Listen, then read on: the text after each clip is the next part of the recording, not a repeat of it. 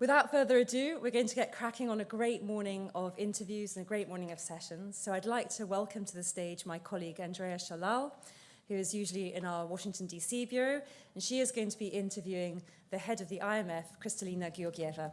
Andrea, over to you. Thank you so much, Jane. Good morning, everyone.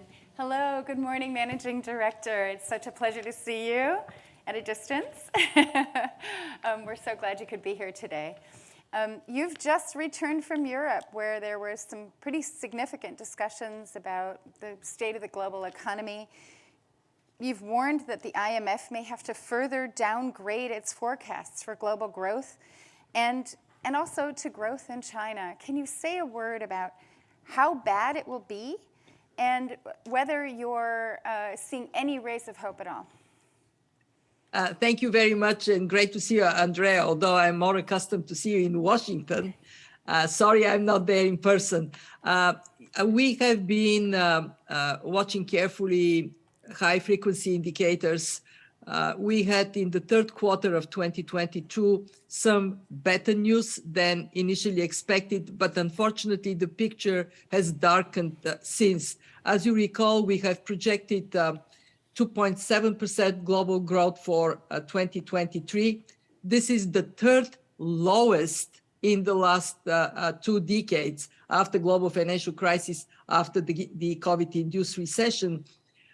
And at that time, we also warned that we expect a third of the world economy to be in recession, and that the probability of growth slowing even further, falling below 2%, was 1 in 4.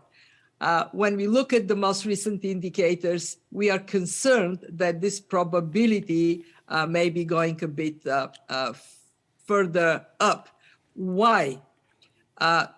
Basically 2 reasons. One is that we have seen the war in Ukraine, Russia's senseless invasion, holding back Europe most significantly, but also having a widespread impact far from the origins of the war, affecting through food prices and through energy prices, inflation globally, and leading to tightening of financial conditions that throws cold water on the recovery, throws cold water on growth.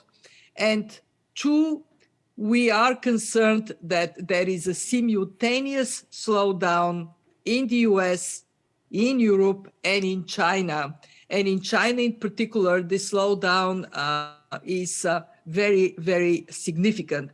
So when we look at the picture in 2023, we are going to come up with an update of our growth projections in January. It has darkened recently on the basis of what we see in consumer sentiment and investor sentiment.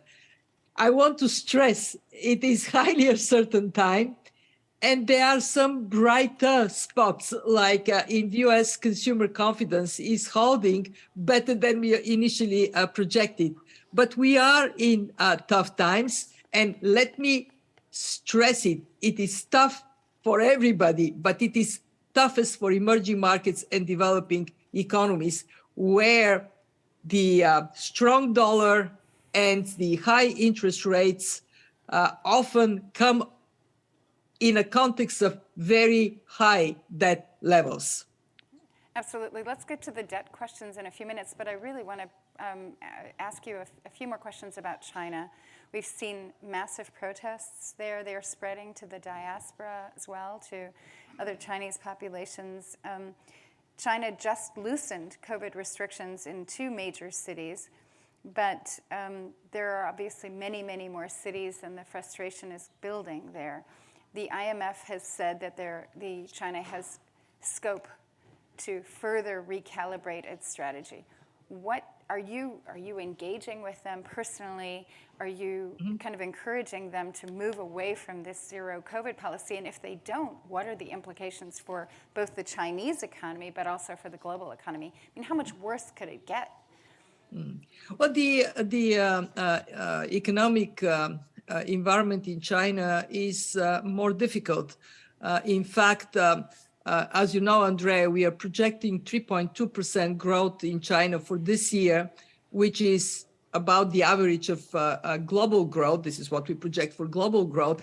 This has never happened before. China has never been in the last 40 years on the level of average growth with the rest of the world. We have relied on China for a significant input in global growth. Some 35-40% of global growth used to come from China's growth. And this is not the case now. It's not going to be the case next year. So what we are seeing is that indeed COVID and COVID-related restrictions have been the most significant negative factor for China's growth. But there is also the issue of the property sector. So we have been, for quite some time now, suggesting that a better calibrated COVID restrictions will help the Chinese economy. They will help the regional and the global economy as well. And why we say we see some more space for that? Because while China has taken some steps to better target COVID restrictions, they are still, in comparison with the rest of the world, much tighter. And when they're put in place in a more universal manner, not taking into account how this is going to impact global supply chains, not just how it's going to impact local populations, that of course is a space where some further improvements can be taken. We also look into China's vaccinations strategy, and we have been, in the context of our engagement with China, sharing some of the lessons we have learned from the rest of the world. And yes, we are very engaged on more broadly on China's economy and on the issue of that we will come to. In fact, provided there are no reasons for changes, we have been invited, the 6 heads of the largest international organizations, to visit China next week. This is first time, hopefully, we would be able to sit together and discuss the very pressing issues China and the world are faced with. And let me just say on the reaction of people, COVID has been harsh on people, and restrictions have been harsh on people everywhere. And we have seen that reflected in some public reactions. And it is, of course, the case in a big country like China, where the imposition of COVID restrictions in large cities creates understandable pain for people. Are you expecting there to be vaccine hesitancy as China opens up? As it relaxes its zero COVID policy, there'll be a need for more vaccination. The vaccination rates are quite low. The vaccinations haven't been that effective, not as effective as the mRNA ones that we've had here in the West. Are you concerned that there could be vaccine hesitancy, and what would that mean? It is a country where there is a tradition of vaccinations to protect the public against infectious diseases. So I would expect that vaccinations would be welcomed as a means of being able to carry out our lives as we did before COVID. Yes, indeed, there can be more attention paid on how COVID vaccinations are carried out, also the diversity of vaccines that are now available, and targeting the most vulnerable populations. So people don't have to seek medical treatment in larger numbers. Okay.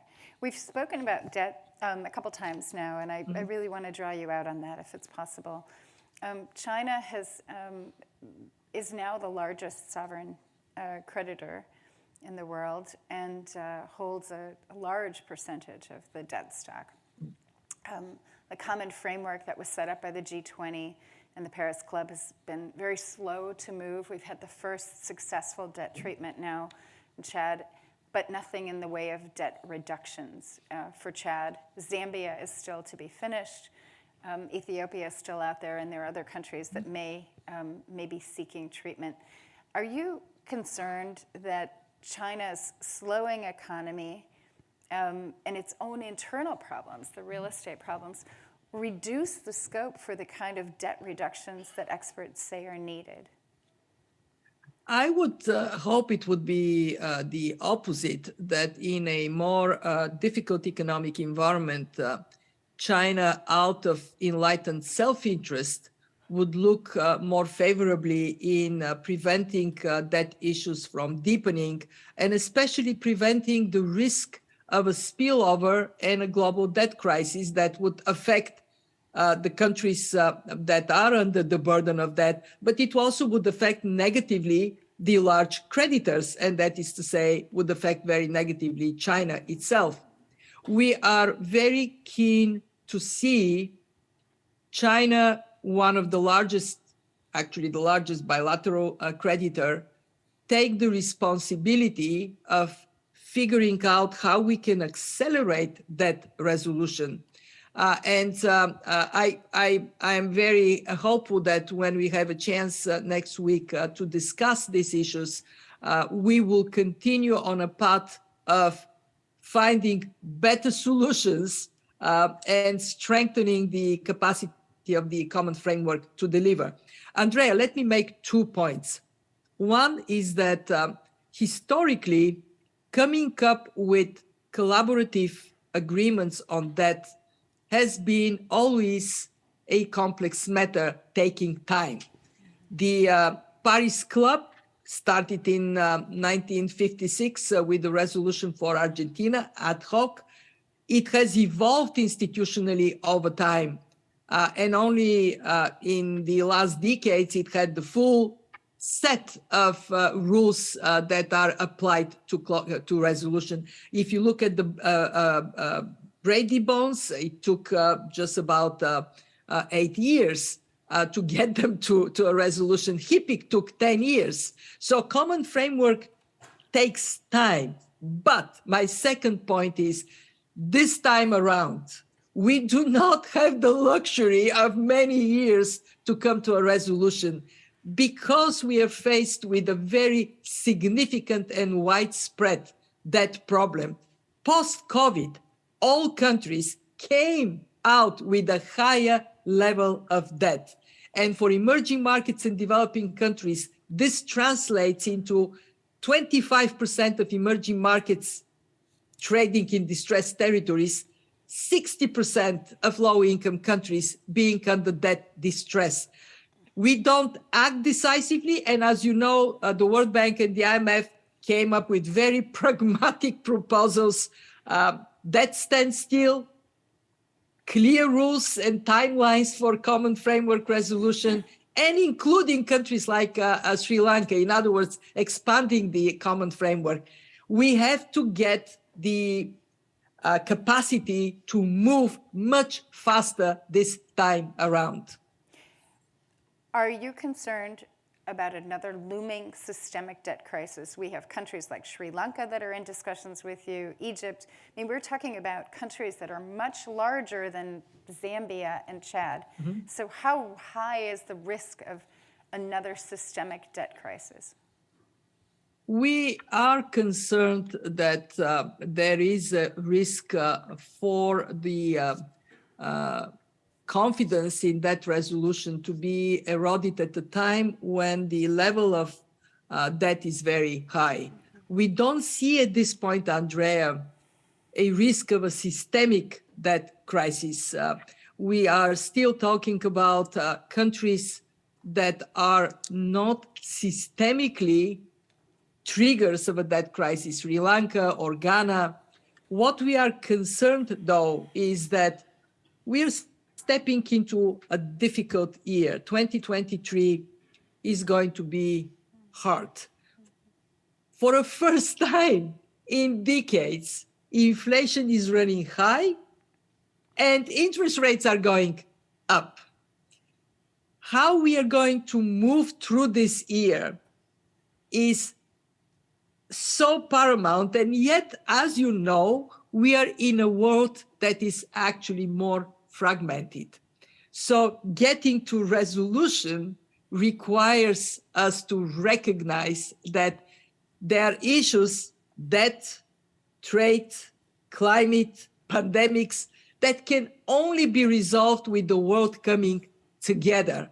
And I see the role of the IMF, together with the World Bank and the other international organizations, to make this simple, straightforward case. Together, we are all better off than separately. We are in the middle of a war in Europe. You have a personal connection. I know your brother-in-law was living in Ukraine, is married to a Ukrainian woman. The war is continuing. Russia is continuing to pound the civilian infrastructure there. The damage is mounting daily.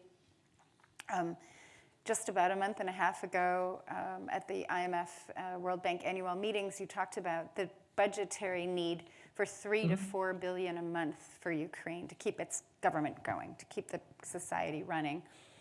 Has that number changed? Are you thinking that the number is higher now because of the extent of the civilian damage? And do you have any rough idea of how much damage has been caused since the beginning of the Russian bombing campaign in October? Yeah. It is a very difficult time for the Ukrainian people. My heart goes to them. It is a devastating situation in terms of electricity, access to electricity, heating, water, dark, cold, scary, with bombardments going on. And yes, the costs to keep Ukraine going have gone somewhat up. We are now talking about $3 to $5 billion a month for the next year, as long as the war goes on. And especially important to get funding for Ukraine front-loaded, because it is the winter months that are the hardest for the country. So far, we have seen remarkable support for Ukraine. As you know, the European Union is working on 18 billion euros support package. This would be 1.5 billion euros a month. Similarly, the US is looking into $18 billion support package. And we at the IMF are working hard to be able to step up our own support for Ukraine. So far, we have provided $2.7 billion in emergency financing. We have channeled over $2 billion in the going closer to $3 billion of contributions through a fund-administered account.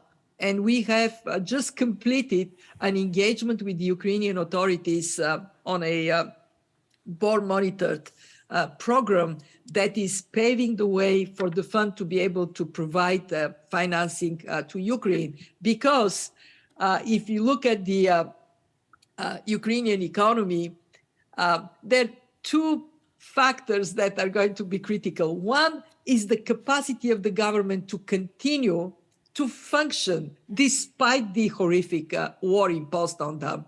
And they have done an incredible job to collect revenues and to manage their expenditures carefully. And two, on the steady financial support.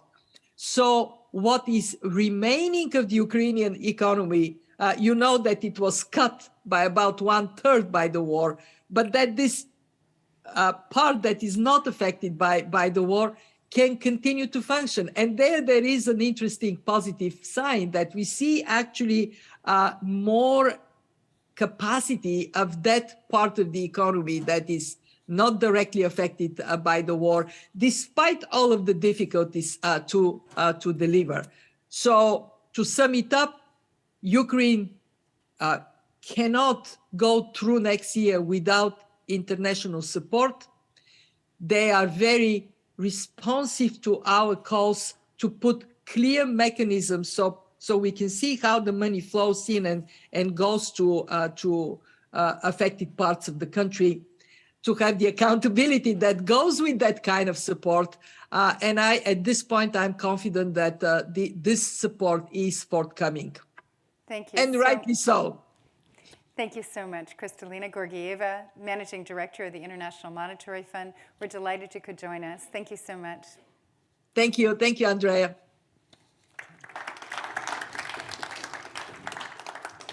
Thank you so much, Andrea, for that great way of kicking us off. We've just been hearing about the various different problems facing the world and how we need to face them together. So I now want to introduce you to Francesco Starace, the CEO of Enel, who is going to be speaking to my colleague David Gaffin, our US energy editor, about how Enel and the energy industry is trying to deal with some of those challenges. Mr. Starace, David, up to you. Thank you. Welcome. Good morning, everyone. I'm David Gaffin, North American energy editor at Reuters and writer of the Power Up newsletter twice a week. And I'm proud to be here to present Francesco Starace, Hi, David. CEO of Enel, one of the largest power companies in the world. He's been CEO since 2014. Let's just jump in. It's been an absolute year of turmoil in energy markets, already still dealing with the effects of COVID. Aggressive efforts on energy transition, and then, of course, earlier this year, Russia's invasion of Ukraine that upended the markets, which were already dealing with higher prices as well, and that has certainly continued this year.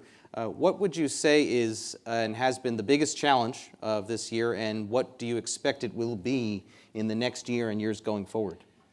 Well, there have been so many challenges that it's a big choice that, which is the biggest one at this point.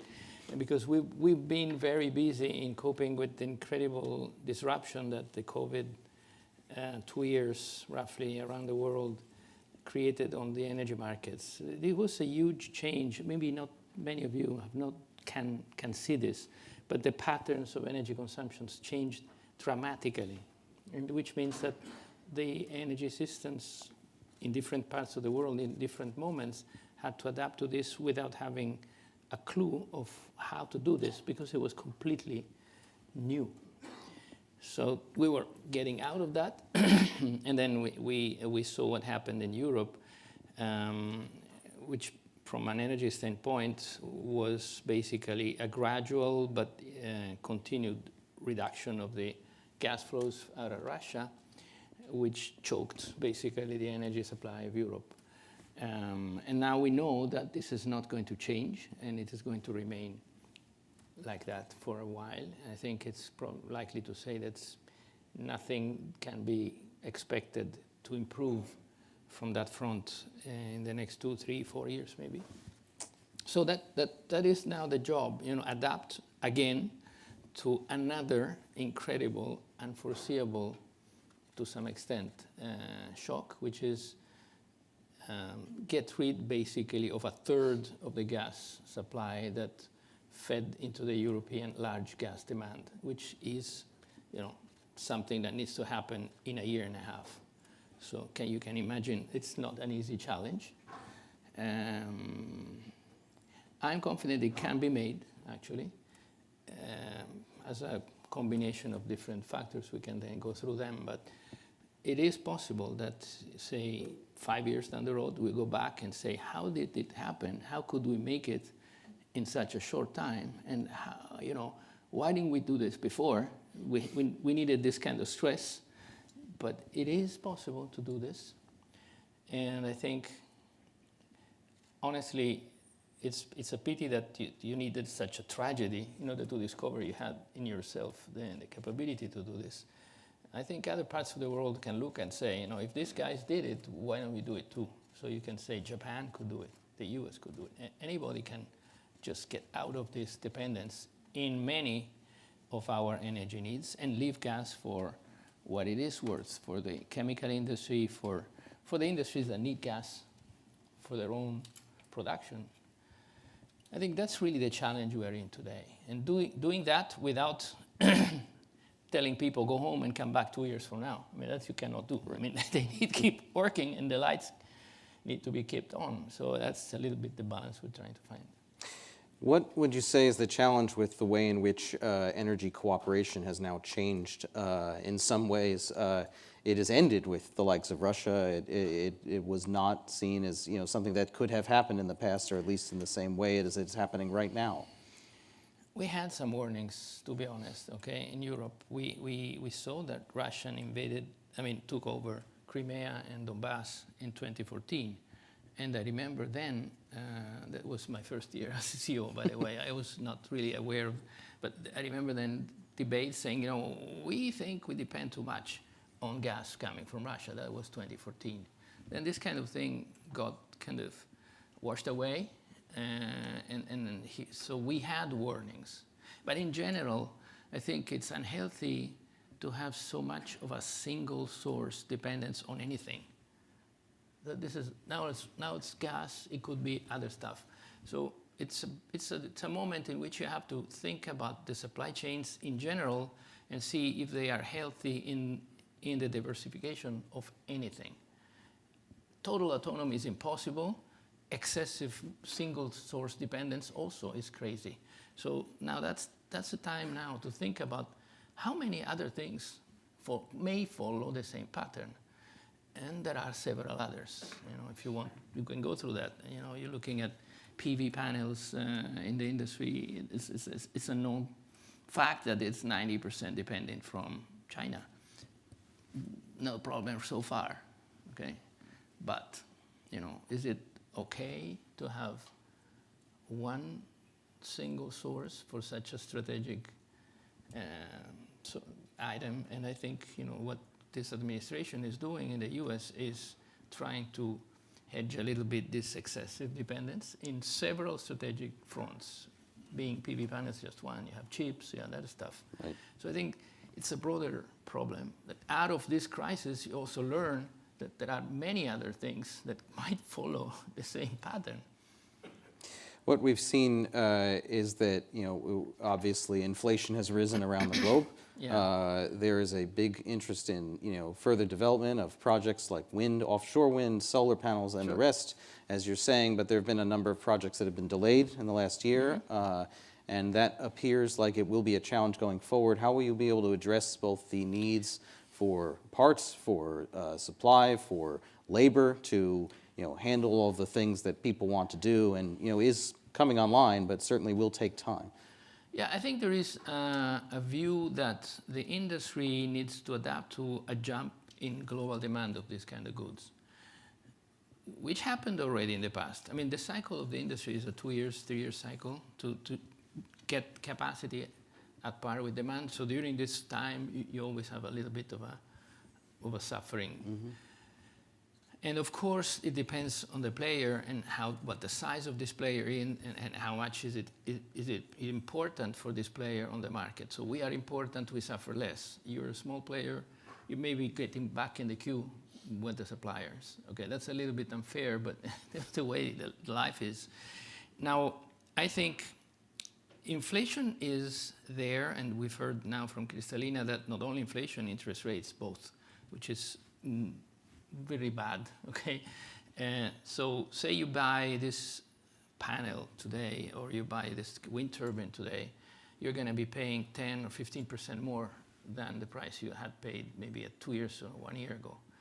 So what does that do you? Not much. Why that? Because this stuff is going to be fed into plants that go in operation in 2025.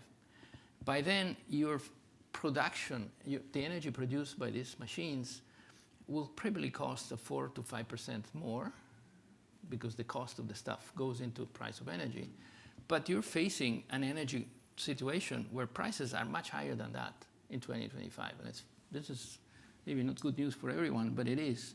So the spread between the energy you generate with these new machines and whatever energy you can displace is even more, is increased. So the case for that is still there pretty strongly. Actually, the more you do now, the better.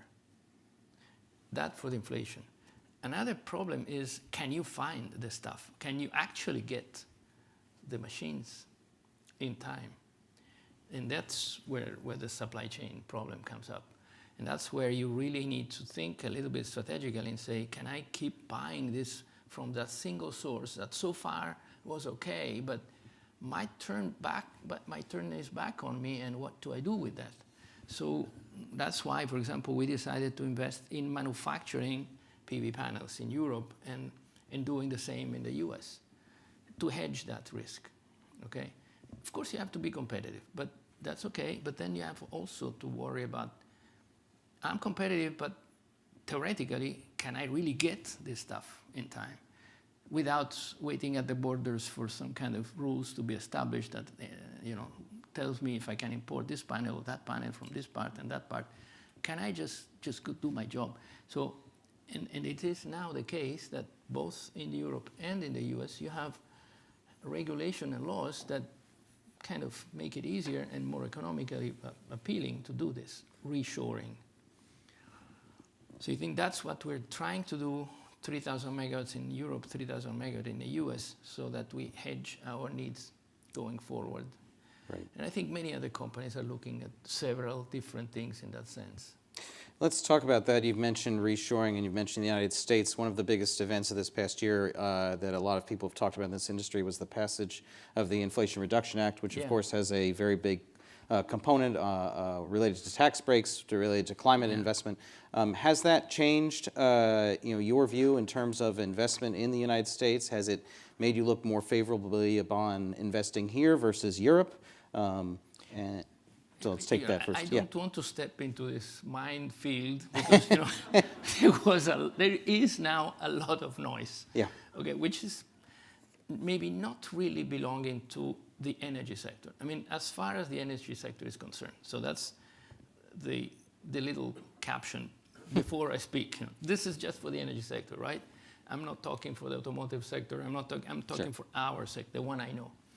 The combined effects of the EU measures, so the Next Generation EU funds, the Repower EU second round, and compared with what the IRA is doing for the energy sector, they are completely different in the ways in which they attain to try to get to their goal, but they are more or less equivalent. I know this seems strange because you hear a lot of noise. IRA is much better. Maybe for other sectors, okay? For the energy sector, they are roughly equivalent. They are totally different. Mostly the European system is cash up front, grants, okay, or super cheap debt.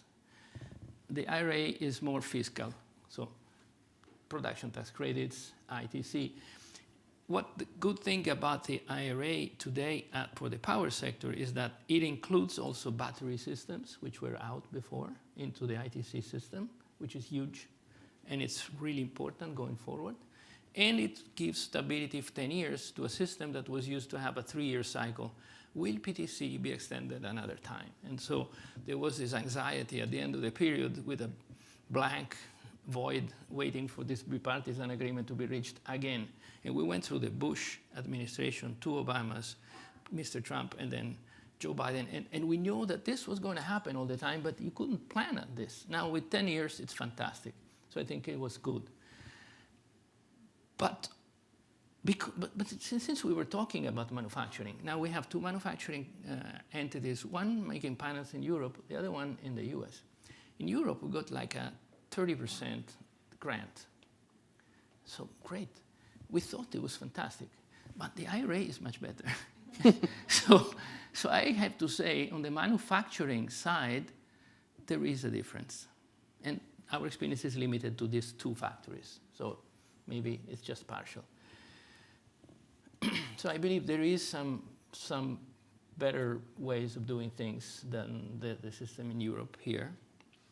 And the US, I think, has a great package out there to not only change the way the infrastructure and the mix of generating power is in the US, but also how to reshore some critical components. And you have a solar plant now or a manufacturing plant that you're going to open here. Yeah. Do you have you figured out where that's going to be and when it's going to open? Or? There is a 4 states final round that we have to go through. Okay. And getting the best package out of there. And then basically we are going to tell you where. I Right. cannot tell you now. Okay.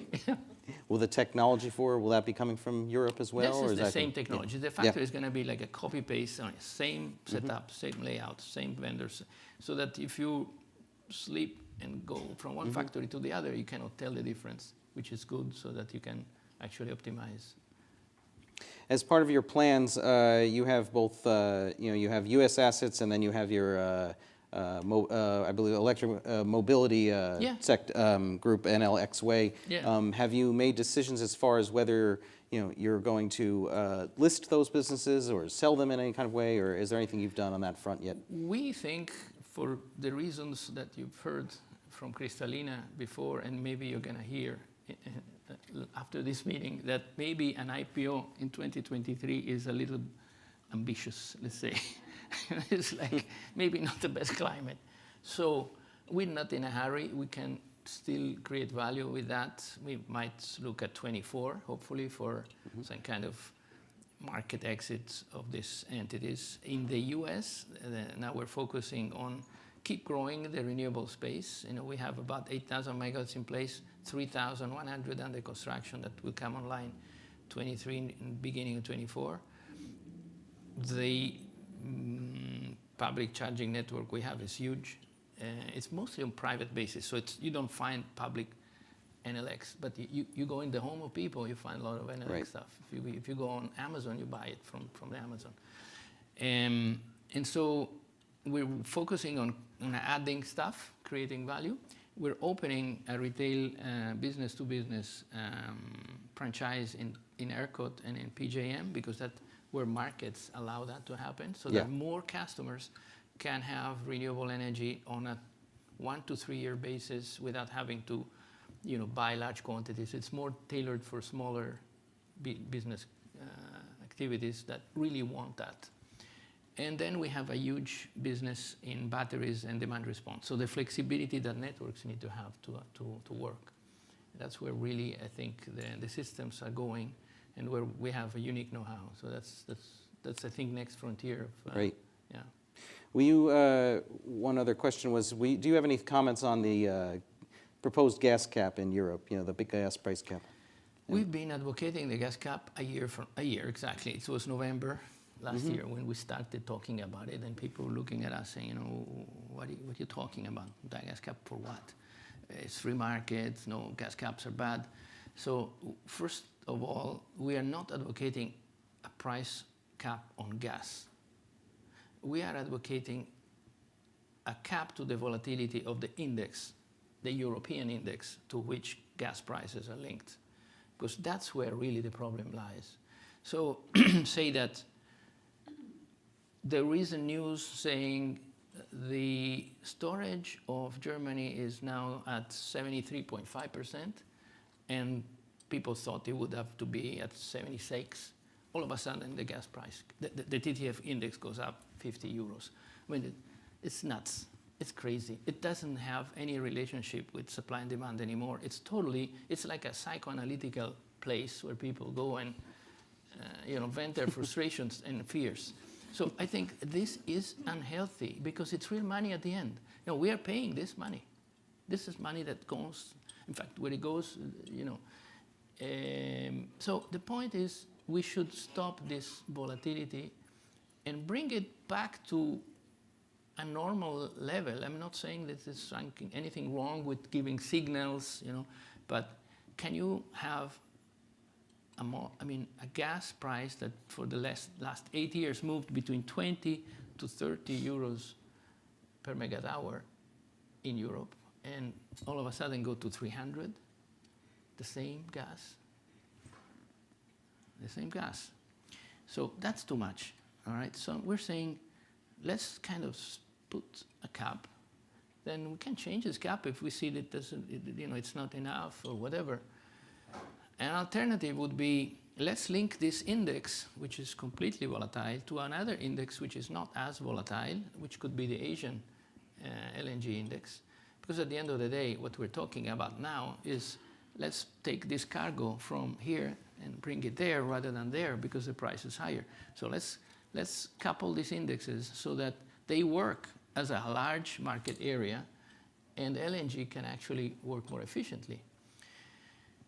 But because in Europe we are 28 states and decisions typically take a little time, I think it will we will have to suffer a little more, and eventually this will happen.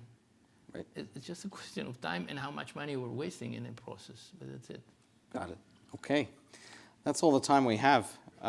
Thank you all very much. Thank you, Francesco Stracci from You're Enel. welcome. Really appreciate it. Hope you enjoy the rest of the day. Thanks. Thanks. Thank you. Thank you. Thank you. Thank you so much for that. So as Mr. Starace said, we are now going to turn our minds to some markets. He said 2023 was probably not a great year for an IPO, but maybe 2024. So here to give his wisdom is David Schwimmer, the CEO of LSEG, the London Stock Exchange Group, being interviewed by my colleague Peter Tal-Larsen, who is the global editor for Breaking Views. So David, Peter, over to you.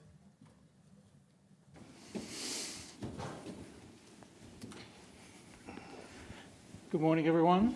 Thank you for tuning in. David, thank you for being here. Thank you. Welcome to Reuters Next. This was billed as a fireside chat, so I think we just have to ask you to imagine that it's, actually 9 o'clock in the evening, not 9 o'clock in the morning, and the fire is here, and maybe there's a sleeping dog at your feet or something, and we're on a tight deadline, so I'm going to jump straight in. I think I just wanted to start really to get a bit of a perspective from you. You're now running having done a big acquisition, you're running a big global company, 70 odd countries, 20,000 people, in a world that feels like it's becoming a bit less global. And I guess I just wonder from your perspective, what it's like to try and navigate that world when you have this business in all these places. So, Peter, thanks for the question. Thanks for having me here. It is clearly a shift in terms of what we're seeing going on around the world in terms of fragmentation. And we are, as systemic market infrastructure, but also as one of the world's leading financial data and analytics providers, we see this fragmentation in a number of different areas. Capital flows, where there's been a lot of focus and a lot of attention, but also in terms of data flows, where there probably hasn't been quite as much focus and attention. I think in both areas, we play a big role, and in both areas, it's something worth keeping an eye on and being very thoughtful and careful about, because just on the data flows, for example, so it's estimated that by 2025, digital trade, i.e. Data information, will be larger globally than trade in goods, intangible goods, by 2025. And when you look at what's going on in the world today and some of the fragmentation, as you talk about it, and it's appearing in a number of different ways, whether that's data localization requirements, some countries requiring data centers in their countries to be used, whether there are restrictions on the flow of data, that has as negative an impact as other restrictions on trade, and can slow down innovation, it can reduce jobs, it will slow down growth. The estimates that we've seen have it slowing down growth in sort of just below 1% to a little over 2%, which on a global basis, on a national basis, especially given what the world is working through right now, those are some big numbers. So that's an area that we're very focused on. We're working with other companies and with governments in terms of advocating real focus on and better agreement around free flow of data. What does that look like, the sort of, trying to sort of keep that flowing? Because in physical trade, you talk about tariffs and sort of barriers to movements. This is harder to sort of identify. Well, yes and no. There has been a lot of focus on it in some of these multilateral forums. What we're calling for is for the G7 to take this on and create a forum for greater cooperation among governments, private sector and public sector. And the vision is if the G7 adopts a framework along these lines, that will create a pretty powerful club that will maybe incentivize others to join. We're also encouraging, there are a number of very good trade agreements for data. For example, the UK and Singapore have an excellent one. The US and Japan have an excellent one. We'd love to see those be used as templates for a number of broader ones, because this is an issue that is really, at this point, going in the wrong direction. And given the importance of data to all of our economic opportunities, important that we get it right. Yeah, interesting. Interesting. The G7 has got a lot on its plate at the moment. It does. Let's add something else. I'm interested to talk to you about financial markets. It's been a pretty turbulent year. I guess a lot of assumptions have been challenged about whether or not inflation is going to come back down, interest rates going up, war in Europe, and so forth. We were just hearing about the energy crisis. From your perspective, sort of what assumptions have you had to rethink in terms of how the markets work and how that plays out? Well, we are regularly engaging in scenario planning and thinking about all different kinds of things that might happen. And we had run an analysis a couple months before the mini budget in the UK on what it would look like with a pound at parity, if I can put it that way. And so we think about these kinds of issues all the time from a risk management perspective. And again, as systemic market infrastructure and critical data provider, we have to try to be prepared. I would say, when I look at the environment over this past year, on one hand, it feels very challenging and very surprising. On the other hand, in many ways, it is a bit of a return to normal, if I can put it that way.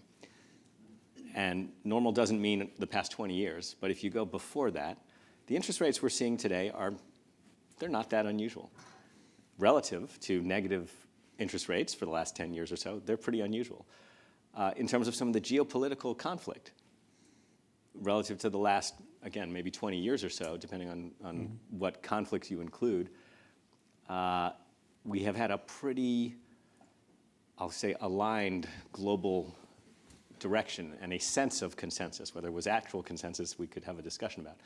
You go back into the 90s and before that, we did not have that. And there was a lot of geopolitical tension, whether Cold War or otherwise. So it does feel to us as if we're seeing a bit of a reversal out of what was more of a historically anomalous period into more of, on a longer term time frame, a more normal period. And we expect there will be more volatility and potential surprises ahead as we get back into this, as I said, more normalized environment. I'm interested in this idea of scenario planning. I hear this a lot from CEOs.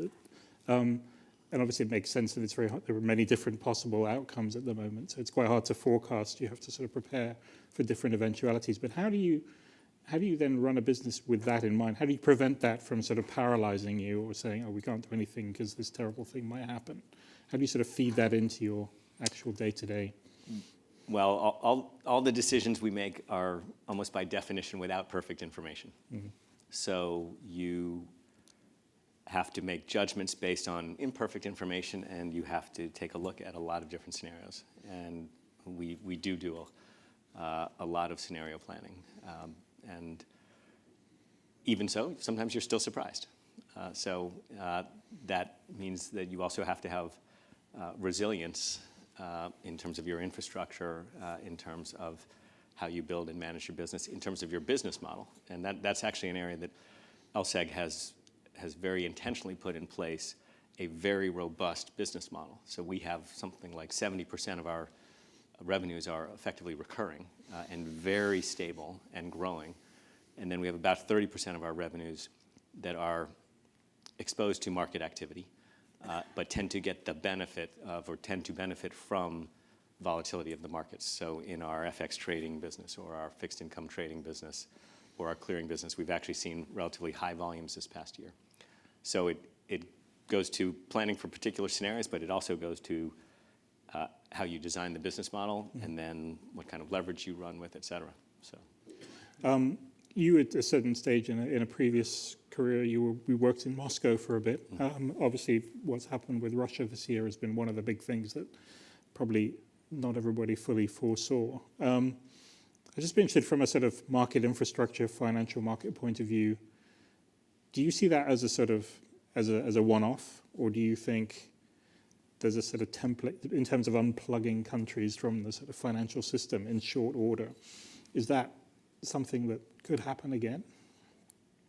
It certainly could. I think if there's a lesson to be learned globally from the Russian invasion of Ukraine, well, there are probably a couple lessons to learn. I think a lot of people were surprised by it because it seemed to be such a potentially risky and damaging move for Russia, and it is proving to be a very risky and damaging move for Russia. And I think there will be very long-term impacts on Russia because of that. I think that, but the lesson that we all have to learn is sometimes people and countries do things that may not seem rational. And of course, there's a lot of discussion today, in part as a result of Russia's activity. There's a lot of discussion today in terms of revisiting how to think about tension with China and the situation there. And that again, has to go into, I think, every business's scenario planning. We're not making any predictions about anything, but it has to go into scenario planning. I think there are other aspects of the reaction to the Russian invasion, again, that have shifted the discussion a little bit in terms of, for example, the activity that with respect to Russia's central bank reserves. Very surprising for Russia, but also very surprising for a lot of other countries around the world. Yes. And so that, I think, has created a lot of thinking. Yeah, absolutely. You mentioned that sort of the return in terms of interest rates and so forth is a sort of return to a world from 20 years ago. Although, obviously, a lot of people hadn't really, maybe never lived through that or hadn't really expected it. I'm just sort of interested, given what's happened in financial markets, what do you see as the sort of the potential risks out there, sort of the unexploded bombs that might be in the landscape? What are you particularly focusing on? I think there are probably two areas that I would highlight. One is that we have seen a very large growth in capital in private markets, both equity and debt, and a lot of leverage in there, and a lack of transparency. So, and I don't think there's any great insight to this. I think a lot of people are sort of wondering and watching how does that play out as rates continue to go up. The other area, which is a little bit closer to home for us at LSEG, is that we see much more electronic trading driven by algorithms. What that means is that when the markets react, they can react much more quickly and in much greater volumes than you might have seen 5-10 years ago. So what that means when there's an event, a major volatility-driving event, some kind of crisis, the onset of COVID in the spring of 2020, you see massive moves in the markets very quickly. And a lot of the plumbing out there cannot handle that. So what that ends up doing is it exacerbates, there's the, I'll call it the primary crisis or the primary volatility. It can then exacerbate that and lead to sort of a secondary issue in terms of how the markets are struggling to react to that. We saw this in March 2020, where some of the aspects of the system, particularly in settlement, in post-trade, some of those institutions really got backed up. We had some banks reaching out to us, asking us to close our markets for a day or two so they could catch up with a lot of the processing they had to do. Close equity markets? Yeah. We didn't do that, obviously, because that's important for us to keep the markets open and maintain that functionality. But I mention that because it's where there may be some progress made over time. I think there are weak links in the system out there. And when you see these kinds of very large spikes in volume associated with the electronic trading in response to certain elements of surprise or volatility, that highlights some of the aspects of kind of the plumbing weakness, if I can call it that. With respect to the LDI issue in the UK, just recently, a lot of that was driven by the fact that pension funds and their custodians were not able to move quickly enough in response to a capital call for that afternoon. And they're used to doing things over the course of a few days. So that's an example of that. Yeah. And I guess what we've seen then is that central banks and regulators have been sort of forced to step in to sort of, support the markets or ensure the market functions normally. I mean, is that something that you think just becomes a sort of permanent feature of the system, or how does that work? Well, I think if you are a policymaker, you hope not, because of the moral hazard. Yeah. And I think in many ways, it's interesting to see how the markets react to the latest news on interest rates. And you have a whole generation of market participants and traders and investors who are used to being bailed out by central banks. And I think the anticipation, this sort of breathless anticipation for the Fed to pivot is an example of that. Yeah. And it's sort of, I'll say it's surprising that the market is excited about a 50% basis point rise in interest rates. Yeah. And I think that's an example of that. Yeah. One thing I need to ask you about is crypto. And I think without giving away any sort of confidences, I think it's fair to say that you were on the more skeptical end of that debate, even when things were much more buoyant than they are now. So what, if anything, has surprised you about what's happened in the last sort of 6-12 months? And is there anything of value to be salvaged, do you think, from the wreckage? So if you think about the explosion of interest in crypto as a byproduct of excess liquidity in the system, which is tied to the comment about the last 20 years of monetary policy, then it's not that surprising that we're seeing, pick your term, a crypto winter or a collapse of crypto as interest rates go up. So no, not that surprising that we're seeing what we are seeing in terms of a very significant correction or deflation of the world of crypto. And we have been, at LSEG, we've been very, I'll say, cautious about crypto. We do provide data on digital assets, and we try to do it in a very thoughtful, verifiable way. But we haven't engaged in any kind of crypto trading, in part because of our concerns about some of the aspects of the structure of the market. We are very open to and doing a lot of work with the underlying technology. So not crypto trading, but what I'll call digital technology, whether that is distributed ledger technology, whether it's digitization in other forms, because there are a number of different aspects of what we do that can be helped by, or that can benefit from improved digitization, improved efficiency. Now, again, we are at the center of the market ecosystem, so it's very, very challenging, and we're not going to flick a switch one day and shift over from an existing highly liquid ecosystem of, for example, the trading of equities, where you have thousands of participants and millions of shares traded every single day.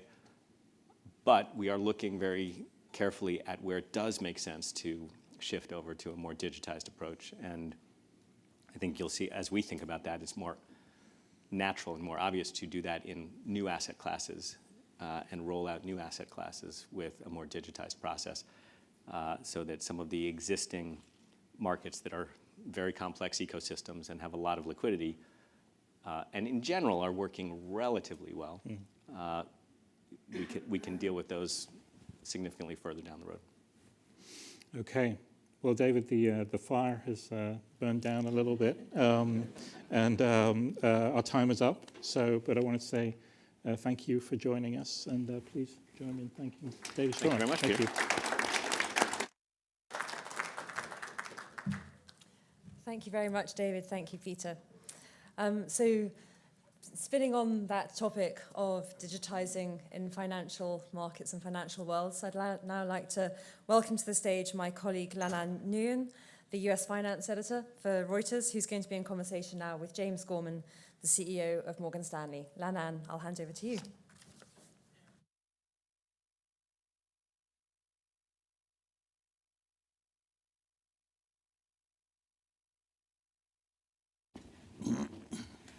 All right, thank you very much, Jane. Hello, everyone. I'm Linan Nguyen. I am the U.S. finance editor at Reuters here in New York. And with us today is James Gorman. He is the CEO and chairman of Morgan Stanley, just up the road. And James has been CEO since 2010. He has run the bank since the aftermath of the global financial crisis and also presided over key acquisitions, including that of brokerage Smith Barney, asset manager Eaton Vance, as well as online brokerage E-Trade. So these have been major acquisitions that James has made, and prior to his time at Morgan Stanley, he was also an executive at Merrill Lynch and a partner at McKinsey. He has a law degree from the University of Melbourne, and you'll soon hear that he's also hails from Australia. And James also has an MBA from Columbia University. And I've just learned he's also a big music fan. So thank you, James, for joining us. Great to be here. Thank you. So let's start with the economy. You talked in your last earnings report about, inflation, the Federal Reserve raising interest rates, and war, and saying that, no one should be surprised that we are seeing volatility in markets right now. How bad could things get? Well, I think they were bad. We came through the biggest health crisis we've had in a century. And I think global GDP fell 33% one quarter. So in sort of the range of bad economic outcomes related to an existential event, we've kind of had it in the second quarter of 2020. What we're in now is an adjustment to, frankly, the financial crisis. This is what we're living is the sort of the child of the financial crisis. You have zero interest rates for 10 years, and you flood the money with market. You flood the market with money to stimulate growth. Then eventually, you've done too much. And the central banks around the world have to kind of manage that transition point, which is very, very, very difficult because they're trying to judge rate increases with bringing down inflation, with economic growth, with unemployment. So they're juggling all these pieces. So it's not, I don't think this is frankly particularly bad. I mean, I'm just not. Maybe I'm the only person in the room who feels this way. This is the consequence of free money for 10 years. And it can be a little painful. Mm-hmm. But that's okay. I think we're navigating this pretty well. And what the Fed said yesterday about, or this morning, I don't know when it was, last night, I guess, about rate increases in the future, I think it's sort of sensible. Where do you think the terminal rate could go? Oh, thank you very much. I don't know. I've sort of been, I've a personal view which aligns with our house view. I think I've sort of given this concept of 4, 4, and 4, which is to bring inflation down to around 4%. I think it gets much harder after that. I think the 4 to 2% is a pretty significant change and structural change because of some of the supply side inflation. But I think on the demand side, we're likely to get inflation down. I think it's peaked, and the Fed signaling what they did about rates suggests that.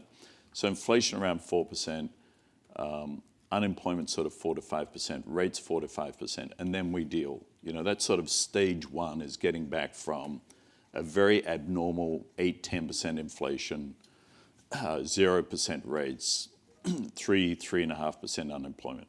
That's not normal. Sure. So we go from that to the path to normal. And I remember Chairman Bernanke used to say that the target was 6% unemployment, 2% inflation. And at one point, I commented that they were overachieving on one and underachieving on the other. We had 4% unemployment and 1% inflation, maybe not even. Yeah. So I think sort of a 4-4-4, somewhere in that zone by the end of next year. Later part of next year, and then we move to, the harder bit is now getting inflation, which I suspect will remain higher than people want. Sure. And so let's bring this home to Morgan Stanley. Last year was a blockbuster year, record year. Mm. This year, not so much. So tell us a little bit about what that looks like at Morgan Stanley in terms of how you manage headcount, which you said you're looking at, and also how you manage, as we come into year-end bonuses and how you pay people. Well, I think you've got to separate, the performance of certain businesses in this kind of environment from the stability and the strength of the institution. last year was a record year, the year before that was a record year, and I think 2 years before that was a record year. So we've come through a pretty extraordinary period. At some point, you don't keep making records.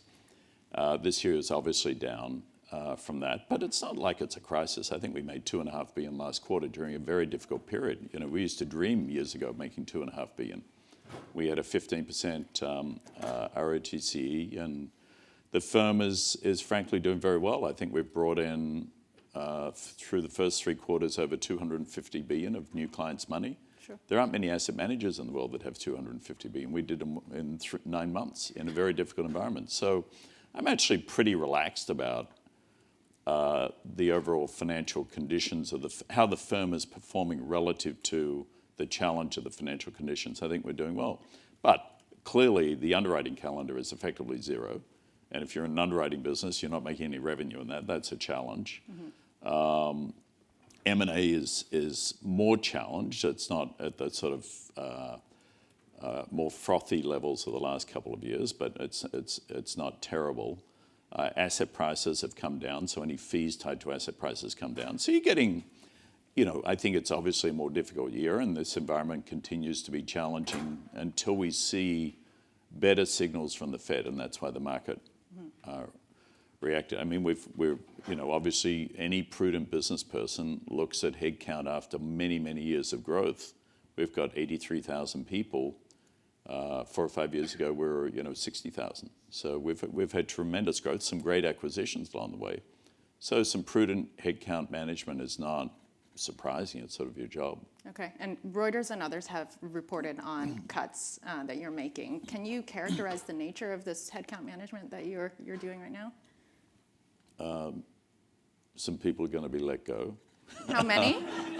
How many? Where? Well, I'm not about to name names. I mean, out of fairness to the individuals. No, listen, we're making some modest cuts all over the globe in most businesses. That's what you do after many years of growth. You realize, gee, maybe we didn't need all of that capacity in some area, or business conditions change enough where you reflect on it and make some changes. One thing, Linan, we did during COVID, for 2 years in a row, we guaranteed everybody their job. Mm-hmm. Every single employee was guaranteed their job. They could choose to leave, but we weren't going to ask anybody to leave. And for 2 of the last 3 years, we gave every single employee a bonus who were not eligible for bonuses. And you know, that's a big deal. That's standing by your people when things are really tough. And that's what we did. Now, 3 years later, we've had, you know, phenomenal years, tremendous growth. It makes sense to, you know, modestly adjust what is an 83,000 people globally. This is not a big, I'm sorry, I'm not going to create great news for you because it's not a big drama. It's like doing your job. This is what CEOs are supposed to do. So let's pick on that a little bit. Are we talking hundreds of people, you say? Yeah, I'm not going to get into numbers. Got it. Okay, so let's move on to a slightly easier topic, China. So obviously, we've seen protests in China, which I think everyone was pretty surprised by the nature of those protests. We know that banks and Wall Street are trying to deepen their relationships in China. You yourselves are trying to, you know, get full ownership of your securities venture there, or as much of the ownership as you can. Please talk a little bit about how you navigate the contentious waters between China and the U.S. Well, we're a global company headquartered and regulated in the US, and proudly so. We don't front-end US policy. So last time I checked, the US and China continue to do business and trade with each other. I was in Hong Kong a couple of weeks ago for the opening up of Hong Kong by the Hong Kong Monetary Authority. And we've got, you know, 2,500 people in Hong Kong. We've got hundreds of people in China. We stand by those people. They're serving clients, doing what they're supposed to be doing. So, my job is not to opine on the political rhetoric between the respective governments. We don't do business in countries where the US government doesn't want us to do business. So we don't do business in Iran and North Korea and Russia and a couple of other places. But China is the second largest economy in the world. It has many great companies. It's going through an extraordinary transition, a 30, 40-year transition. And, putting the politics aside, the Chinese people deserve the shot to make this sort of economic leap that has been taking place over 30 years. So, our job is to serve our clients there. Excellent. And part of that job, I think, is organizing IPOs, for instance. And Chinese IPOs obviously have struggled as well as other IPOs in this country. As you look forward, do you see Chinese IPOs really happening given the regulatory environment? Do you see Chinese companies meeting the listing standards of the US, or are you going to focus on maybe the larger deals that are more likely to go through? No, I think IPOs will happen. But nobody's doing IPOs right now. It doesn't matter if you're China or Silicon Valley. It's like there are no IPOs. I'm sorry to disappoint people, but the underwriting calendar, both debt and equity, is modest. It's down like 95%. So, and I assume analysts and investors factor that in when they look at these kinds of institutions. So the US and China will continue to trade and work together over the next, many, many decades. There will be points of tension, as there are between major players in the markets. That's not surprising. And sometimes it may get more political, but I think economically there will be good Chinese companies brought to market. I'm sure of that. Got it. Okay. So one of the key companies that everyone has been talking about recently is Twitter. Talk to us a little bit about the debt that you are taking on for the Twitter deal, and then also what your outlook is for that company. You've got a good lineup of questions here.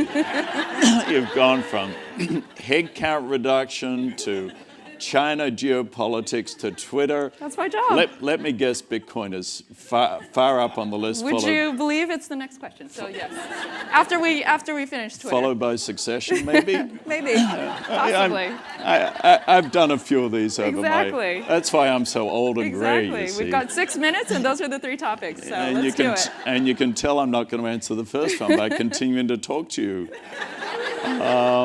How big is the write-down going to be on Twitter? That's the question, to be blunt. Firstly, Twitter is a great company, and Elon Musk is an extraordinary executive. Very few people create global businesses that are transformational in industries. Many people aspire to, very few actually pull it off. What he's done with Tesla is remarkable. It's truly remarkable. And, it's an operational, industrial, innovative company, which I think if you haven't been to a Tesla factory, I would strongly recommend it. It is absolutely extraordinary. At the same time, to have built SpaceX, to be now collaborating with NASA because of the capability of their technology. At the same time, to have built a company called the Boring Company, maybe not the best name.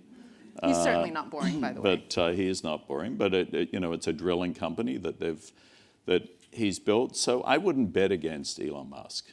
If you're going to bet against people in this world, there are a lot of people I could give you names to bet against. That wouldn't be one of them. He's an innovator. He's obviously very, very sophisticated financially. He has enormous financial resources. Institutions like ours are not stupid. We don't, get behind that kind of business and that kind of opportunity unless we believe it's real, and it's very real. So I would watch this space. There've been a lot of pundits out there projecting sort of cataclysmic results, and they know nothing. They actually know nothing. So, he is. I would not bet against Elon Musk. And you're betting on a long-term bet on Elon Musk as a client. Well, it's not a bet. We serve clients. That's what we do. One of our 5 core values is, clients come first. And he's probably, along with Steve Jobs and Bill Gates and one or two others, the most interesting entrepreneur of the last 50 years. Who would not want to do business with a person who has that kind of capability? I mean, shame on an institution who'd walk away from that. Are there risks in any particular transaction involved in building great companies and expanding? Of course there are. That's what we do. We manage the risk. I'm not troubled by it whatsoever. What about reputational risk and interesting tweets? Spicy tweets? Listen, my job is not to manage everybody's personal life. My job is to run Morgan Stanley. And some people wear ties and some people don't.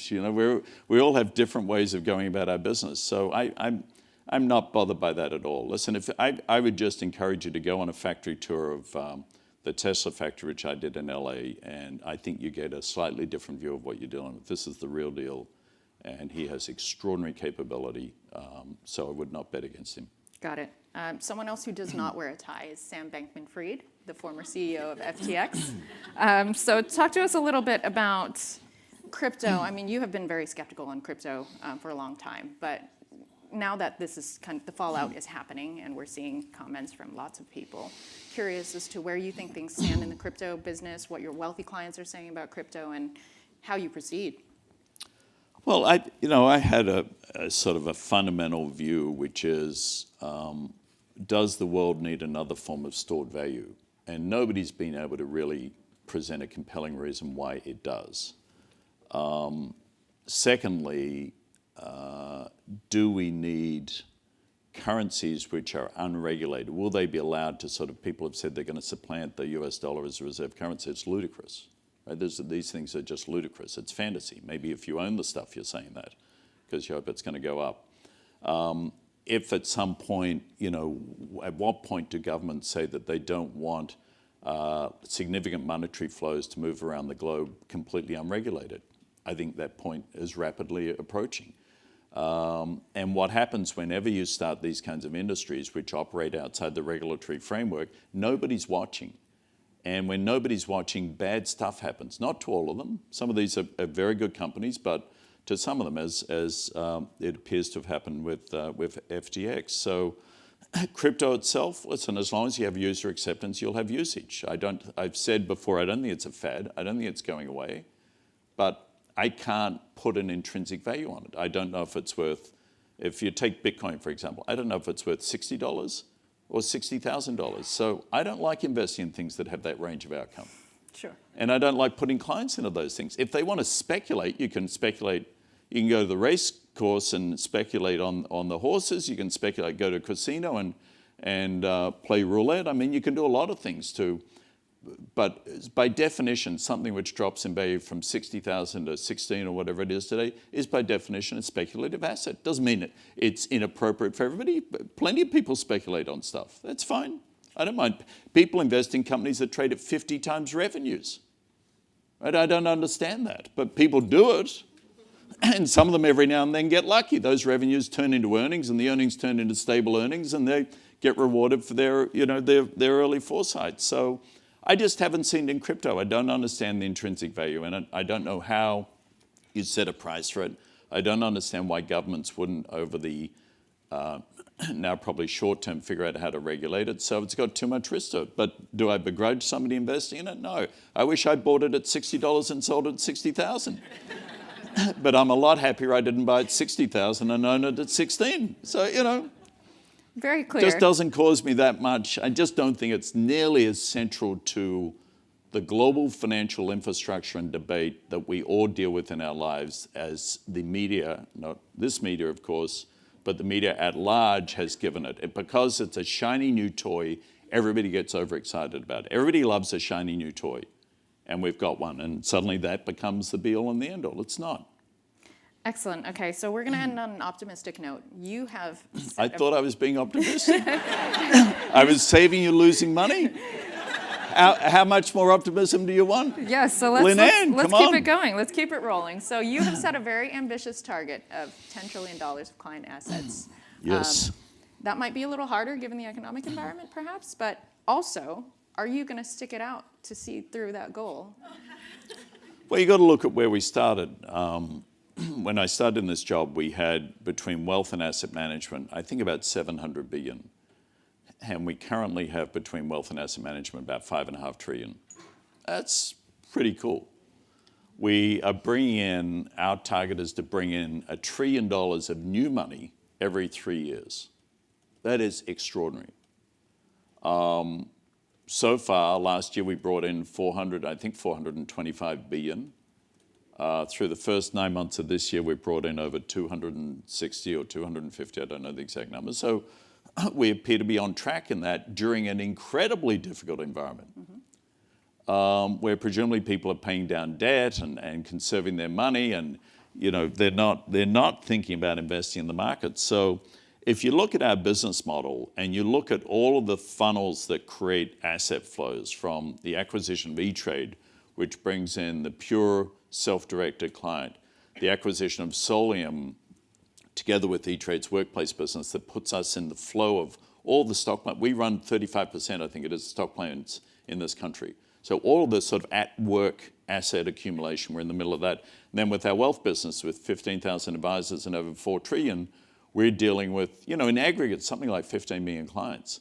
So the $1 trillion number, I don't know if we'll exactly hit $1 trillion every 3 years, and we will be a $10 trillion business, that I'm sure of. I mean, if you just compound out the rate of growth at a modest market growth with roughly $1 trillion every 3 years, we're probably there in 5 years. You're working with 2 co-presidents. Are you going to stick it out to make that 10 trillion happen, or are you going to hand over the reins to? Oh, probably not. I don't think that happens. I think that'll take several years to happen, and I've been doing this job a long time. I'm very clear that I think succession planning is just like any other management process. You treat it in exactly the same way as budgeting, as promotion, as compensation structures, as investing in technology, as global expansion. They're all just management processes that have systems. You don't leave it to random stuff.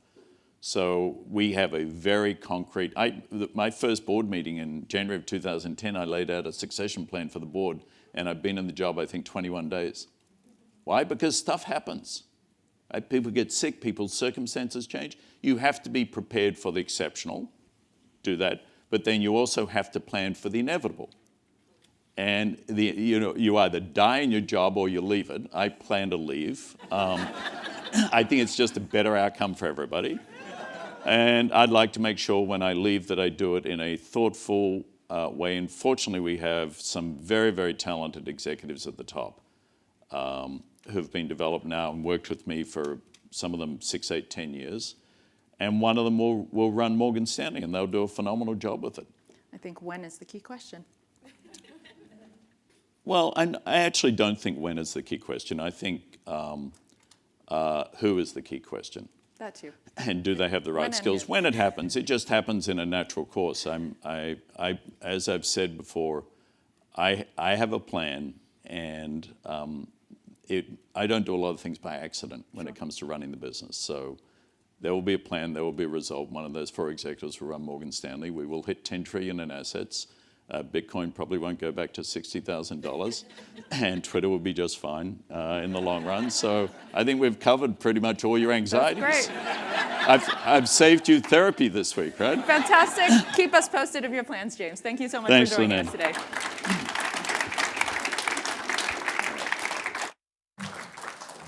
Thank you very much. That great conversation.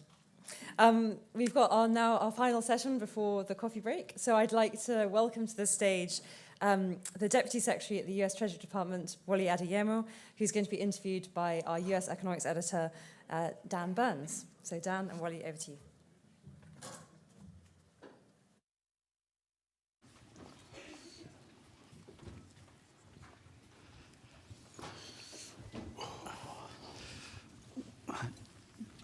Deputy Secretary, Treasury Secretary, thanks so much for joining us. Wally, that's great to have you take some time out of your busy schedule. Let's start with immediately with what we have some news this morning. We've reported out of Europe that there is a tentative agreement among the bulk of the EU around a $60 price cap for Russian crude oil. Is that an acceptable level for the United States? What do you make of that development? It's still tentative. Well, then let me start by saying thanks for having me and thanks for hosting this conversation and stepping back for a moment to give everyone some perspective on where we are with regard to using economic measures to constrain Russia's ability to continue to wage its war. Our objectives are twofold. One is to go after Russia's revenues, and 2 is to go after the supply chain for their military industrialized complex. The price cap is a tool that goes at that first objective, which is going after Russia's revenues. And we're encouraged by the news we've seen out of Europe. I'm not going to get ahead of our European allies and partners, but it's important for us to note that Europe has been a real leader here in terms of implementing the price cap. They put in place a 6th sanctions package in May. Alongside that, they called for us to think about creating a price cap coalition. The G7 leaders endorsed it in Elmau during the German presidency, and now it looks as if Europe is moving towards implementing a price cap that's in the range of prices that we've been talking about for a while in terms of creating helping us do two things.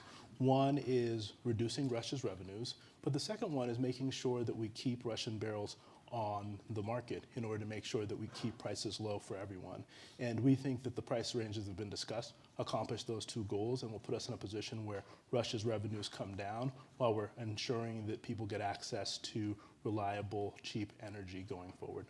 The hesitant party here continues, I think, to be Poland, which has been arguing for a much lower cap on the basis that they don't see $60 as being restrictive to Russian revenues in any meaningful way. How do you counter that argument? So as I said, I'm not going to get into the European discussion, but what I will say is that what we've seen is that at one point after the invasion, Russia was earning up to $100 a barrel in terms of oil that they were selling in the marketplace.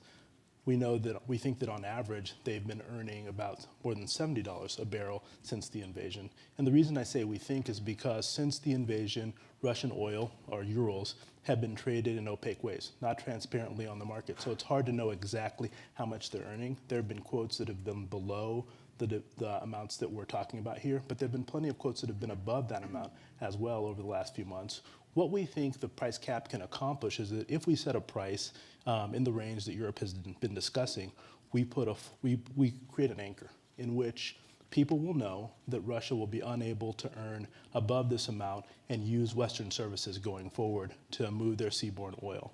And what this will mean is that any country that is buying Russian oil and wants to get the use of Western services will know they have to pay underneath the amount that the coalition has set. And for the countries that decide to go outside of the West and create their own services infrastructure, they're going to try and negotiate as low a price as possible with Russia. Both of these options lead to Russia earning less revenue going forward and having less money to invest in conducting their war in Ukraine, which is our ultimate objective. Well, our understanding is that the revenue assumptions for Russia for the contribution of oil to their budget was around a $60 level.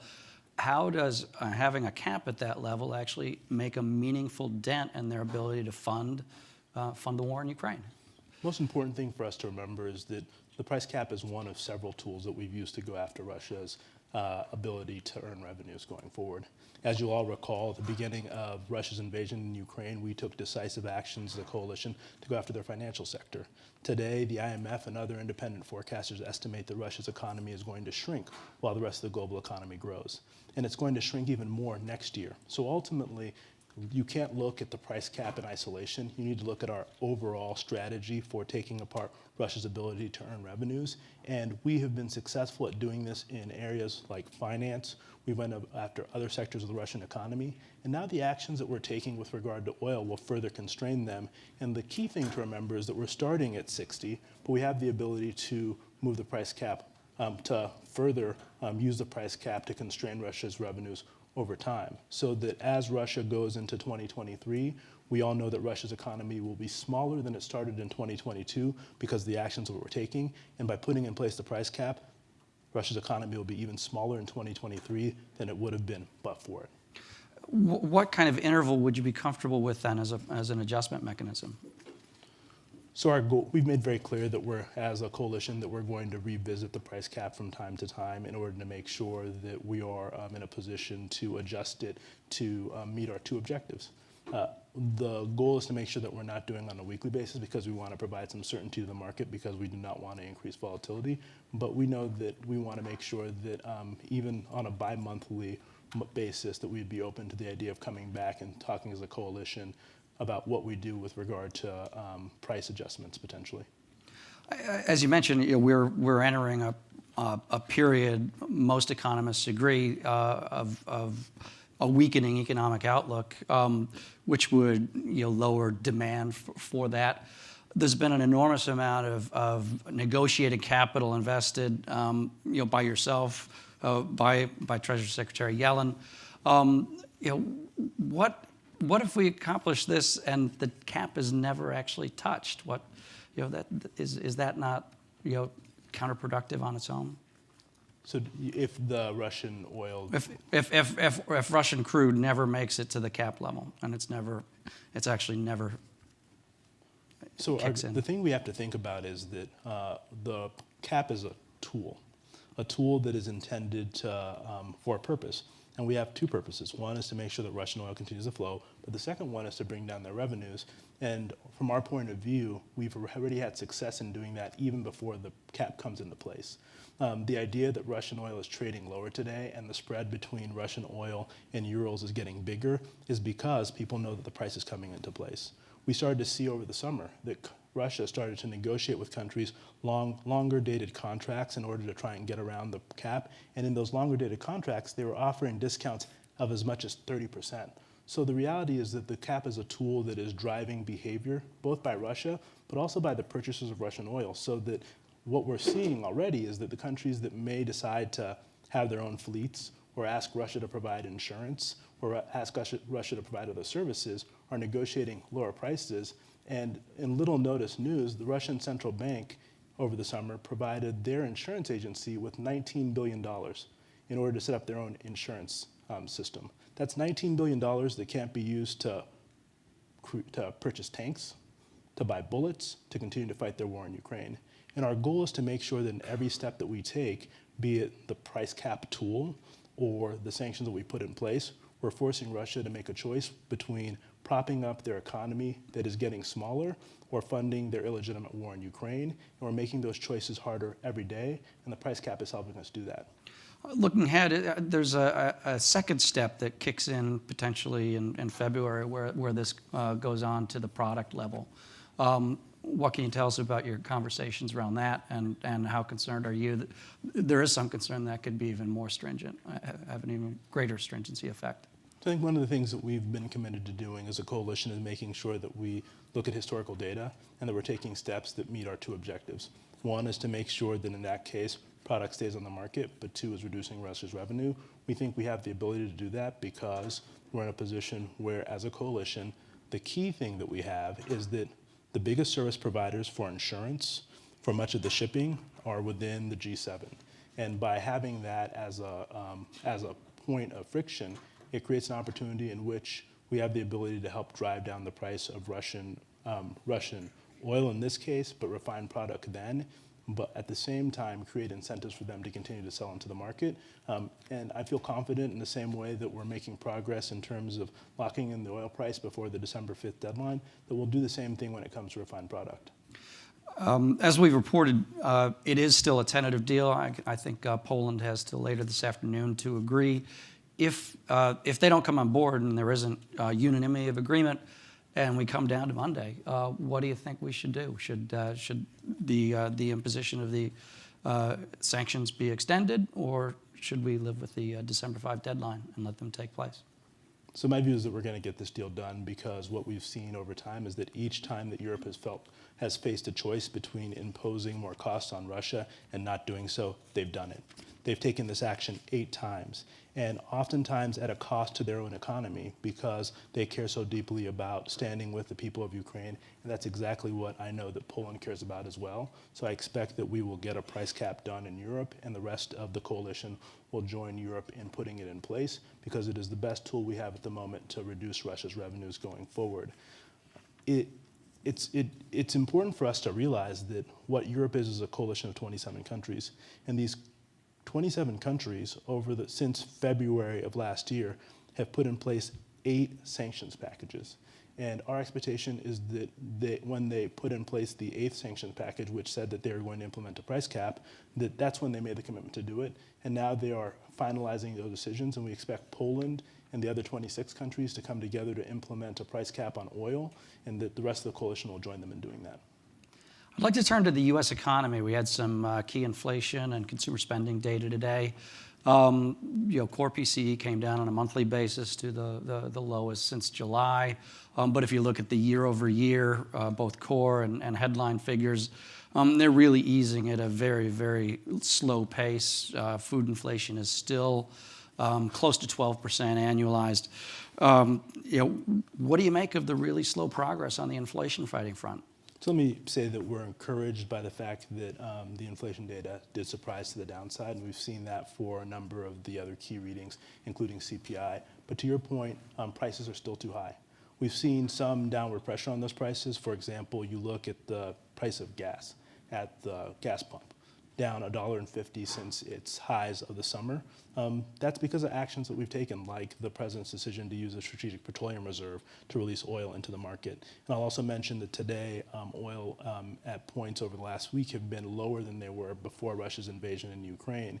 And while the Fed has primary responsibility and they've made a commitment to doing what it takes to bring inflation back to their target, in the administration, we're doing everything we can on the supply side to try and deal with some of the supply chain vulnerabilities that have been created both by COVID, but by Russia's war in Ukraine. We know that there's more that we need to do.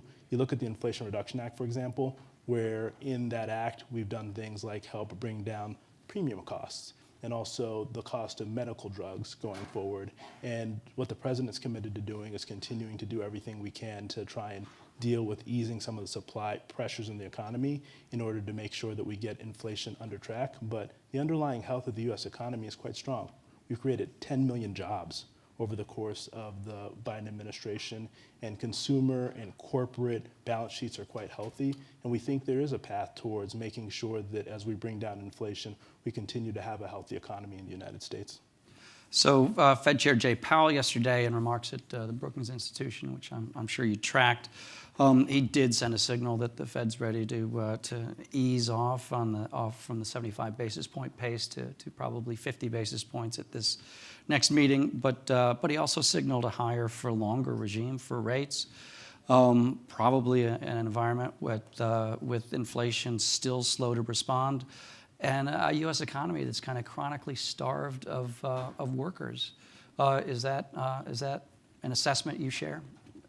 So that's not how I characterize the Fed chair's statement. I'm sure you wouldn't be surprised by that. But one of the things that I should say, and I think that everyone knows to be true, is that the president's made very clear that we respect the independence of the Fed and their responsibility for meeting their dual mandate. And that's exactly what they're working towards. And I think from our perspective, what we want to do as the administration is do everything we can to deal with the supply constraints that are in the economy and expand the productive capacity of the U.S. economy. That's why legislation like the CHIPS Act, the Bipartisan Infrastructure Act, and the Inflation Reduction Act are so important, because what they do is that they make long-needed investments in the U.S. economy, which will mean that over time, they will mean that we're able to bring inflation under control because we have more supply in the U.S. economy. You look at what we did in the IRA, for example. We both reduced the deficit by doing things like providing the IRS with resources to collect more revenue, but also modestly increasing taxes in certain places, but also made investments in things like clean energy, where we're going to build a more clean energy economy going forward, which will help support millions of jobs in the United States economy going forward, but also help us meet our climate goals. You look at what we did in terms of the bipartisan infrastructure law. One of the challenges we have today is that when you were at the port of Long Beach, you'd see ships lined up further than the eye could see. And you'd ask why that was going on, and part was we didn't have deep enough ports in other parts of the country. The bipartisan infrastructure law includes money to deepen our ports, but in addition to traditional infrastructure, allows us to make investments in things like broadband technology, which is the infrastructure of the future, to mean that small businesses in rural communities will have the ability to sell things not just to American citizens in their cities, but around the world. So I think that our goal here is to really try and make sure that as we bring down inflation, we're also making the needed investments to make sure that the American economy is competitive not just next year, but in the decades to come. These are pretty capital-intensive investments that you're talking about, there's an argument to be made that we're entering a period where the cost of capital is going to be significantly higher than it's been for the last 2 decades. Do you think we're positioned to be able to thrive and grow along the optimistic track that you see with that significant cost of investment?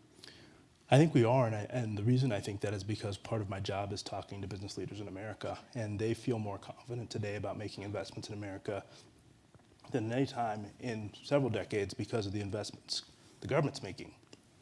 In addition to talking to business leaders, let me get it. One of my goals is also traveling abroad And when you look around the world and you look at other economies, America is better placed than any other economy in the world to do well going forward because of the policy choices we've made and the determination of the American people and also of our businesses, so that we're in a place where if we make the investments in the bipartisan infrastructure law, in the CHIPS Act, in the Inflation Reduction Act, America's economy will be more competitive than any economy around the world because of those investments. And I know this because when I talk to investors, more of them are now talking about taking flights to Ohio than taking them to Shanghai, because we're putting money into things like chips, and they see companies like Intel, which are putting money there. And I'm in New York now, but if you go to upstate New York, Micron just announced that they're going to make a massive investment in upstate New York, and that's going to draw an ecosystem of investors there. So I feel confident that we have a strategy that's going to put us in a place where America has the ability to invest here in America, and that investment's going to draw more capital from the private sector and create more jobs here in America going forward. The key now is execution, and I think that's something the President's focused on, that Secretary Yellen's focused on, and that we want to work with the private sector to get right in order to make sure that our economy continues to grow into the future. Well, these are investments, too, that could continue to maintain the pressure we're seeing on labor demand. There's been a fair amount of optimism expressed, not just by Jay Powell, but by your boss, that we can achieve a fair bit of the inflation reduction through an easing in job openings rather than a significant increase in the unemployment rate. I think it was Randy Krosner, the former Fed governor, yesterday called that, said they were hoping for the immaculate disinflation. Is that an assessment you'd share? Or do you think the optimism is stretched or misplaced? No, I think we should remain optimistic because we're seeing that play out now. We've been, over the last several months, been able to continue to create jobs in the U.S. economy while we've seen inflation come down. I think a big piece of this for us going forward is not only a reduction in some of the openings, but also labor force participation, where one of the things we're hoping to do is see more Americans come back into the labor force. We think that the investments that could be made in job training will be important to trying to get more Americans into the labor force. And I think a number of the companies that are taking advantage of things like the CHIPS Act are also taking advantage of the idea of training workers in the areas where they're building these factories, be it in Ohio or in upstate New York, with the idea, with the money from that legislation doesn't only include helping incentivize companies, but also includes money to train people in the American economy to do these jobs going forward. So I think that like in other parts of the economy, one of the challenges we face is we need more supply of trained workers in our economy. And a number of the provisions in the legislation that's passed give us the ability to do that going forward in order to make sure that we can meet the demand of these businesses for trained employees who can make sure that can do the jobs of the future. What's your sense of the timeline for that to begin to kick in? Because we haven't seen any material improvement in labor force participation, certainly this year. So we've seen labor force participation improve, not as much as we'd want it to, and I think our goal is that we've got to continue to do this work because from our standpoint, there are millions of Americans out there who want to work and need the training to be able to do these jobs of the future.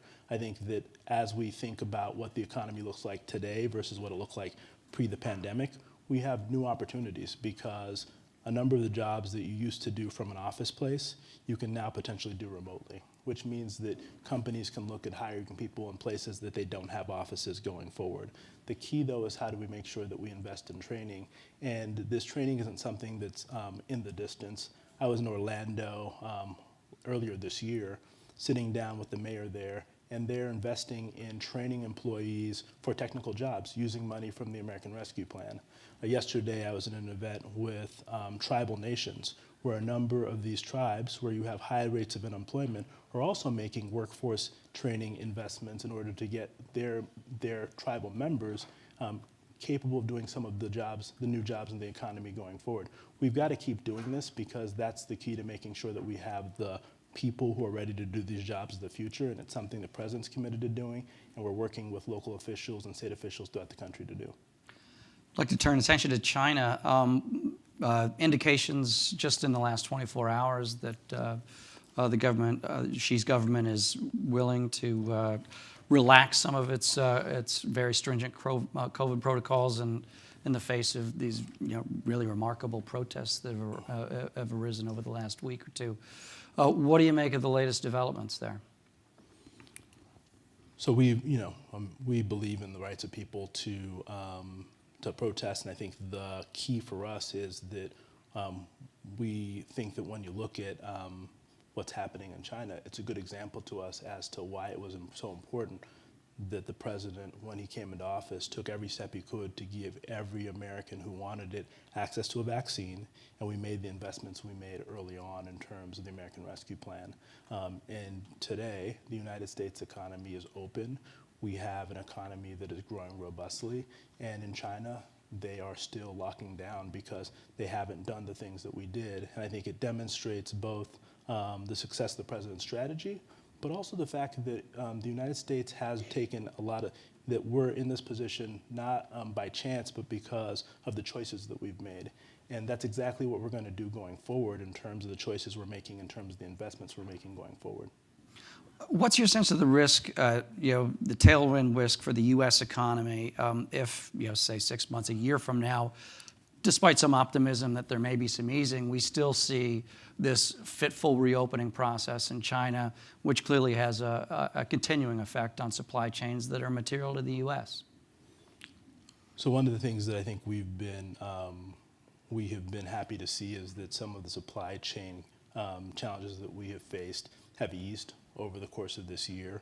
Our hope is that will continue to happen going forward. I do think that not just the U.S. economy, but the global economy is impacted by what happens in China. It's one of the world's largest economies going forward, and we're going to monitor closely on what happens there. But I think that the thing that gives me confidence is the fact that the U.S. economy has maintained its strength despite the headwinds that we've had from COVID, despite the headwinds we've had from Russia's illegitimate invasion of Ukraine. And I think the legislation that we've recently passed puts us in a position in which we will have the ability to maintain that strength over time, despite some of the headwinds that are coming from places like China, where growth has disappointed to the downside, and they continue to struggle with their zero COVID policy.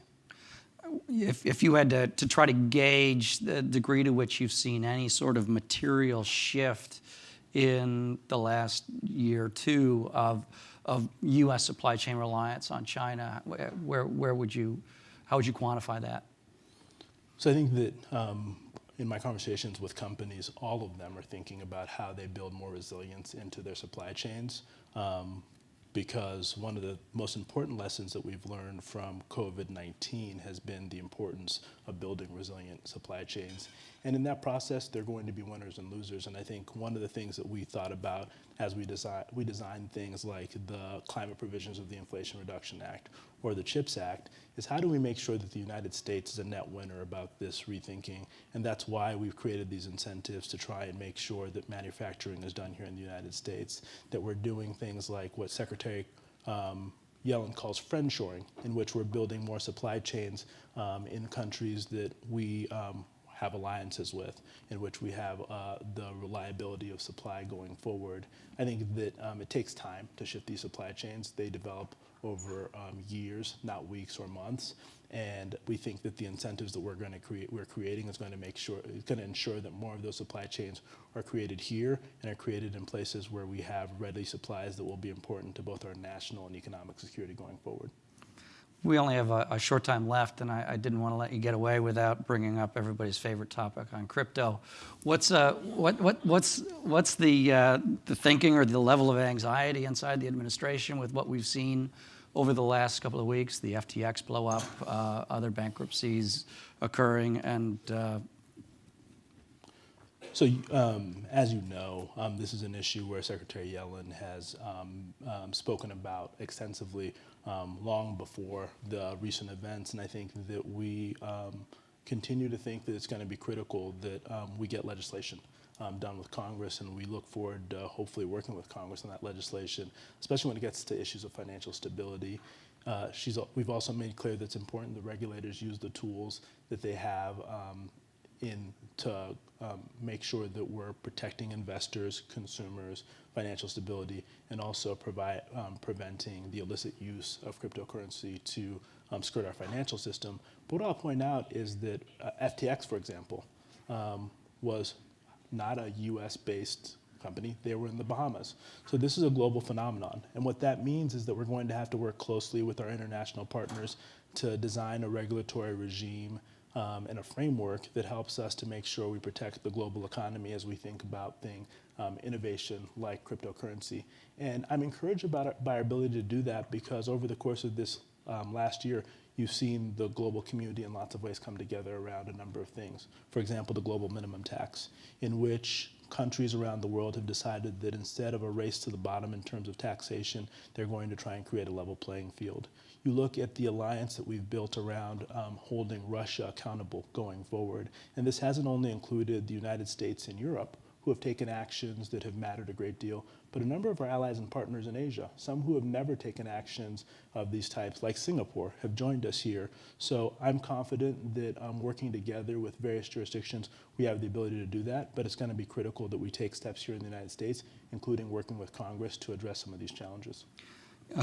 Paul Krugman has made a fairly cogent argument in some circles that in 15 years of existence, crypto of one sort or another has failed to reach a genuine utility beyond speculation and allowing criminals to skirt the system. Isn't there a risk by going down the road of having legislation or regulating that you add a veneer of credibility to a phenomenon that we're not really sure if it ever will have an actual general purpose use? So one of the things we know about the financial system is that it innovates, and it innovates quickly. And I think my first tour to the Treasury Department was during the financial crisis. And then we were in a position where the financial sector had innovated faster than regulators were able to regulate it. And I think the thing we want to ensure is that as we think about innovation in the financial sector, that we have a regulatory framework that can deal with that innovation. And what crypto looks like today is nothing like what it looked like 3 to 4 years ago, and probably nothing like what it'll look like 3 to 4 years from now.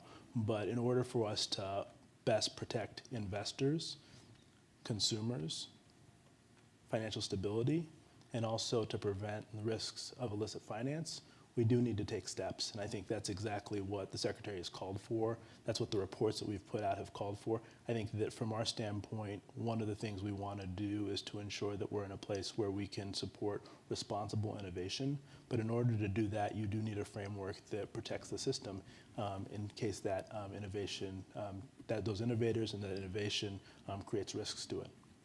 Well, I think we'll leave it there. Treasury Secretary, Deputy Treasury Secretary Audrey Hamel, thank you so much for joining us, and we'll take it there. Thank you. Thank you so much. Thanks for having me. Thank you so much, Deputy Secretary. That was a really interesting, wide-ranging conversation. It's now coffee time, you'll be glad to hear. We have got a coffee break now that will last until 10 past 11. At 10 past 11, we'll be playing out an interview that our colleagues in Japan did with the Japanese Foreign Minister. So we'll start with that, and then we'll be going back into our live sessions. So 11:10 back in here for the Japanese Foreign Minister, and then we'll go back into the live sessions at about 11:30. Thank you very much. Tesla has an ambitious plan to deploy thousands of humanoid robots within its factories, expanding eventually to millions around the world. The Tesla bot will be real. And it's not just Tesla. Other automakers like Honda and Hyundai have also been leveraging robotics technology to expand automation at car factories. But not without facing challenges and skepticism. Let's take a look at why companies have struggled to create commercially viable human-like robots, despite decades-long development efforts. Tesla's humanoid robot Optimus will be initially used in manufacturing and logistics to address a labour shortage. Think of boring and repetitive work. Longer term, Musk said robots could be used in homes, making dinner, mowing the lawn, and caring for elderly people. But these robots are expensive, and just like self-driving cars, humanoid robots have trouble with unpredictable situations. Experts say to succeed, Tesla will need to show their robots can do multiple, unscripted actions, almost like humans. Japanese automaker Honda's Asimo bipedal robot had served as a face for the company. But after more than 2 decades of development, it's still not commercialized. Honda is now focusing on disaster relief robots and avatar robots for tasks like remote surgery, with the goal of deploying the machines in the 2030s. Boston Dynamics created a buzz with videos of its humanoid robots running, jumping, backflipping, and dancing. But the loss-making US company changed hands several times, with Google, SoftBank, and then Hyundai becoming its owner. Boston Dynamics founder Mark Raybert. You know, I think that Hyundai and Boston Dynamics are a match made in heaven. Right now, most of the robots used in factories are doing very repetitive, very specific, precision-oriented jobs. And that's not what we see in the future. We see a future where robots become much more intelligent, much more useful, really contribute to productivity and safely, and become a part of our everyday lives. In 2020, Ford bought 2 humanoid robots Digit from Oregon-based Agility Robotics. The carmaker wanted to test the delivery of a package to doorstep from a delivery vehicle. Damien Shelton, CEO of Agility Robotics. We've been very upfront that we've been focused on the logistics industry sort of broadly construed, and that includes all sides of logistics, last mile delivery, working in warehouses alongside of people.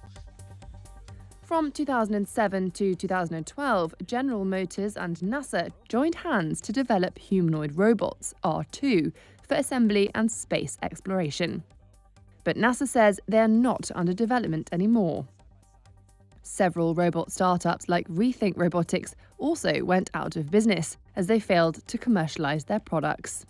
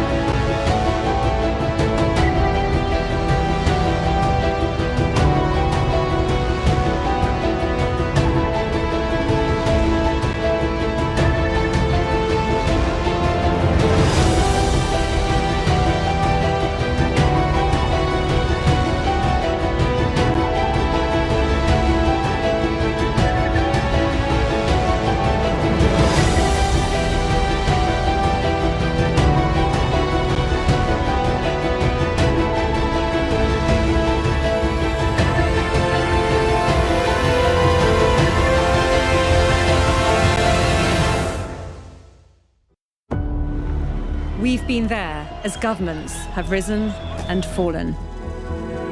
As world leaders come and go. Until that is an invigorating autumn of freedom and equality. We've seen businesses boom and bust.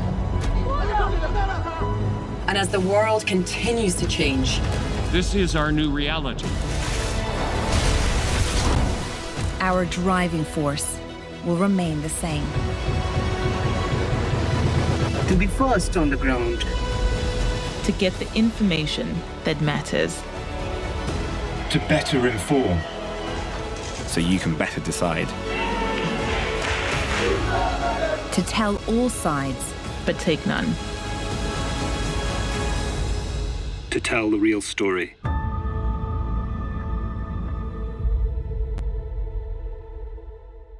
Tesla has an ambitious plan to deploy thousands of humanoid robots within its factories, expanding eventually to millions around the world. The Tesla bot will be real. And it's not just Tesla. Other automakers like Honda and Hyundai have also been leveraging robotics technology to expand automation at car factories. But not without facing challenges and skepticism. Let's take a look at why companies have struggled to create commercially viable human-like robots, despite decades-long development efforts. Tesla's humanoid robot Optimus will be initially used in manufacturing and logistics to address a labour shortage. Think of boring and repetitive work. Longer term, Musk said robots could be used in homes, making dinner, mowing the lawn, and caring for elderly people. But these robots are expensive, and just like self-driving cars, humanoid robots have trouble with unpredictable situations. Experts say to succeed, Tesla will need to show their robots can do multiple, unscripted actions, almost like humans.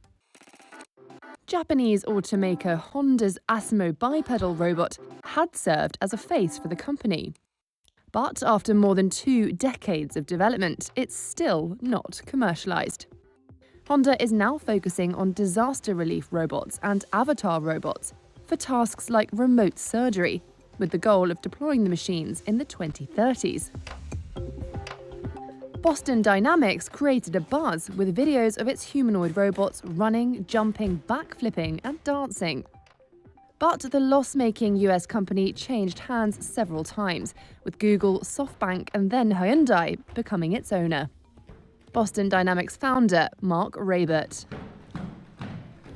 You know, I think that Hyundai and Boston Dynamics are a match made in heaven. Right now, most of the robots used in factories are doing very repetitive, very specific, precision-oriented jobs. And that's not what we see in the future. We see a future where robots become much more intelligent, much more useful, really contribute to productivity and safely, and become a part of our everyday lives. In 2020, Ford bought 2 humanoid robots, Digit, from Oregon-based Agility Robotics. The carmaker wanted to test the delivery of a package to doorstep from a delivery vehicle. Damien Shelton, CEO of Agility Robotics. We've been very upfront that we've been focused on the logistics industry sort of broadly construed, and that includes all sides of logistics, last mile delivery, working in warehouses alongside of people. From 2007 to 2012, General Motors and NASA joined hands to develop humanoid robots, R2, for assembly and space exploration. But NASA says they're not under development anymore. Several robot startups like Rethink Robotics also went out of business as they failed to commercialize their products.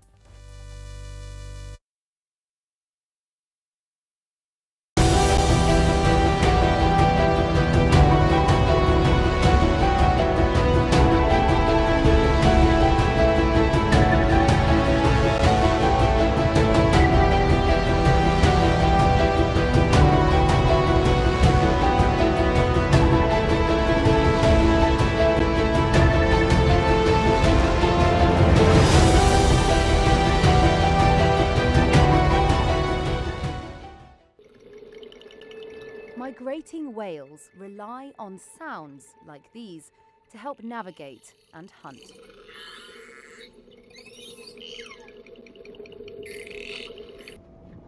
Above water, these high-tech smart buoys being installed off the coast of Chile will have one main job: to listen to the whales and, using artificial intelligence, help them avoid colliding with ships while migrating from Antarctica to the equator.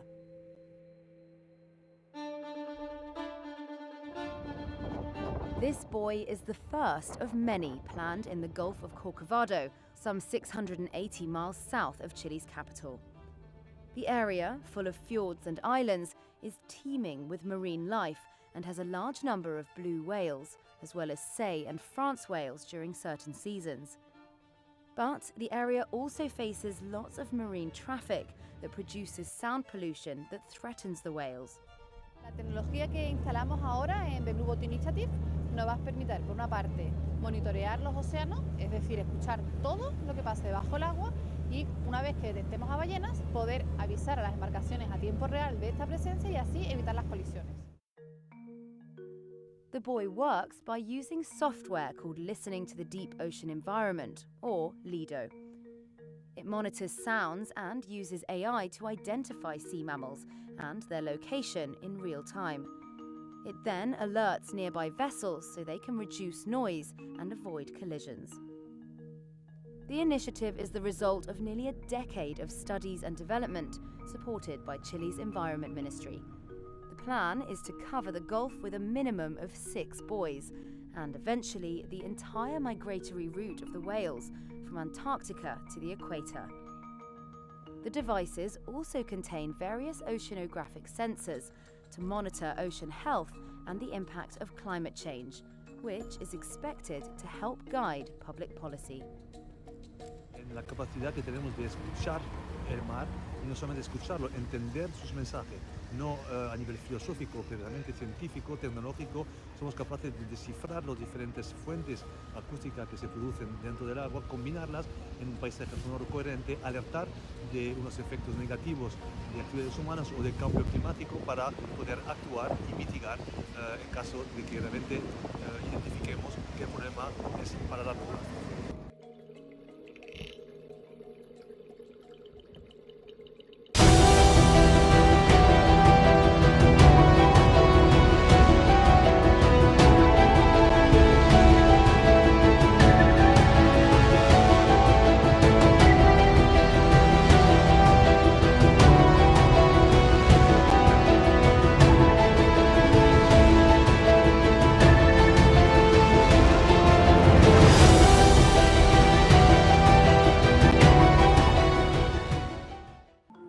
This AI-powered helmet gives firefighters the ability to see through smoke. We have two dominant sensors here. As you can see, this camera can see through smoke. The smart helmet is mounted with thermal cameras, radar and inertial sensors. Artificial intelligence interprets all the data and provides firefighters with real-time information that can help rescue victims, recognize teammates, and provide an accurate understanding of their surroundings.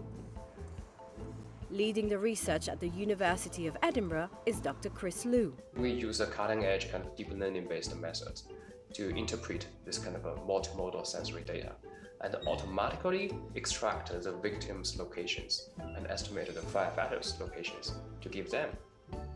The project has received help from the National Robotarium, a new world-leading centre for robotics and AI, hosted by Heriot-Watt University and the University of Edinburgh.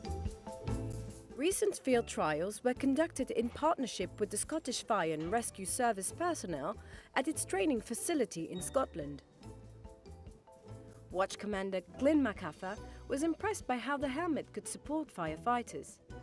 Doesn't affect any performance. Very lightweight in terms of the equipment on the helmet compared to what we currently use in terms of a handheld thermal imaging camera. With a handheld, it obviously takes away our use of one limb, really.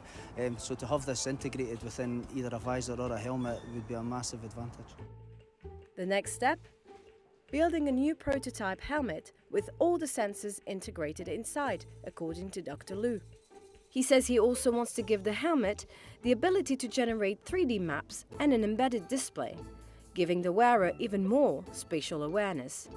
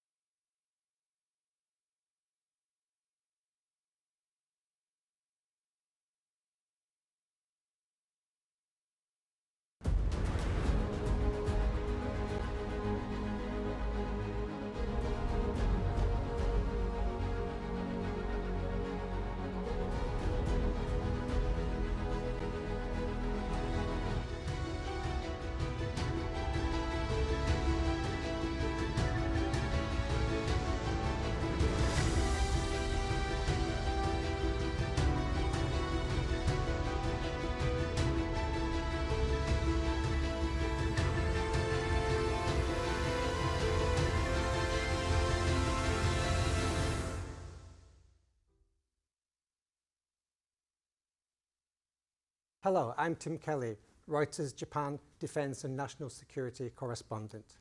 I'm delighted to be joined today by Yoshimasa Hayashi, Japan's Minister of Foreign Affairs. Welcome to Reuters Next. Thank you. We will begin with a short statement from the Minister, and then we will move into a question and answer session with Japan's top diplomat. Excellencies, distinguished participants, thank you for inviting me to the Reuters NEXT Virtual Forum. It is a great pleasure to be virtually with you today.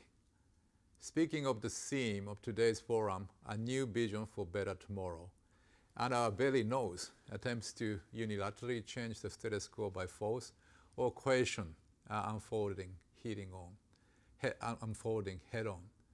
The world order is being shaken, as some put it, as the end of the post-Cold War era. Today, I would like to share with you how I look at the current difficult situation which the international community is facing, and give some thoughts on the future we should all aspire to. Russia's ongoing aggression against Ukraine is a clear violation of international law. It is an unacceptable and outrageous act, threatening the very foundation of the international order which we have built at the expense of much sacrifice and efforts. We are also seriously concerned about Russia's nuclear threat, which is absolutely unacceptable. It goes without saying that Russia must never use nuclear weapons. The UN Security Council was rendered dysfunctional following Russia's aggression, and the G7 members who share fundamental values and principles are now coordinating our policies more closely than ever. The G7 foreign ministers have already held a total of 10 meetings this year, including the recent meeting in Münster, Germany. This is unprecedented frequency. We have worked closely together to strongly implement sanctions against Russia and support for Ukraine. The G7 has demonstrated leadership in the international community. We have confirmed our strong determination that any attempts to unilaterally change the status quo by force must not be tolerated anywhere in the world, whether it is in Europe or East Asia. Japan, as the G7 presidency next year, will work to renew G7's robust commitment to defending an international order based on the rule of law. Such a message needs to receive broad support from the international community. Over the past year, I have visited Southeast Asia, Central Asia, Oceania, Africa, and other parts of the world to deepen relations with my counterparts and to work together to defend the international order. Prime Minister Kishida conveyed Japan's position at the recent ASEAN-related summit meetings, G20 Bali Summit, and APEC Economic Leaders Meeting. I did the same at APEC Ministerial Meeting. At the same time, no country or region in the world can shrug Russia's aggression off as someone else's problem. In fact, challenges to the international order continue in East Asia as well. For example, unilateral attempts to change the status quo by force in the East and South China Seas have not been stopped, but rather increased. The same can be said about North Korea's nuclear and missile developments. The peace and stability across the Taiwan Strait are also important. Japan will seek to build a stable international order through dialogue, not confrontation. However, at the same time, we must always be prepared for the emergence of those who trample on the peace and security of other countries by force or threat without respecting the rules. As a means of preventing such situations and protecting Japan, it is important to enhance our deterrence and response capability. This will be absolutely essential if Japan is to learn to survive in the new era and keep speaking out as a standard bearer of peace. the Japanese government is determined to fundamentally reinforce Japan's defense capabilities within the next 5 years. We will, while strengthen the deterrence and response capabilities of the Japan-US alliance, we will also make efforts to realize a free and open Indo-Pacific in cooperation with other countries and regional partners. Bearing this in mind, the Japanese government will set out a new national security strategy by the end of this year. Also, we will announce a new FOIP plan before next spring. A new FOIP plan will place an emphasis on such areas as maritime security and law enforcement, as well as cyber, digital, green, and economic security. Since the end of World War II, Japan has consistently followed the path of peace-loving nation under our constitution. Moreover, Japan will make unceasing efforts to maintain and strengthen peace and stability in the region in a manner based on changes in the international environment. Thank you for your attention. Okay, Minister Hayashi. Thank you. So in your address, you mentioned Russia's potential use of nuclear weapons and how Japan would be opposed to that. The G7 next year is being hosted by Japan and is in Hiroshima, the hometown of Prime Minister Kishida. That's a symbol of his efforts to create a world without nuclear weapons. But realistically, should Russia use nuclear weapons, what response could Japan take that would actually have any effect on Russian actions? And also, you have neighboring North Korea, which may test a nuclear weapon sometime in the coming weeks, days, months. Yeah. Again, how would you respond to that, and what could you possibly do that would in any way be an effective kind of response or measure to deter those kind of actions? Sure, thank you. You know, as the only country to have ever suffered atomic bombs in the wartime, we attach a big, great importance to continue building momentum towards a world without nuclear weapons. So with this in mind, we will engage with the G7 members and other countries to deepen discussions and send a strong message on the issues at the G7 Hiroshima summit. Sending a message is very, very important. And also, despite the path towards a world without nuclear weapons becoming even more direly difficult, so Japan is advancing efforts based on the Hiroshima Action Plan, which was proposed by Prime Minister Kishida at the NPT review conference in last August. And also next month, the first meeting of the International Group of Eminent Persons for a World Without Nuclear Weapons will be held in Hiroshima. So we are determined to respond resolutely to any challenges to the international community, and we'll take a strong leadership in driving the discussion to deter but all those do you think that would be an effective way to deal with Russia? So for example, let's say they launched or dropped a tactical nuke somewhere in Ukraine sometime in the conflict. Would Japan's response be strong enough? Would you be able to do something that would ensure perhaps that they wouldn't do that again? Is there any kind of really concrete measures that you could take? As I said, as a Japan, we would like to keep on sending a message. But like I said at the beginning, on the top of that, there will be a deterrence and response capabilities, basically based on the US-Japan, which includes the extended deterrence for those areas, as you mentioned. So that, the message I first spoke was the message from Japan. But on the top of that, we have all those security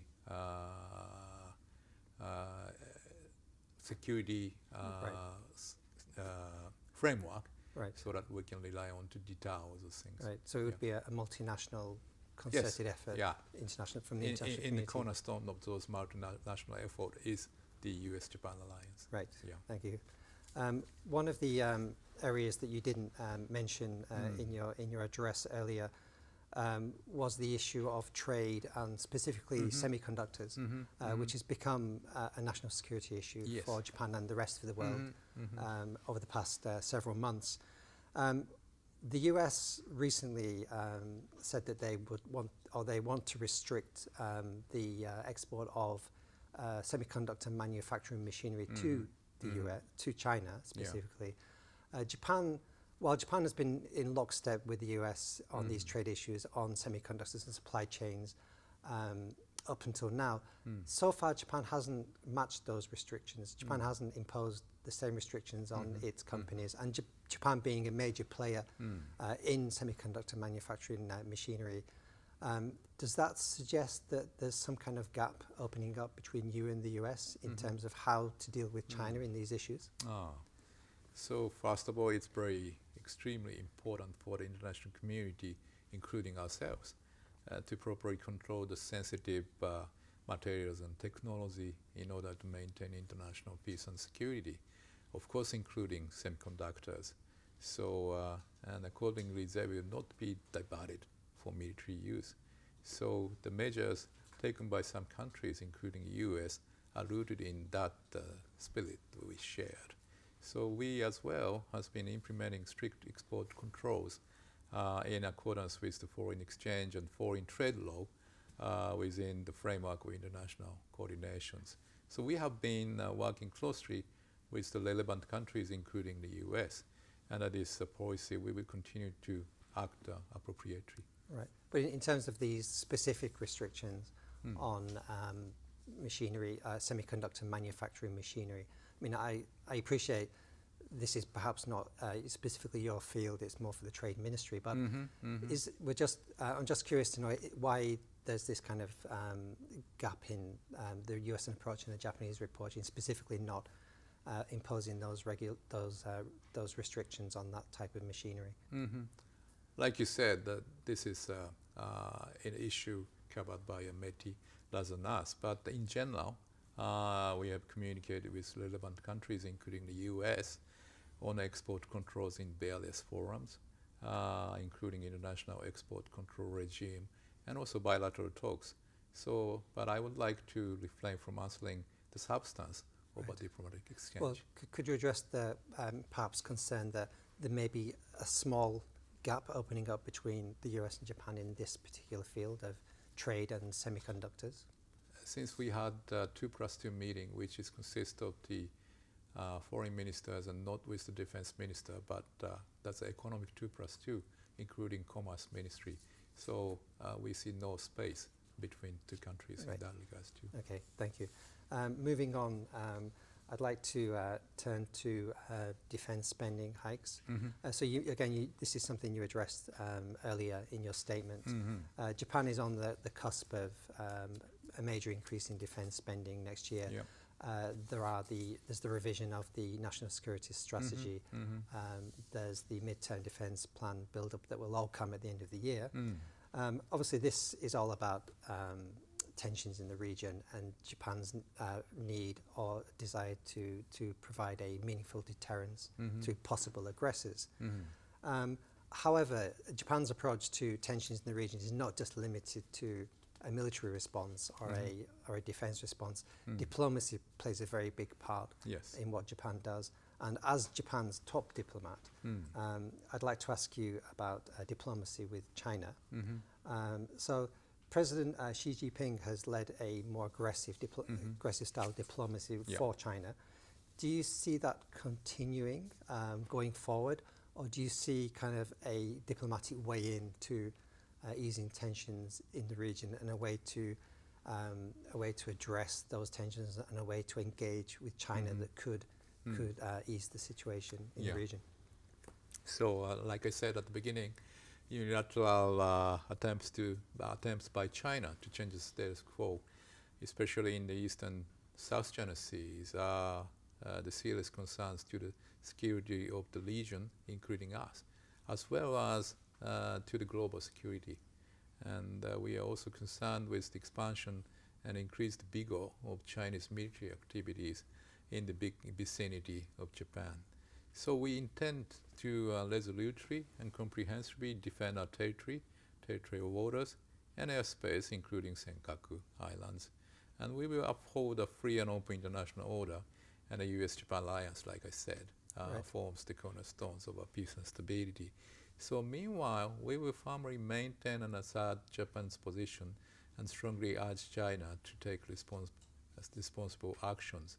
And as you mentioned about diplomacy, the basic stance remain unchanged since the days of a former government under the Suga-san, that we should say what we should say to China, voicing out together with other like-minded countries, and also ask them responsible manners. And at the same time, keep on continuing dialogue in the levels, including the top, like we saw just weeks ago with our Prime Minister Kishida and also Xi Jinping, the top leader of China. And then at the same time, we can cooperate in some areas, such as pandemic or global warming, such kind of global agenda. We can work together, and we should work together. So using this constructive and also stable management as a key word, and this relationship should be kept by both sides' efforts, and which was also agreed on last summit meeting. So in this basic stance, in my mind, in our mind, we will strongly carry out our diplomacy vis-à-vis China. One date that has been mentioned by experts and also US officials is this date, the year of 2027, when as kind of the time by which China may launch an attack against Taiwan. The Indo-Pacific commander, Admiral Davidson, last year mentioned this in Congress. What's your view of that date, 2027? Is that something that you have in your mind? Is it something that worries you? Is it something that you're not really worried about? I know that the comment was made some years ago already. Yeah, but I would like to refrain from commenting about speculative matters in coming years. And in general terms, as I say, as the security environment surrounding Japan becomes increasingly severe, so it would be very natural to take all possible measures, including the establishment of a system in peacetime to respond to any contingency. Right. If we could just move on to Taiwan. So Japan does not have any formal diplomatic ties with Taiwan, unlike the US and many other nations recognizes has a one China policy. However, Taiwan is, like Japan, is a liberal democracy at the edge of the East Asian continent. Is there any way, or is there any possibility that Japan could develop informal ties with Taiwan beyond what already exists? Is there any way that Japan can engage with Taiwan in a way that does not impinge on your one China policy, in a way that does not cause diplomatic problems with mainland China? Taiwan, I think, is a very important partner and valued friend of Japan, as we share fundamental values, as you say, and we have close economic relations and personal exchanges. So Japan-Taiwan relation has been maintained as working relations on a non-governmental basis, in line with the 1972 Japan-China joint communique. So such Japan's basic position has not changed. We will further deepen cooperation and exchange between Japan and Taiwan based on this existing basic position. Are there any specific areas or ways that you could increase your engagement with Taiwan? Nothing in my list now here, but like I said, we will further deepen cooperation and exchange between Japan and Taiwan. Right. We've kind of been talking about the longer-term 5-year outlook. If I could just ask you something more near-term. We're almost at the end of 2027, sorry, 2022. What are your priorities going to be in 2023? What's going to be the top of the list for Minister Hayashi when you come back in the new year and you're looking at the things you have to do? So as we see in the Russia's aggression in Ukraine case, the more and more kind of frustration or requests to the United Nations are coming from many countries.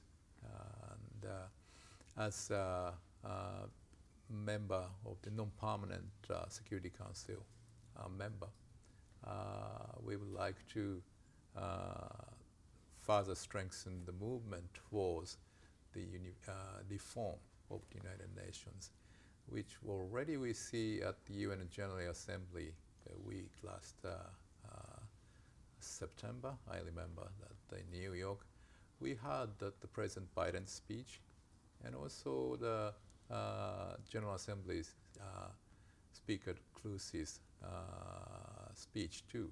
And we hear some of the kind of atmosphere or movement, should I say, to the reform of the United Nations, especially the Security Council. And we've been, tackling on the issues for many decades. So next year we would like to make the year to begin and strengthen the movement towards the UN reform. And at the same time, becoming as a presidency of the G7, keep more relations with the G7 members as like-minded countries to keep on the good teamwork vis-a-vis such issues as the Russia's aggression on Ukraine and other agendas. In your address, you also mentioned the UN and its inability to act with the current crisis in Ukraine. When you talk about reform of the UN, specifically, what is kind of the top of your list of things you would like to see changed at the United Nations? Yeah, we've been, like I said, we've been tackling with those issues, and the top priority still is the reform of the Security Council. Since its start of the United Nations, the membership has not changed largely, and it should reflect the current status of the world, not in the 1945. So that's the top priority. And if I could just finish off with a question about Japan's refugee policy. So Japan is a very generous overseas donor. You give lots of money to overseas development projects.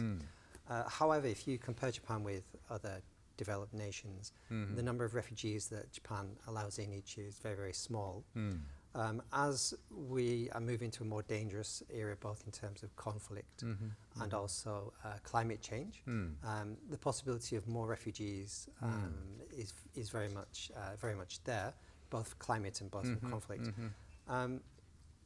Is there a possibility that Japan may change its stance in this and become more accepting of refugees in the future? Yeah, in Japan, the Immigration Service Agency has accepted those who should be recognized as refugees. And in addition, in case where a person is not qualified for refugee status, we grant special permission to stay in Japan when deemed necessary on humanitarian grounds. So displaced people from Ukraine fall under this category.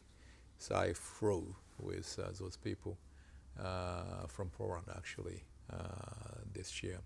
So for hypothetical cases you mentioned, the decisions are to be made based on a variety of perspectives. But learning from the Ukrainian case, Japan will respond to different cases appropriately in close cooperation with the international community. And Ukraine case is the showcase that the Japanese people beginning to feel like they are accepting more people from abroad. So under those atmosphere, we would like to further try our utmost effort to accept those people in need. So if public opinion in Japan is shifting more towards acceptance of refugees, do you think then does that mean that the Japanese government has more latitude, more room to accept a greater number of refugees going forward? Yeah, I mean, the public opinion is very important in democratic countries like us to make policies. And by under new policy, if it's ever happened, then I see the policy direction is going for more people. Right, and when people criticize Japan for not accepting as many refugees as, say, other countries, like, say, compared with Germany, which accepts huge numbers, do you think that criticism is unfair? It depends on the various conditions, like your border is not, with other countries, you're bordering with the other countries, but we are surrounded by the sea, and other kind of conditions are different. So I don't see any points in those criticism, like totally simply comparing the number. But again, the national sentiment now seeing the Ukrainian case for understanding all those issues, so that I would like to take this opportunity to try our utmost effort. Minister Hayashi, thank you very much for your time today. Thank you very much.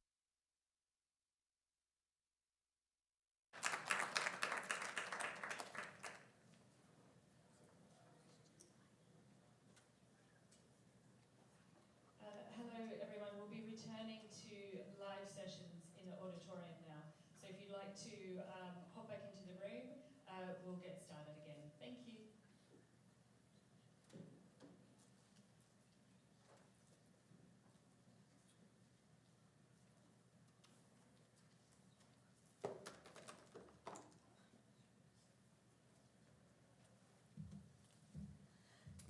Hello and welcome back to our next series of sessions. My name's Jane Waddell. I'm the editorial events editor at Reuters, and I'm delighted to invite to the stage my colleague at Reuters Events, Gareth Ragg. He is in a conversation with Jeff Wong, the Global Chief Innovation Officer at EY. Welcome.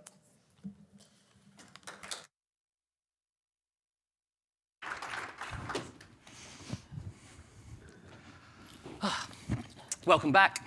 And Jeff, thank you very much for joining me today. Thank you for having me. So to kick things off, do you want to just give us a quick insight into your role? And so what does a day-to-day look like as the Global Chief Innovation Officer at EY? So my job, generally speaking, is to create new things at EY. So that's to look at new services that we want to be in, and to look at some of the services we've been in for a while in new ways. To do that, we do a whole series of different things. There's an internal innovation network that I run. There's an investment pool of capital that we invest. And then I own the global labs in sort of the cool buzzwords of today, artificial intelligence, blockchain, Web3, and quantum computing. When we were talking before, I think one of the most exciting things it seemed to me about your job was the fact you can just go, well, speak to so many different businesses, senior leaders in all those businesses, and loads of different industries. And I'm sure whilst each has their own challenges that are unique to that company or that industry, what I'm interested in, as you talk to these different industries, are there those common key questions that you always get asked, despite the different industry that you can kind of look to? You know, what's really interesting is, first of all, that's the grand advantage of the role I have at the company I work at, is I talk to companies all around the world, all different sizes. So from the biggest investment management firms, to the founders of there, to the founders of a new, cool, hot startup. So it's really a fun, fascinating role for me. But you're right, in the one-on-one conversations, more so than the group ones, but when I sit one-on-one with them, there's sort of two big questions that come into play. Yeah. The first part of the conversation is always basically the same, which is, okay, there's some cool new technology. How do I use this to, drive opportunity for my company, right? Very normal question. Or there's a market change. Tell me about this market change. How can I do this thing differently? The interesting part for me is the second question, or the second part of the conversation, which is actually more personal than the first. So the first is all about the company. The second one is about responsibility, interestingly. It's always like, boy, there's all these things happening in the world, and I'm not particularly comfortable with how this is happening. And they're talking more personally. Yeah, sure. Right? They're talking about the impacts to what's going on with their data, or how is this impacting the mental health of their kids or their nieces and nephews, right? And so the second part of the conversation is usually about responsibility. And what I find interesting is I feel like those should be one question, not two. And when you then start advising them, how do you go about creating that strategy where they're not thinking of this as two separate questions and they genuinely put these two together at the center of their strategy?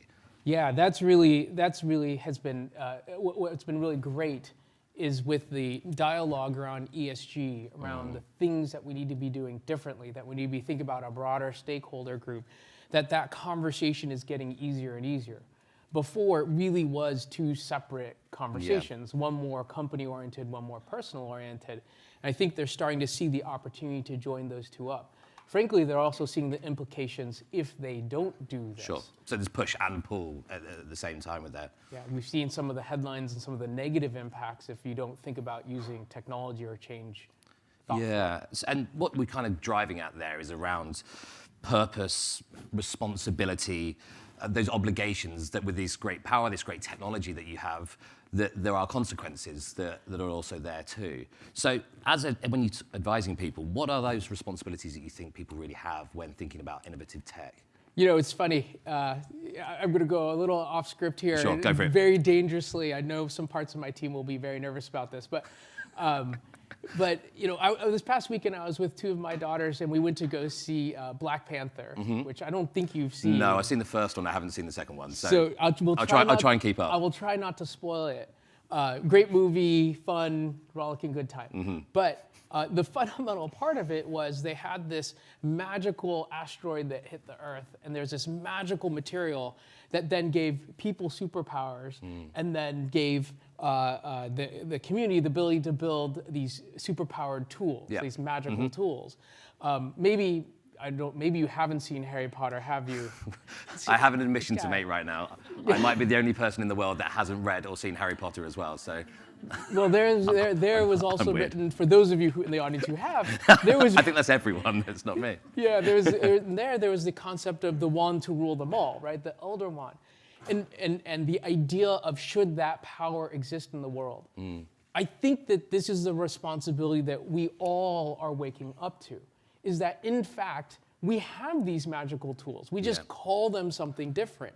We call them AI or blockchain or Web3 as a movement or quantum computing when it comes, right? And we're calling it these things, and it's our ability to invent a new future, a future that I probably couldn't imagine when I was 5 years old, but I can imagine over the next 10 years. And what I'm interested there is that balance between the community coming together and working together to think about the implications, the guardrails that maybe need to be put in place. And then you've got the government piece as well, and there's the regulation from outside, which can be seen as a barrier to innovation, maybe wrongly. But where do you see that balance lying between community, government, and that mix in there? And this is where it's really important for us to think about it differently than we have in the past.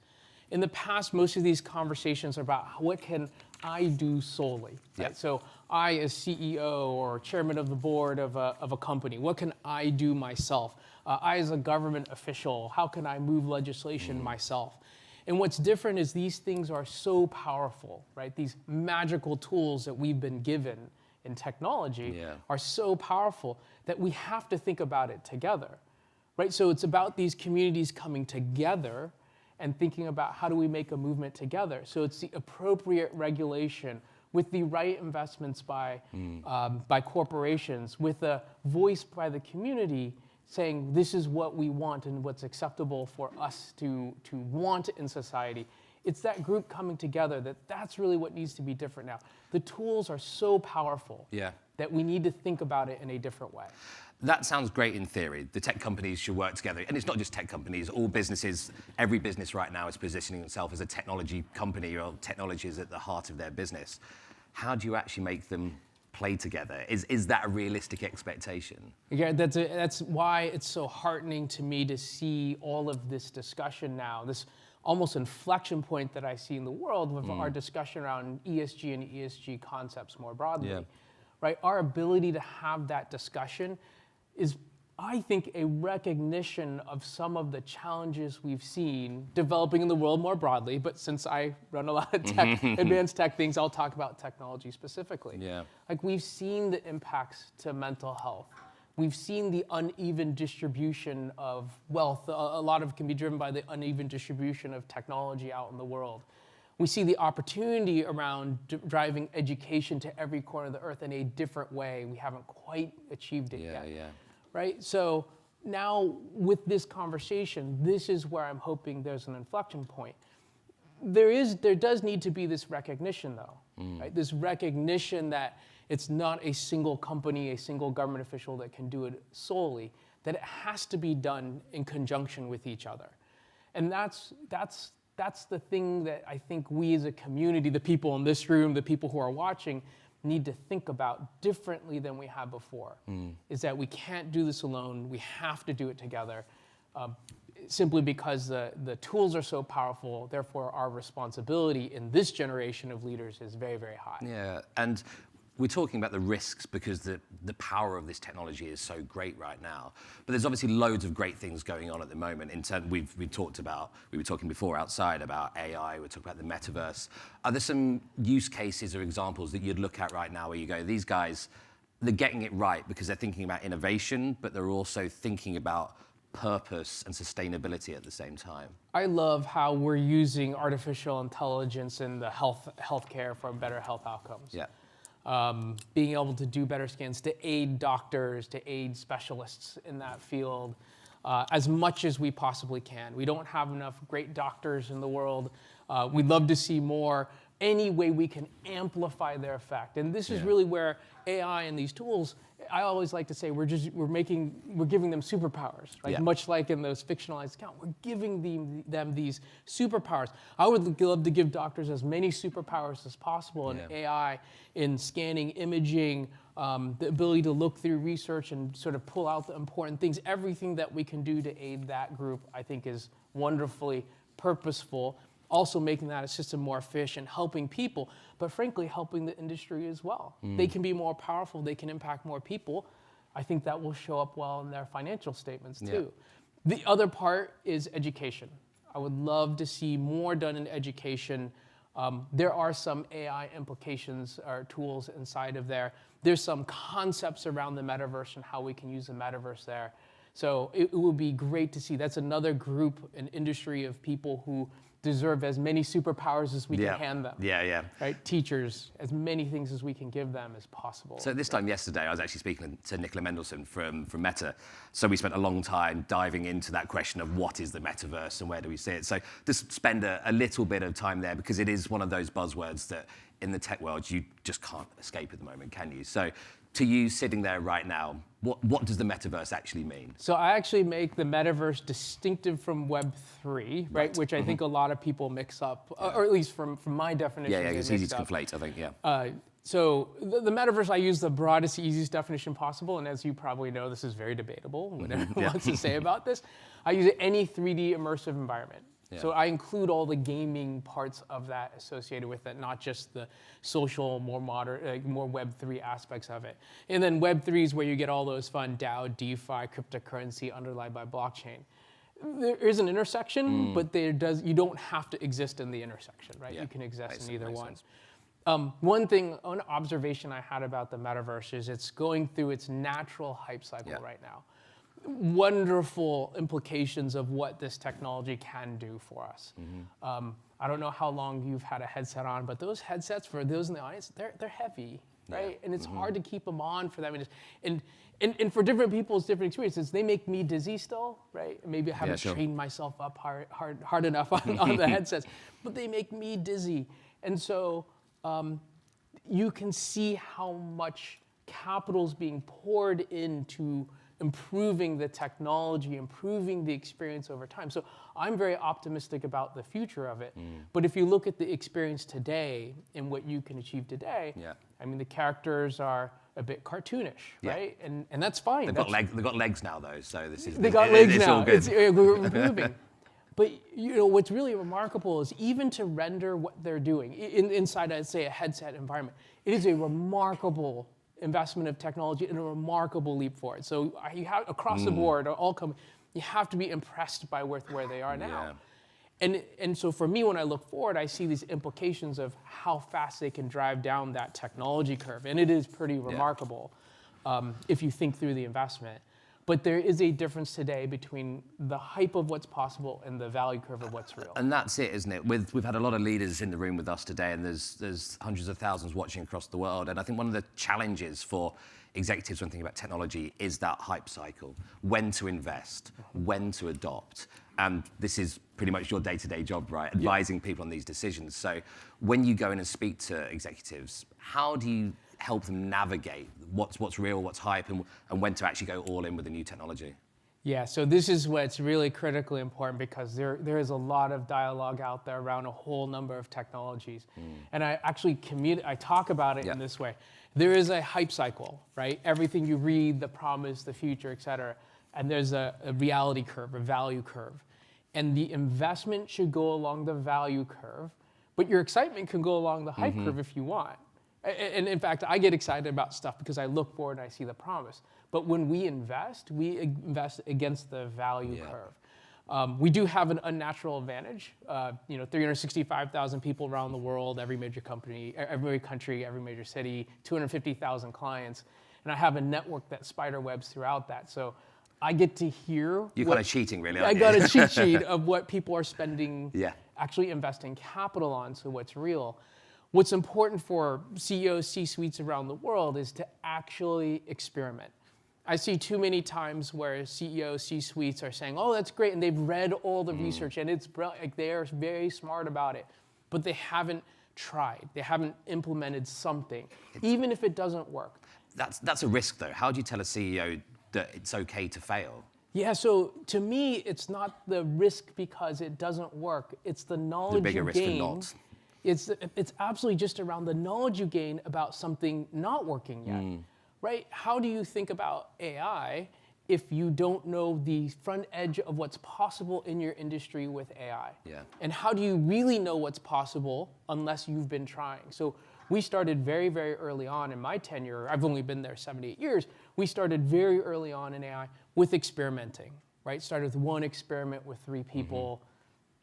And then we realized it was 5 times better than the current way we did things in that. And so we've been investing a lot more money associated with that. We did the same thing with blockchain 6 years ago, where we said, boy, there's a lot of hype around this. But we were very thoughtful about the experiment, but we made sure we were in the market trying to build things, trying to sell things, seeing what actually had traction. And that's what I would tell CEOs. So where have you failed? Like, what have you got wrong, and what did you learn from it? We only have 20 minutes, right? We've only got 3 now, so. The way that I look at it actually for my team, there's plenty of examples where things haven't worked. We have an unnaturally high success rate. So our success rate is probably 80%, where the failure rate tends to be 90% industry. We use that unfair cheat sheet to our significant advantage. So we do things, our revenue multiples in year of investment are ridiculous. They're what venture capital portfolio returns are over 10 years. We do in the year that we make the investment because we have the cheat sheet. But we still have 20% of things that don't work. But the point is it not working is the learning, right? That is the point. The point is we need to know where the front edge is. How do we know where the front edge is unless there's a team out there trying to push where that front edge is?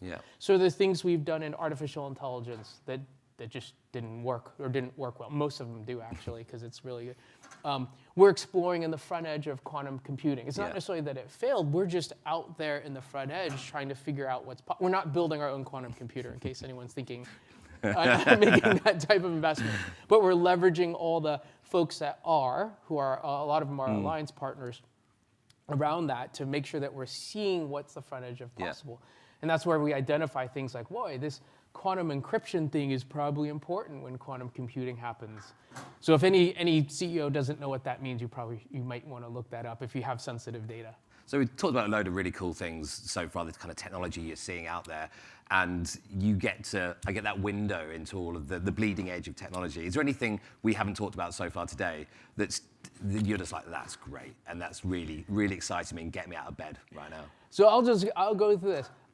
So I'll tell sort of timing of it. AI here now, right? There's implications now, positive financial implications for every business, every industry, right?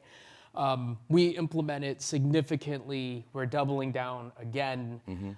It's a big, important concept. Blockchain, I think it's a very, very important concept. It's still early. We think that there's some infrastructure layers. Actually, my team, I'm so proud of them. They've been so much smarter than me, right? They've been building and participating in that I think are going to lead us to some of these broader concepts around blockchain for enterprises that are now becoming possible, making transactions much cheaper, making them private, making them secure. The three important things if you're a large enterprise trying to sit on a public rails of a public blockchain. And I do think there's and I know this is maybe different from some other folks that have been on this stage, I do think there's something very, very interesting in the broader Web3 universe. Yeah. I do think we're going through some of the ups and downs of it.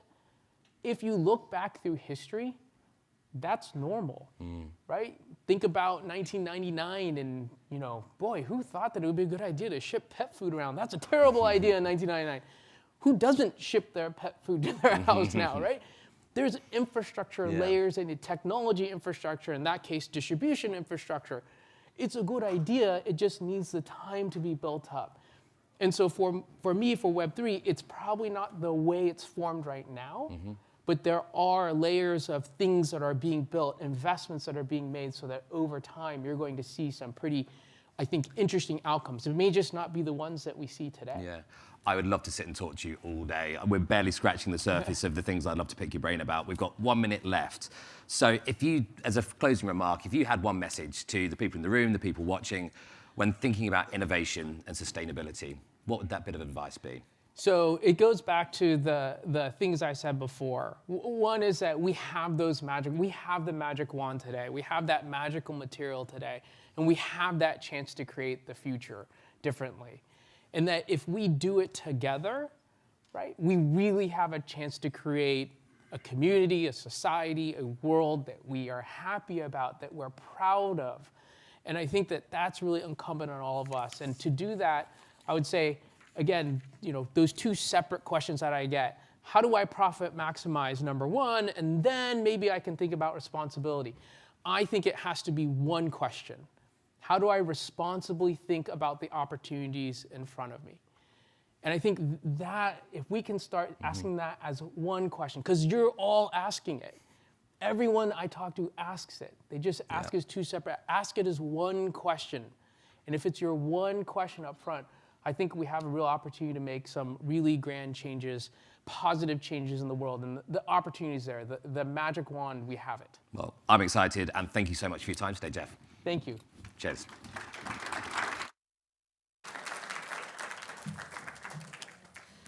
Thank you, and that was a perfect segue into our next event, into our next session, which is also, in fact, about sustainability. So we can hear more about the potential magic wand or magic wands, plural, from our next guests. So I'd like to introduce to the stage Martin Whitaker, the Chief Executive Officer of Just Capital, who is heading up this panel of expert speakers across industry on the business journey to net zero. Martin, I'll hand over to you to introduce your speakers. Wonderful, thank you. Good afternoon. Good afternoon. Good afternoon. Good to see you again. We have a great panel on obviously a topic of great relevance right now to every business. I'm joined by Jennifer Bisegli, the CEO of Interos, Virginie Helias, the Chief Sustainability Officer at P&G, Ron Hovsepian, the CEO of Indigo, and Grant Reed, the CEO, President, and Board Director of Mars, Inc. And we're going to be talking about the business journey to net zero. We only have 30 minutes. There will be a few minutes for questions at the end. And I already have in the green room encouraged our panelists to keep responses short, sweet, and hopefully significant. I'm going to kick off with 3 pieces of data. From Just's own research, we know about half the companies in the Russell 1000 have made some kind of emission reduction commitment, and approaching 250, including about 130 corporations this year, have made some form of net zero commitment. So that's the scale of the commitments being made. Far fewer, by the way, have made science-based target commitments. Far fewer. We also know from our polling that 85% of Americans agree that companies need to disclose more about their business practices and their impact on society. And there's substantial support, even across political lines, for mandatory disclosure. And I'm also going to just give you a little bit of information from the Edelman Trust Institute polling. I'm co-chair of the Edelman Trust Institute. 69% of those polled for this year's Trust Barometer believe that businesses are not doing well on climate change.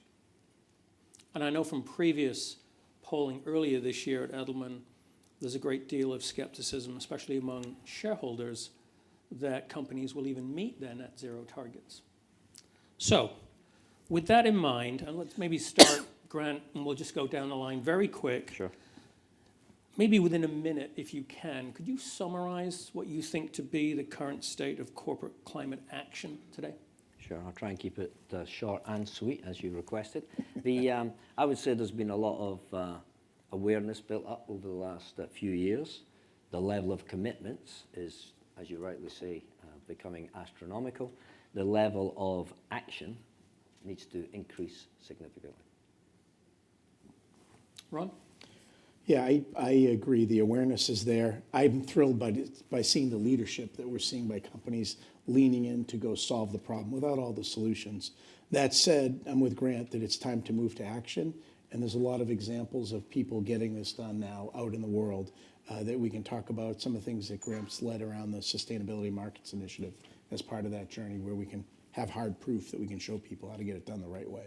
And I want to explore what action means. Sure. Over the course of the panel. Virginie? Yes, as you said, there is clearly a pledge to plan gap, and the key word here is collaborative action. You know, it's really on collaboration. And I think there are things we can be really happy about, like the increase of renewable electricity, for instance. There are really big challenges ahead, supply chain decarbonization, thermal energy. Transportation, and just because Grant is on the panel, I'd like to mention one of those collaborative efforts which really gives me hope. That's the Renewable Thermal Collaborative that we created with WWF and others 5 years ago. And it's really about scaling solutions that will help us reduce our footprint on thermal energy. One example among many, but this is the way to go. I think if I were to, going last is always fun, by the way, but if I were to tie it together and create action and even tie it to the last panel, the faster leadership ties this pledge to profitability, the faster you're going to see that culture change.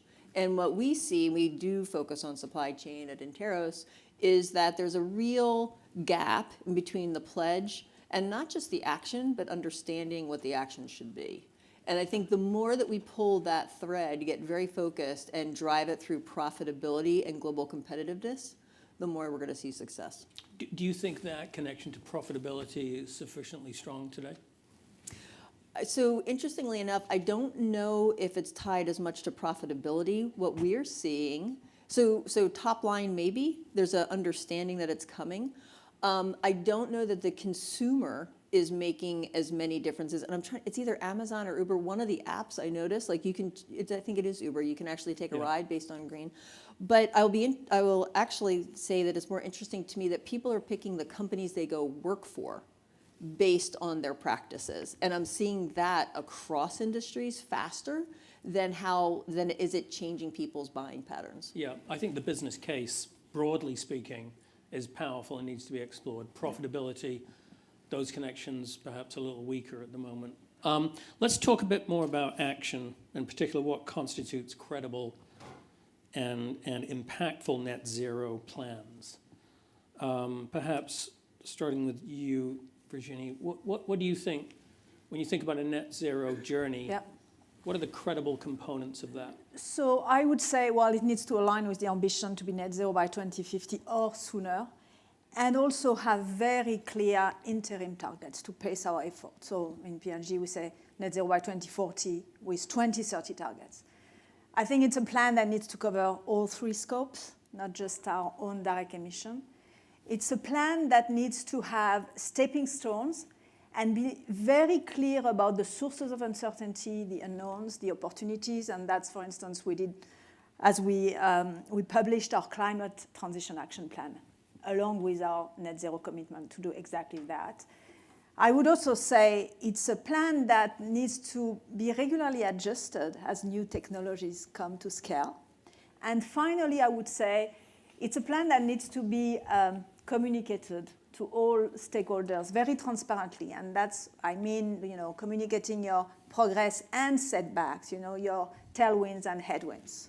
So for me, those 5 characteristics would make a credible commitment. I'm curious, do you think industry or business has done a good job of communicating on climate, and in particular around net zero plans?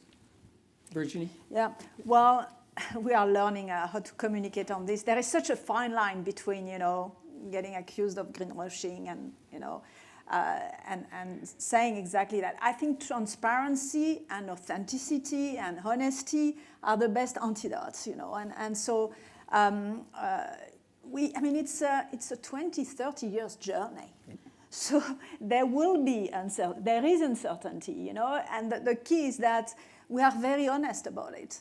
And we are ready to pivot when there are new technologies that come to scale and become affordable. So I think that's the spirit, that we need to embrace. Ron, what's your view on the communication issue? Do you feel like companies are doing a good job of that? I think they're communicating the goals pretty clearly. I think it varies by industry and by company. And when you look inside the agricultural industry, which we're all part of as we look at that part of the journey, it gets tricky. We've got a social responsibility to go with that ESG. It's not just decarbonization, but it's actually keeping the cost of food down, right? So these are very important things as part of that journey. And there's some great actions that are already occurring. I know in one of the things that we've worked on with the folks at Nestle, as well as with the folks at AB InBev and at Walmart, was making sure that we were able to grow rice in an efficient manner and have the impact that you want to have as part of that journey. So that saved 4.4 billion gallons of water by teaching a new technique of row rice. That was all measured hard, transparent. Those are the important things that you want to see delivered along that journey. Those are the kind of things that need more communication. And then wherever there are those setbacks, I agree with Virginie that you have to have that honesty as part of that journey. But the more important part, when you look underneath those numbers, we were able to keep the cost of regenerative ag for the farmer to only 25 cents for a 5-pound bag of rice, right? So that dropped down to 2 cents roughly, 2.5 cents per pound of rice is what it was of actual costs. So when you start looking underneath it, these are very manageable numbers at the raw material level. So we can make these farmers go on that journey and pay them so they make these changes. And that's communication is part of what Virginie said around collaboration as part of that journey. Grant, I'm going to come to you first and then back to you, Jennifer. Grant, Mars has been a sustainability leader, I think, throughout the course of my career, 20, 25 years in the space. Always been held to a very high standard, very thoughtful as a company, I think. Talk a little bit about your views on what constitutes a credible net zero strategy, or climate strategy overall, if you will. Yeah, I'd be happy to. So, first of all, I think we have to look at what's at stake. The global supply chain is broken, and we're heading for a 3-4 degree world, not 1.5. So, the basis of net zero, don't forget what we're trying to achieve here, which is literally, we're talking about life viability of some countries and the whole farming and food supply chain. So it's a big stakes game. And I agree with everything my colleagues have just said. I'll probably add a couple of things. It has to start with the science-based targets. I think a lot of CEOs are making commitments based on very little hard data. So we were slow. Mars is a $45 billion company. 80% of our, you'll know us through M&M, Snickers, Pedigree, the brands, Ben's Original, but 80% of our greenhouse gas emissions comes from agriculture. So we're really an agricultural company, and many of our colleagues are as well. So it really starts, so we were slow to come out with a commitment because we really wanted it to be vested in science and science-based targets. So that was the one thing I just wanted to build on with Virginia. And the second thing is, the transparency of the metrics. It has to be transparent how we're doing against those metrics. And then there has to be, the final thing I would probably add is there has to be consequences. Currently, there's no consequences for making a commitment. The average CEO life expectancy, luckily I was double it, is less than 5 years. And because I work for a family company, it's not just a commitment to the consumer, it's a commitment to the family, because they're going to be there, hopefully, for the next 100 years. And I think there has to be, the CEOs and the senior leaders should be compensated in this space against that. So compensation as a consequence. So just to give you, I know it's taking a bit longer, but I'll try and speed it up. So Mars, the senior leaders' compensation, about equally split between, is actually the same as the financial performance, is our performance against our social impact and greenhouse gas emissions. That's very, very unusual, and that gets your attention. And it has to be tied together with an integrated business plan. Too many companies have sustainability and financial performance. The two things are intertwined. Until we break that, we're not going to make any progress. Just to riff off of that for 1 second, if an average life is about 5 years for a CEO, I'm making a 20-year commitment. You're going to go through 3 or 4 CEOs. Yeah. So that gap that... So perhaps the board needs to play more Bingo. of a role. The board needs to play a big role, and this is something that their oversight responsibility is just beginning to grow, and they're the ones who are going to be legally liable for not doing the oversight. Which is where a family office business actually has its benefits, the longevity. Right? But we have to look at it because these are public companies and private companies, and I think Grant's point's a great one. Like, we really have to look at it with consequences, with measurements. Jennifer, we had a couple of mentions of supply chains, obviously crucial to any company's efforts around climate risk and opportunity strategy. We talked in the green room about assumptions of sort of the magic that AI can bring to supply chain intelligence, supply chain management. What's been your experience working with companies on their climate plans and their net zero plans? Perhaps scope 3 obviously springs to mind, but how are you approaching that at Interos? Well, those are two different questions, right? How are we approaching it, what we're seeing? So what we're seeing... So 2 minutes then instead of the 1 minute. That's okay. What we're seeing is aspirational, right? And I think that's what you're hearing up here. I would actually like to add a kind of a 6th pillar, and I think we all talk to it, but the root of the problem is that the aspirations and the goals have to relate to the value system of the company. And so because to your point, we work with companies across industries. And to be honest with you, a lot more of the aerospace and defense and energy companies are coming to us trying to figure out what to do. Because once you get to the supply chain, and I get to scope 3, it's limitless, and the supply chain is limitless. And so there's a real concern. I like the conversation that Ron and I were having before we came up here, though, is that if we can get focused, it's not just the CEO creating this big, hairy, audacious goal. It's, can we get focused on one part of the business and actually have some measurable metrics to claim success? Those are the folks that we're seeing win. And I think to the other conversation, it's the tools do exist, right? So it's just not technology that's going to solve this problem. AI is not magic. It's a cultural shift. It's a real severe focus. It's measurable outcomes. But if it doesn't align with the type of business you're in, then you're actually never going to achieve anything. What do you think some of the biggest barriers are to achieving that in the companies you're working with? I think a lack of understanding. I honestly think it's that. I think that there's enough pressure on the top line to do something and to get out there because my competitors are doing it or the industry is rallying together. And as I mentioned to you before, I think the consumers will come as they understand more, but, and you have like organic food and things like that. So you have little bits of it, but the employees, so I was mentioning, we had a meeting with a major media and entertainment company that does theme parks. And their general counsel had me in their office the other day trying to say their employees are holding them accountable. That I would have thought Mars, I would have raised some agriculture company would be first, but no, I have media and entertainment and the theme rides. Because not so much the consumers, but their employees. So I think lack of understanding of what's going to make a difference, and that's why we need more people. I mean, there really wasn't school right, training to do this. And so I think you're almost having a new category being created as we're all living on this earth. Virginie, on the Scope 3, just sticking with that for a second, how are you approaching that? I know renewable energy has been a huge part of your approach there, but tell us more about how you think about Scope 3 in general across the entire corporation. Absolutely. I mean, it's a bulk of our emission. And there are really two drivers. Supply chain emission, it's about 9% of our total emission. And in-use emission, where consumers use our product, it's 83% of our emissions. So we work obviously on both as the key priority. How we approach supply chain, this is about prioritization and collaboration, because we found that 10% of our ingredients represent 90% of our emissions. So we start focusing on those. We work with our top 150 suppliers to cut those emissions. And collaboration, because we talked about AI, but it's really data, access to primary data. Today, we measure our emission in Scope 3 supply chain with industry average. It's like calculating your profit margin based on industry average.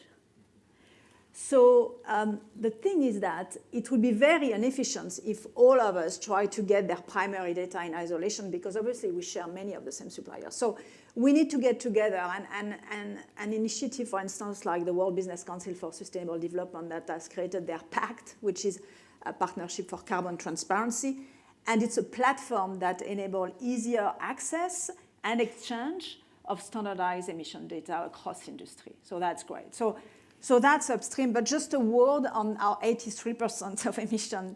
This is really where we can make the biggest difference, because this is when people use heated water to shave, to do their laundry, wash their hair, do their dishes, clean their floors, And so this is really about innovating so that you can develop products that work great in cold water, less water, or no water, and then educating people on how they can reduce their footprint. So, developing Tide detergent that works best in cold water and enabling people to do that when they wash their clothes, And it's significant. Just to give you a number to illustrate that, last decade, with our cold wash program in Europe and the US, we saved 15 million tons of CO2. This decade will save 30 million tons. This is 10 times bigger than all the emission from all our plants worldwide. So upstream, downstream, those are our key focus. I'm happy to come back to you, Jennifer. I just want to ask, Grant, you and Ron, or was it Indigo, prior to COP, had an announcement, or perhaps during COP, around the Agribusiness Task Force. Do you want to talk a little bit about that in the context of Scope 3? Yes, absolutely. So just to build on what Virginia was saying, it's nobody can do this alone. And much as we think we're a great company, and everybody else here does too, about their own company, you cannot do it alone. And so if I'd said to you, 8 or 9 years ago when I came into the CEO role, we're going to bring together a list of competitors all the way through the value chain from farm to consumer, people would have said, that's not going to happen. We were fortunate we had His Royal Highness now, King Charles, through his SMI group, asked me to lead his agribusiness task force to really go after regenerative agriculture as one of the areas of focus. And we've got consumer goods companies like Pepsi and Mondelez, and we're a competitor to Mondelez, all the way through Yara, Bayer, and Olam in the middle. And Sonny at Olam said, it's funny to be in a room, it was a bit tongue-in-cheek, where we hate each other, but we understand we have to work together. And the purpose of that group was to say, regenerative agriculture can take a massive amount of greenhouse gas emissions, improve the soil, and improve water retention. It's all known capability, and Ron and his team at Indigo are brilliant at this, and I'm sure he can talk about it. So how do we get all of those companies working together and make it a no-brainer for the farmer to use those regenerative techniques? And it all came down to, the value chain made it too difficult for the farmer. The metrics are like a wild west out there. So we've got to simplify the metrics so that companies know what they're paying for the carbon sequestration, prime the pump for the farmer, and we can take out 600 million tons of greenhouse gas in the next 10 years. So. Ron, do you want to expand on that just for a minute? Yeah, I think as you look at that, as you look at this problem, it's even more harsh. We have to get going by 2030. So what's immediate and scalable as solutions as we talk about these longer term solutions combined with near term? And one of the things that we learned on our journey in the Sustainable Markets Initiative that Grant touched on was this one actually is the closest in. 38% of the Earth's land mass is farm and pasture land. It wasn't meant to be brown 8 months of the year. It's actually meant to be green 12 months of the year. And as part of that journey, we've got to help these farmers economically get on that journey, as Grant said, and make it a durable revenue stream for them to be regenerative. They all want to do it. It's not new science. It's how their grandparents farmed 100 years ago. We're just kind of going back to the future, bringing that back, but at scale. Yeah. That's the key, at scale. And that's all very doable. There are real examples we went through on that journey, and we've had these large companies out to come visit with the farmers. And what you have to remember on the farmer, it's not a manufacturing plant. It's a living, biological entity. It is not static. It is dynamic. It's living out there. So one has to remember that when you're on a farm. In my fields, my 100 fields, they're all different. They're not all the same. Yeah. So you're not going to get the same results, so you vary that. You've got to take all that into account with the farmer, with their crop rotations. It's complex, and that's just the front end of the supply chain. Then we got to go all the way up, all the way to get to the finished products that we're talking about. So it takes a lot of teamwork, a lot of collaboration, to your point. Jennifer, do you want to come in on it? So a couple things. I think one, back to the conversation that the points that P&G was just making, the interesting thing to think about is your 83% in your scope 3 is the concept of work from home that we didn't have to the level that we have today. And I think that you went through a perfect exercise of focusing on your value as a company, which is P&G realized the impact they can have in people's homes in a way that other companies can't, nor should they. And that allows you to be very focused and have something achievable. So, so I think that's a perfect example of what we were talking about a minute ago. I also think to Ron's point, and if I could touch on this question, because it's actually the same. Please. This is a great... By the way, the question, just for those if you can't see that, I'm not sure. It's behind you. It's behind, okay, fine, please go ahead. That's okay, but this is a great question, and it touches on what Ron just talked to as well. So we're a supply chain technology mapping company. That's all we do. And we get asked this question across industries, which is, how do you help the small business that doesn't have the resource? You know what the blessing of the supply chain is that the small business actually has the most impact because they have the shortest supply chain. Because the opposite to actually having a positive impact on knowing your supply chain is mergers and acquisition, which is how we get big business.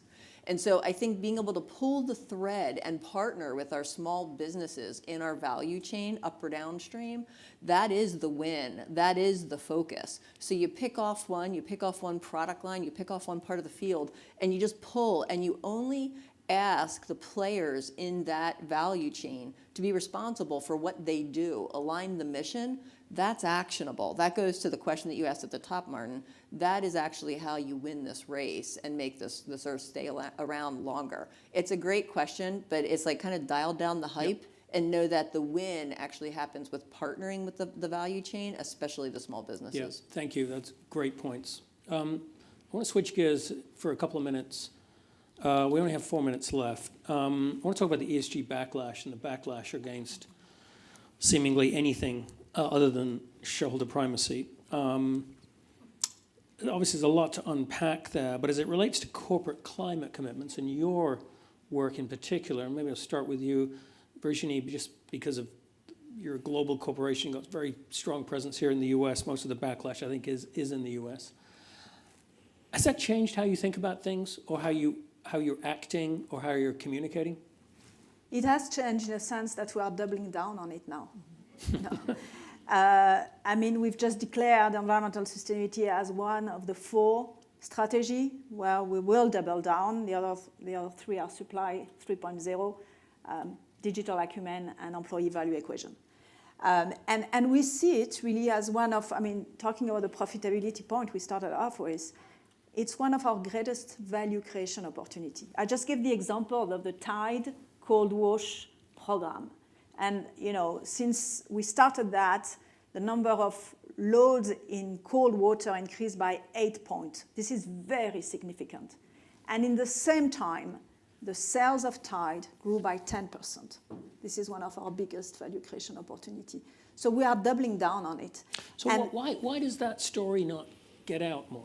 Or do you It think is. We had the Investors Day 2 weeks ago, and that was part of the story. So it is, but not enough. I mean, you're right. I mean, we need to learn how to communicate on this space. We are doing it more and more.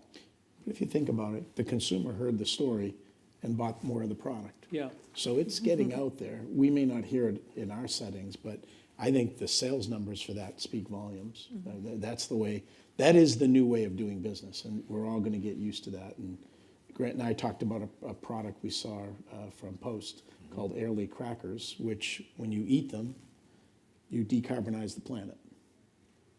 One box takes out several beach balls worth of greenhouse gas. That's where these markets are going. That's what innovation is going to drive in new products and where the new products are going to go. That's where I see this thing evolving to. And the companies that are smart will have their strong employees to drive it. Grant, is the backlash changing how you think about things? I think it makes you more thoughtful, but I think the end game is exactly right, which is if companies want social license to operate, they're going to have to conquer this space. And I believe this is going to, somebody said to me recently, it's a bit like pension liabilities on the balance sheet 10 or, it may even been you, Ron, right? I'm laughing. 10 or 15 years it ago. Is. That the social environmental impact is going to be on people's, companies' balance sheet. So is ESG perfect right now? Absolutely not. There's too many metrics. It is a bit like the Wild West. But what they're trying to achieve is exactly what we're talking about. Clear metrics, transparency against those metrics, and consequences if they don't hit them. Now that consequence could be associate retention and attraction. It could be your market cap. It could be government legislation. But the world is going that way, and it has to if we're going to survive. And so there's always a distribution of people on any change. Some people are early adopters, and some are laggards. And they're all right in their own way. The truth is, this has to change. The metrics are critical. Let's just get on with it. So I'm going to finish with another rapid-fire question. If you could, maybe Jennifer, I'll start with you, and then we'll just work our way back this way. In a sentence or two, this is questions about leadership and how leadership might have changed over the last couple of years with everything that we've been through. In the broadest sense, have you changed as a leader in the last couple of years? That got personal fast. I think so. So the answer is yes. I think you had to. And I think that we all lead, there's this concept of not just psychological safety that we all got introduced to the last few years, but empathy and the mashing together. I mean, honestly, I've been CEO of my company for almost 18 years, and my employees know more about my personal life now than they ever have before. And some of it's because they would see it over Zoom, but the other is that's part of empathy. You became very, very human. But it kind of instantiated the same value system that I was trying to project within my employees, and they projected back to me. And I think that was a big win, actually. Thank you. Virginie? I've been raised in the company to learn how to compete. And now it's learning how to collaborate at a whole different new level. And really, building on the point of empathy is understanding how do you balance the needs across all your constituents, your employees, your consumers, your retailers, your share owners, and society at large. And it's a whole new different skill set that you need for that. Thank you, Ron. In our company situation, it's really interesting. We're balancing the economics and the different stakeholders, but we're also balancing a moral obligation. And I've never done that before in my life. I will readily admit that. And it's a very big responsibility that the team takes on. The team owns it, and we all own it as a group. And I really believe what you said, Jennifer. There's a level of vulnerability that you have now as a leader that's completely different. COVID added to it, sped it along, but there's a different level of operating now that I've seen, and I've been working over 30 years, and this is very, very different. It's a new generation, and you have to adjust to that new generational change of how the world and the workforce is going to operate, and how people are going to buy products, consume products, and live their lives and judge you whether you like it or not. And it's a really important time. Thank you. Grant, the last word? Yeah, so a couple of things. I'd say I agree with everything. Some of the pressures that our associates and our stakeholders are under is immense. And part of our role as CEOs, I think, is to import that stress and export can and turn anxiety into action that solves the issues. And you know, as it refers to net zero, I think the adage I would say is that, you know, performance without purpose is meaningless. But similarly, you know, you can't drive purpose without performance, and it has to be integrated. And our role is to make that easy for people to get on board. Import stress and export calm. Love that. Yeah. It's a great trade. Yeah. I don't do it all the time, but I try. Please join me in thanking the panelists. A great panel. Thank you. Thank you. Thank you for that very detailed and informative session, and thank you also for those very honest and straightforward comments on the end there about leadership. There was a lot of discussion there about collaboration and teamwork. So I would now invite you all to do some collaboration and teamwork here outside over lunch. Please enjoy, and for those on the live stream, we'll welcome you back to the next session in an hour. Thank you very much. Korea was the first country to launch a 5G mobile network in 2019. It heralded a warp speed technological transformation towards things like self-driving cars and smart cities. 3 years on though, and the lofty promises are unfulfilled.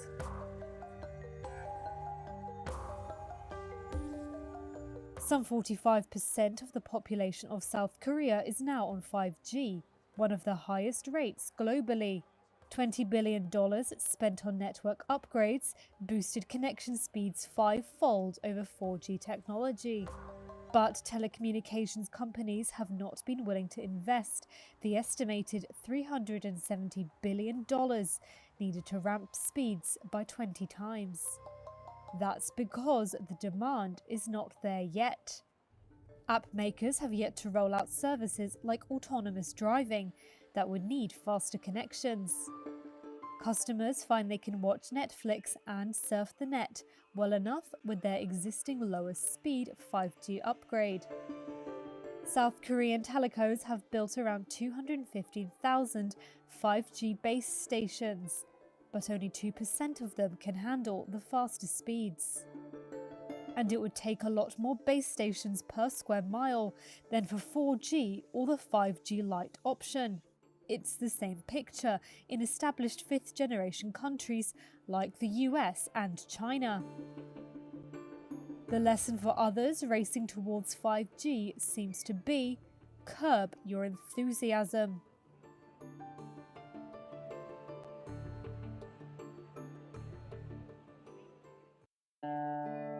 Heat waves across Europe have claimed another kind of victim. The Alps glaciers are melting at a record rate in at least 60 years' worth of record keeping. That's according to data shared exclusively with Reuters.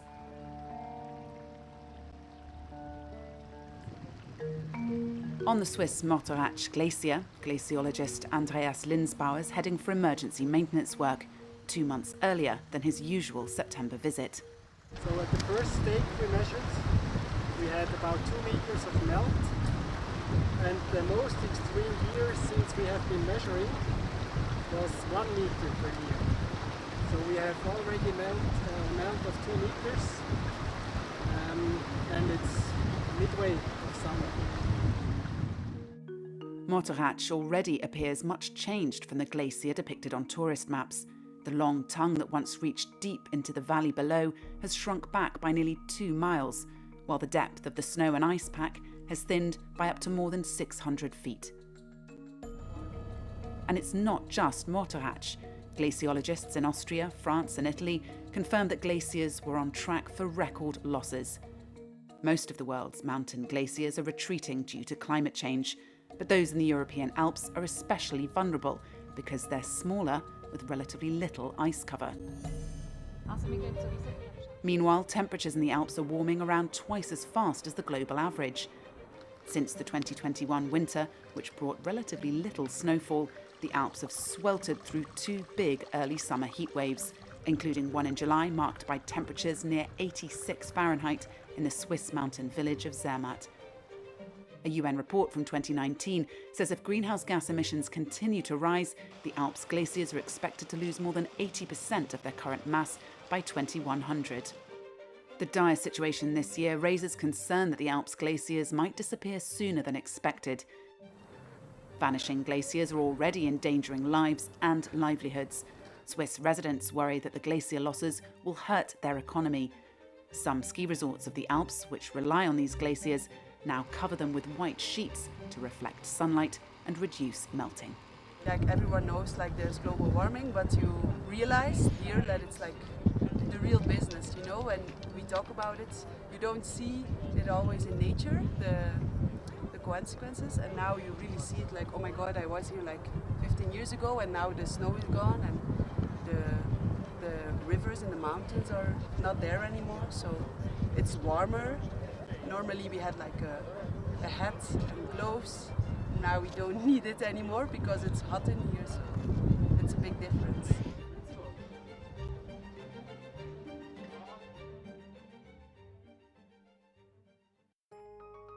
We see collisions happening, we see these debris clouds, it's only going to get worse. We can't ignore this problem, we have to act now. A UK-based mission is set to remove junk from space. Using a giant claw, the CLEAR mission will remove 2 large pieces of space debris from low Earth orbit, in what is the first attempt to ease the dangerously congested space environment. As far as we know, will be the first removal of a real piece of debris from orbit. So we're not taking it with us, we're going to get this kind of 2-meter large old launch adapter and pull it safely down out of the way.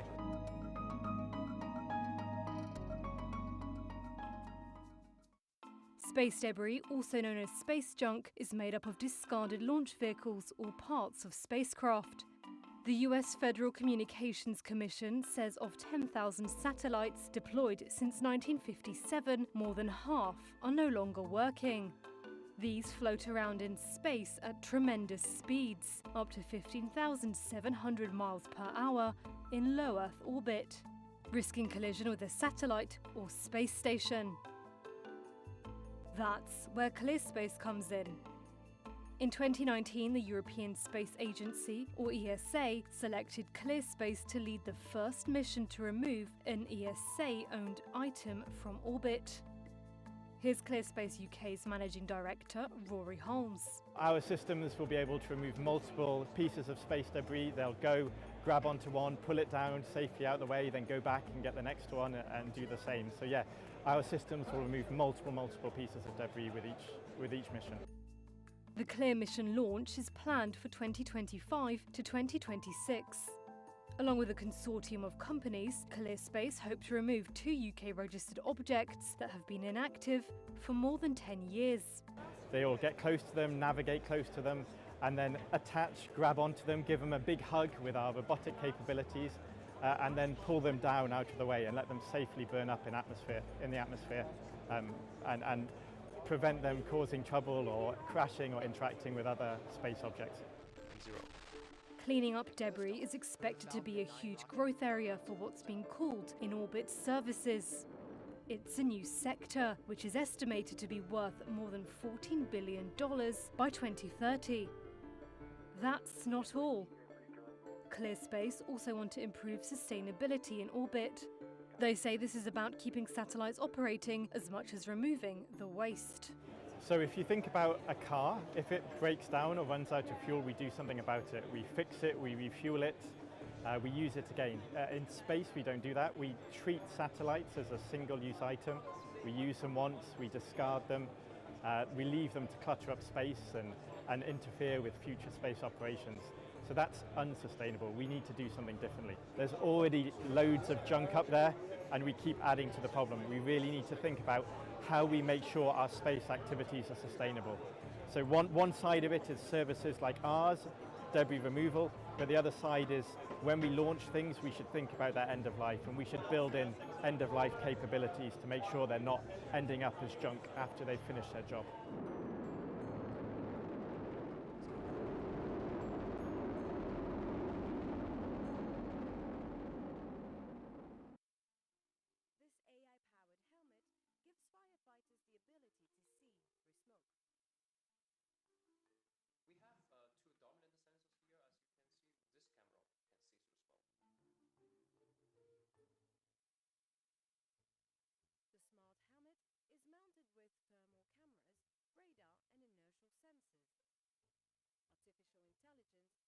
interprets all the data and provides firefighters with real-time information that can help rescue victims, recognize teammates, and provide an accurate understanding of their surroundings. Leading the research at the University of Edinburgh is Dr. Chris Liu.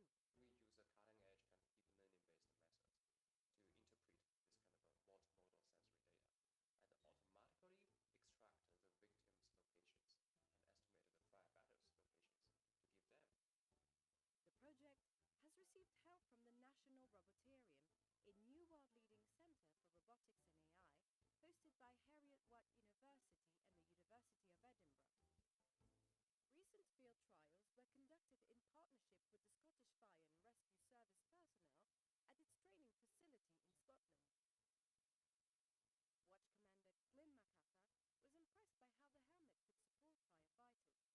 Recent field trials were conducted in partnership with the Scottish Fire and Rescue Service personnel at its training facility in Scotland. Watch Commander Clint Makata was impressed by how the helmet could support firefighters. Doesn't affect any performance. Very lightweight in terms of the equipment on the helmet compared to what we currently use in terms of a handheld thermogen camera. With a handheld, it obviously takes away our use of one limb really. So to have this integrated within either a visor or a helmet would be a massive advantage. The next step? Building a new prototype helmet with all the sensors integrated inside, according to Dr. Liu. He says he also wants to give the helmet the ability to generate 3D maps and an embedded display, giving the wearer even more spatial awareness.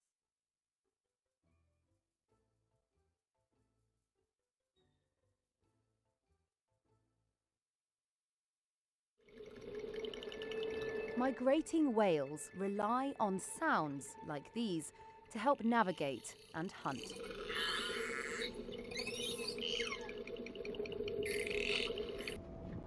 Above water, these high-tech smart buoys being installed off the coast of Chile will have one main job: to listen to the whales and, using artificial intelligence, help them avoid colliding with ships while migrating from Antarctica to the equator.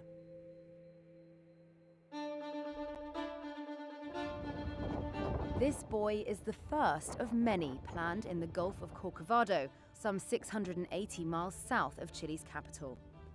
The area, full of fjords and islands, is teeming with marine life and has a large number of blue whales, as well as sei and France whales during certain seasons. But the area also faces lots of marine traffic that produces sound pollution that threatens the whales. La tecnología que instalamos ahora en Blue Boat Initiative nos va a permitir, por una parte, monitorear los océanos, es decir, escuchar todo lo que pase debajo del agua y, una vez que detectemos a ballenas, poder avisar a las embarcaciones a tiempo real de esta presencia y así evitar las colisiones. The buoy works by using software called Listening to the Deep Ocean Environment, or LIDO. It monitors sounds and uses AI to identify sea mammals and their location in real time. It then alerts nearby vessels so they can reduce noise and avoid collisions. The initiative is the result of nearly a decade of studies and development supported by Chile's Environment Ministry. The plan is to cover the Gulf with a minimum of 6 buoys and eventually the entire migratory route of the whales from Antarctica to the equator. The devices also contain various oceanographic sensors to monitor ocean health and the impact of climate change, which is expected to help guide public policy. En la capacidad que tenemos de escuchar el mar y no solamente escucharlo, entender sus mensajes, no a nivel filosófico, pero realmente científico, tecnológico, somos capaces de descifrar las diferentes fuentes acústicas que se producen dentro del agua, combinarlas en un paisaje sonoro coherente, alertar de unos efectos negativos de actividades humanas o de cambio climático para poder actuar y mitigar en caso de que realmente identifiquemos que el problema es para largo plazo.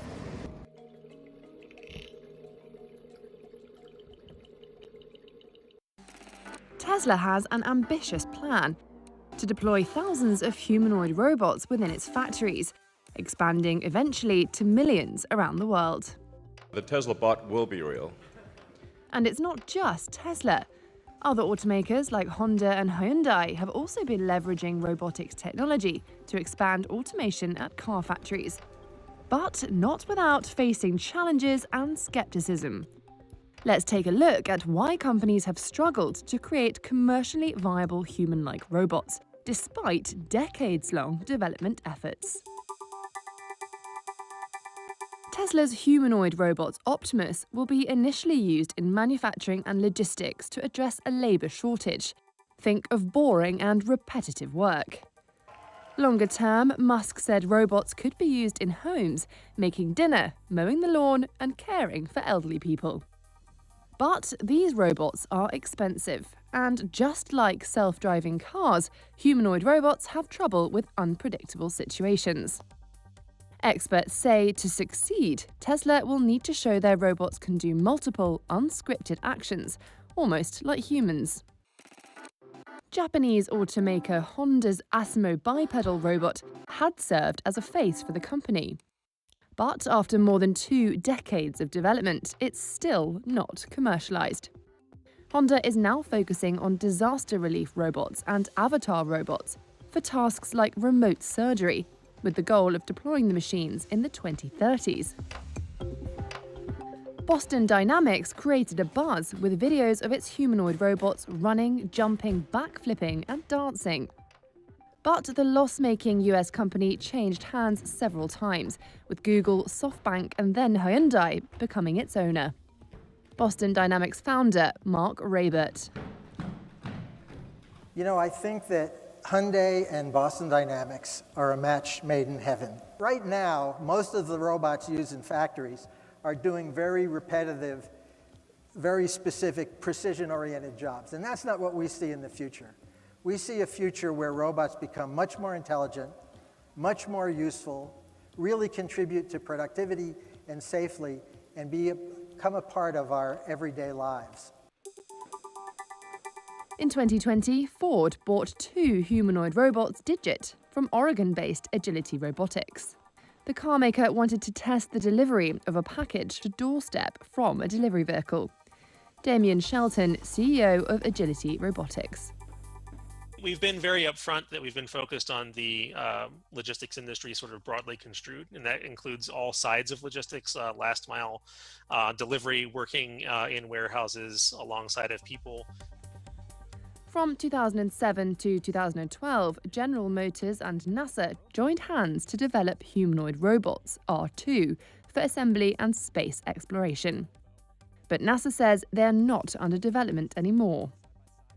Several robot startups like Rethink Robotics also went out of business as they failed to commercialize their products.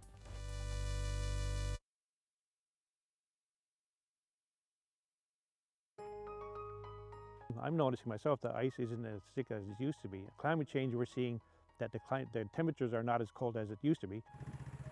Rex Holwell has spent his life on the sea ice that forms each winter off the coast of Newfoundland and Labrador in Canada. Like other Inuit, he learned to hunt seals and fish over the sea ice highways. But he fears climate change is about to upend it all. As droughts last longer and heat waves, flooding and storms intensify, the Inuit are doing what they have always done: adapt.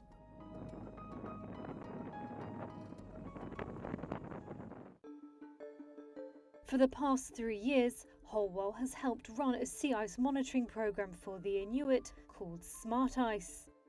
It pairs traditional Inuit knowledge with modern technology. Data collection buoys and electromagnetic sensors provide real-time measurements of sea ice thickness.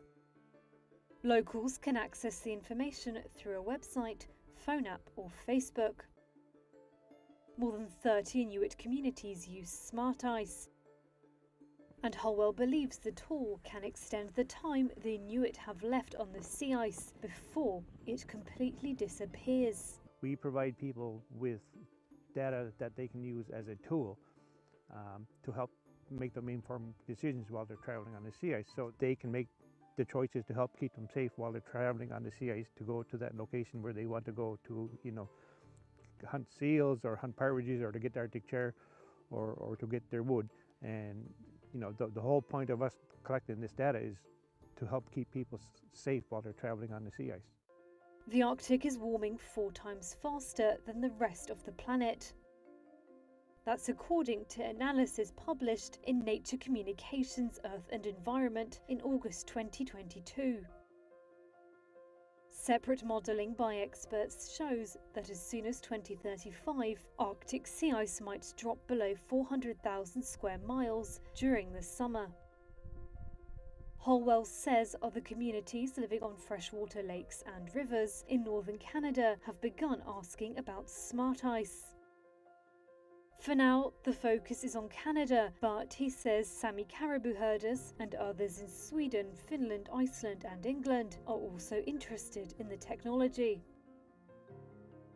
Over in his tiny Inuit town, the effects of climate change are being felt every day. Has a huge role in our mental well-being as well, as Inuit people to be able to go out on the sea ice. And, with climate change happening what it is, it's going to have a huge effect in the future on those generations who can't go out on the sea ice and practice their traditions and keep their culture alive.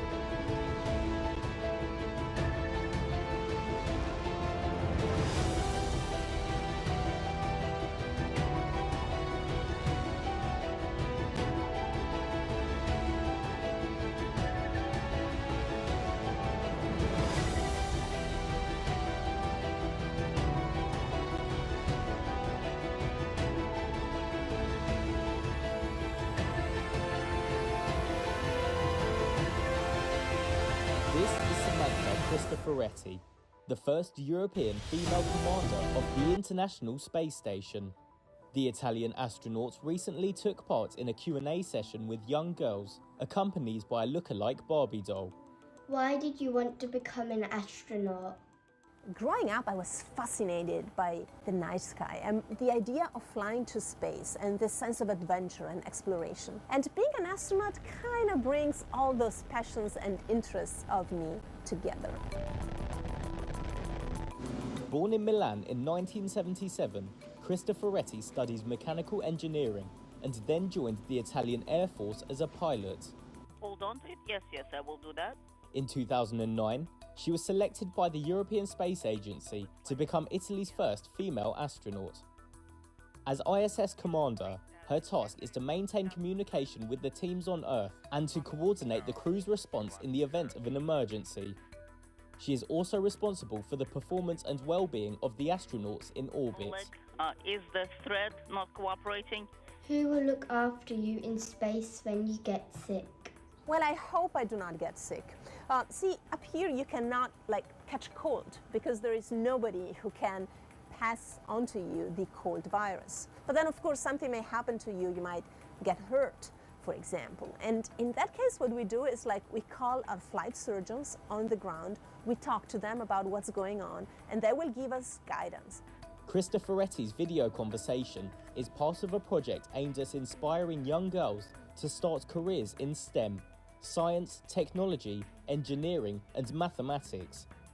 Check it out. The initiative was organised by Inspiring Girls International, a charity which connects girls to international role models. Samantha Krista Ferretti in your field of view. È possibile mangiare la pizza a bordo? Ahimè, una vera pizza naturalmente va preparata in un forno adeguato e qui a bordo non ce l'abbiamo, abbiamo soltanto un forno elettrico per riscaldare le buste del cibo. Però ci siamo arrangiati qualche tempo fa per mangiare una sorta di simil pizza che non è stata male per niente. Krista Ferretti also has her own Barbie. In 2019, Mattel designed a Krista Ferretti lookalike doll and put it on sale in 2021. The company donated some of the profits to the charity Women in Aerospace Europe.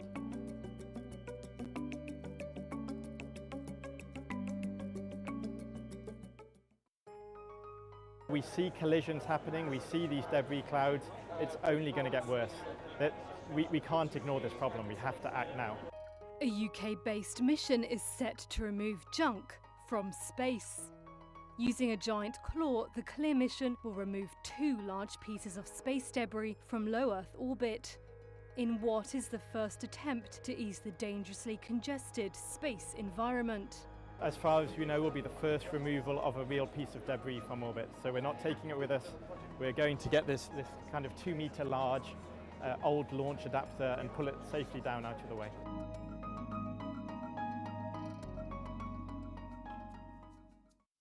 Space debris, also known as space junk, is made up of discarded launch vehicles or parts of spacecraft.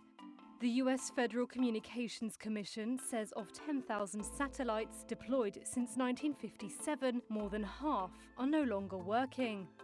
These float around in space at tremendous speeds, up to 15,700 miles per hour in low Earth orbit, risking collision with a satellite or space station. That's where ClearSpace comes in. In 2019, the European Space Agency, or ESA, selected ClearSpace to lead the first mission to remove an ESA-owned item from orbit. Here's ClearSpace UK's Managing Director, Rory Holmes.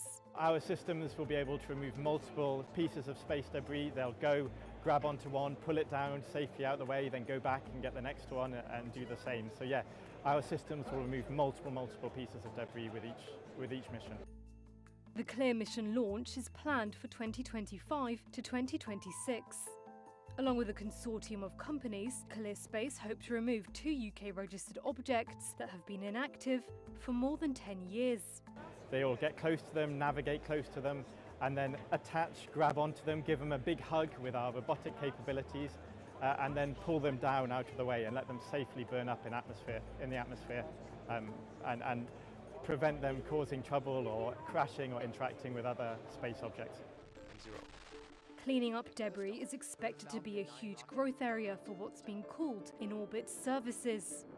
It's a new sector, which is estimated to be worth more than $14 billion by 2030.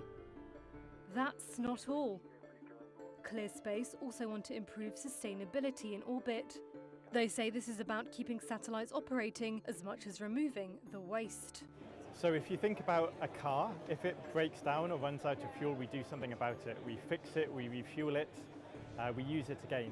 In space, we don't do that. We treat satellites as a single-use item.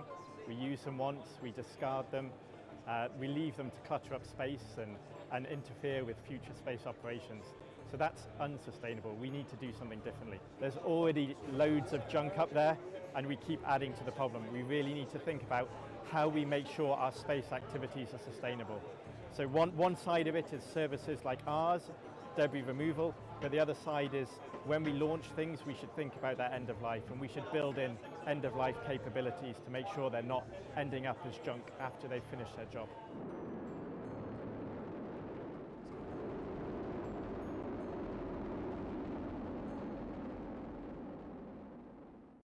South Korea was the first country to launch a 5G mobile network in 2019. It heralded a warp-speed technological transformation towards things like self-driving cars and smart cities. 3 years on, though, and the lofty promises are unfulfilled.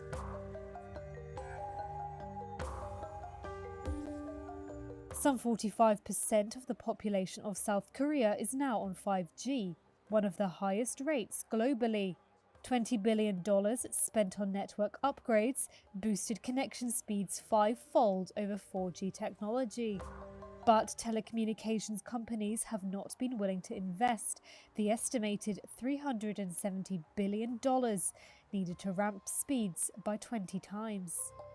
That's because the demand is not there yet. App makers have yet to roll out services like autonomous driving that would need faster connections. Customers find they can watch Netflix and surf the net well enough with their existing lower speed 5G upgrade. South Korean telecos have built around 215,000 5G base stations, but only 2% of them can handle the faster speeds. And it would take a lot more base stations per square mile than for 4G or the 5G Lite option. It's the same picture in established fifth-generation countries like the US and China. The lesson for others racing towards 5G seems to be curb your enthusiasm.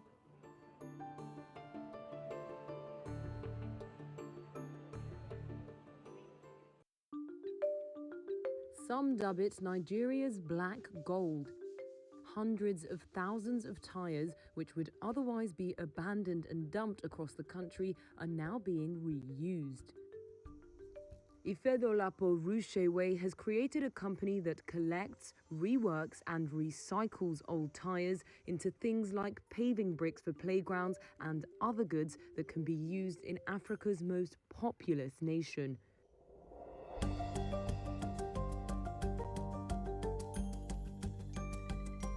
The tyres are reworked at an industrial plant owned by Freetown Waste Management Recycle. Rushewe is the company's managing director. Creating something new from something that would otherwise be lying somewhere as waste, as was part of the motivation, like what can we be doing from this in terms of upcycling or recycling, which is why we started out with tires. And most people don't know that for your tires, the entire component of a tire is valuable in terms of the metal in the tire, the fiber in the tire. The $5 million facility has recycled more than 100,000 tyres into everything from speed bumps, floor tiles and soft paving. So this is one of our products and it's made from recycled waste tires. It's also one of our best sellers, the zigzag interlocking pavers. And usually we'll find this in use outdoor, driveways, playgrounds, walkways, amongst others. management in Nigeria is patchy at best. Piles of waste are a common sight in villages, towns and cities, and residents often burn them at night for lack of a safer method of disposal. Tyres in particular are routinely dumped and abandoned. Freetown relies on scavengers who collect old tyres from dumping grounds. They're paid around 20 cents per tyre. Tires would ideally just lay waste. You would find them in drainages, you just find them in a corner, stockpiled, nothing to do with them. But now we are able to, create an entire value chain around the tires. The organizers know that if they get the tires across to us, they're going to get paid. Freetown started operations with just 4 employees. It now has 128, having experienced rapid growth in the last year. Andrew Shewe has big aspirations for the future. We do have a 5-year growth plan, which includes expansion and diversification into other types of waste, such as paper, PET bottles, electronic waste, amongst other things.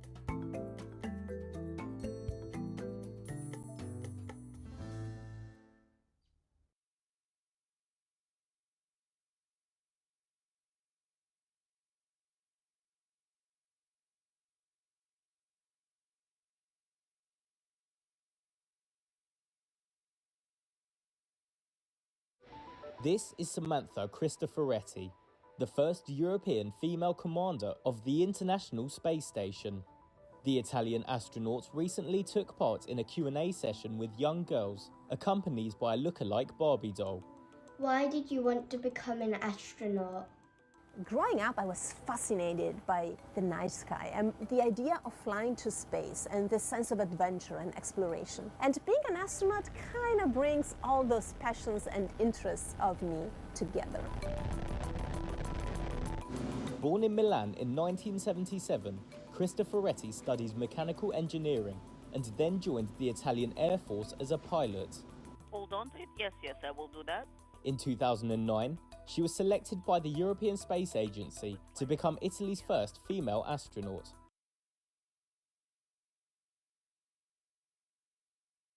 South Korea was the first country to launch a 5G mobile network in 2019.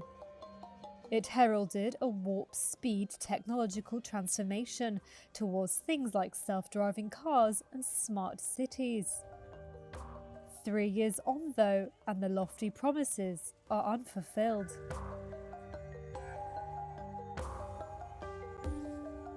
Some 45% of the population of South Korea is now on 5G, one of the highest rates globally. $20 billion spent on network upgrades boosted connection speeds 5-fold over 4G technology. But telecommunications companies have not been willing to invest the estimated $370 billion needed to ramp speeds by 20 times. That's because the demand is not there yet.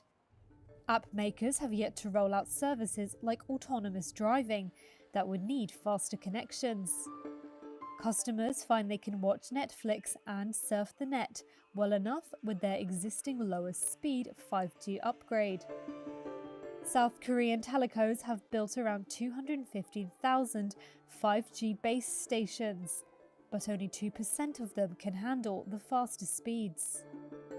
And it would take a lot more base stations per square mile than for 4G or the 5G Lite option. It's the same picture in established 5th generation countries like the US and China. The lesson for others racing towards 5G seems to be curb your enthusiasm.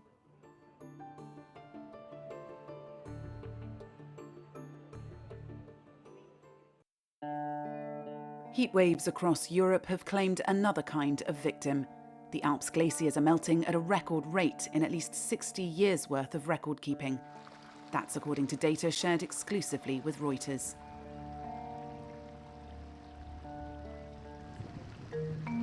On the Swiss Morteratsch Glacier, glaciologist Andreas Linsbauer is heading for emergency maintenance work 2 months earlier than his usual September visit. So at the first stake we measured, we had about 2 meters of melt, and the most extreme year since we have been measuring was 1 meter per year. So we have already melt of 2 meters, and it's midway of summer. Motorhatch already appears much changed from the glacier depicted on tourist maps. The long tongue that once reached deep into the valley below has shrunk back by nearly 2 miles, while the depth of the snow and ice pack has thinned by up to more than 600 feet. And it's not just Motorhatch. Glaciologists in Austria, France and Italy confirmed that glaciers were on track for record losses. Most of the world's mountain glaciers are retreating due to climate change, but those in the European Alps are especially vulnerable because they're smaller with relatively little ice cover. Meanwhile, temperatures in the Alps are warming around twice as fast as the global average.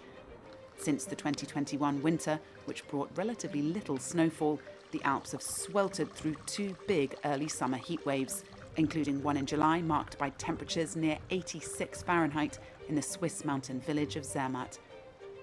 A UN report from 2019 says if greenhouse gas emissions continue to rise, the Alps glaciers are expected to lose more than 80% of their current mass by 2100.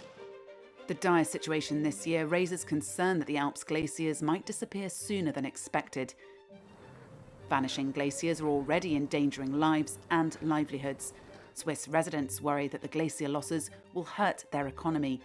Some ski resorts of the Alps, which rely on these glaciers, now cover them with white sheets to reflect sunlight and reduce melting.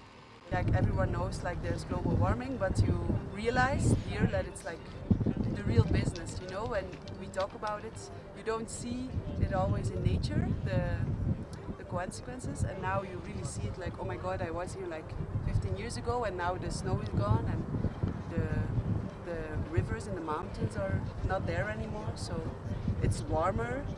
Normally we had like a hat and gloves.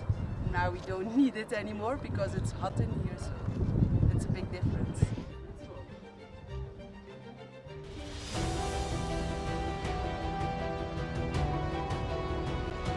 We see collisions happening, we see these debris clouds. It's only going to get worse. We can't ignore.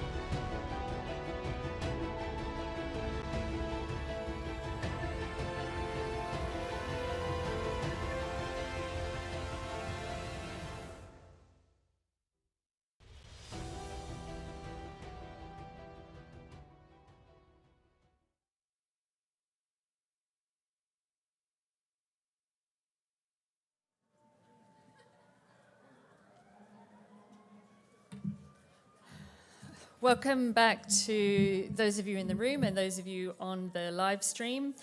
We're heading into our final sessions of the conference, and we have some great ones saved till the end. To kick off, we have a fireside chat being hosted by John Mandyke, the Chief Executive Officer of the Urban Green Council, and he's been joined by Halsey Cook, President and Chief Executive Officer of Milliken & Co. Gentlemen, stage is yours. Thank you very much. Good afternoon, everybody. Thanks for joining our session. I want to welcome Halsey Cook, our Thank guest. you, John. Nice to be here. President and CEO of Milliken & Company. My name is John Mandyke. I'm the CEO of Urban Green Council. I'm from New York, so I want to welcome all of our visitors to our great city. I run an environmental NGO that's dedicated to decarbonizing buildings, which represents 70% of the carbon emissions in New York. So today we're going to continue the conversation that was started by the panel right before us on net zero, but particularly drilling in on the science-based targets aspect of net zero and why that's so important. And we're pleased that Halsey's here with Milliken to do that with us. Thank you, John. So Halsey, why don't we start off? Tell us about Milliken. Who are you and what do you do? Well, Milliken is a multinational manufacturer. There is a Milliken institution out there, which is a nonprofit. So don't confuse them. We have an extra L and an extra I in it. Milliken is a 167-year-old company. We are family owned. We are in our 6th generation.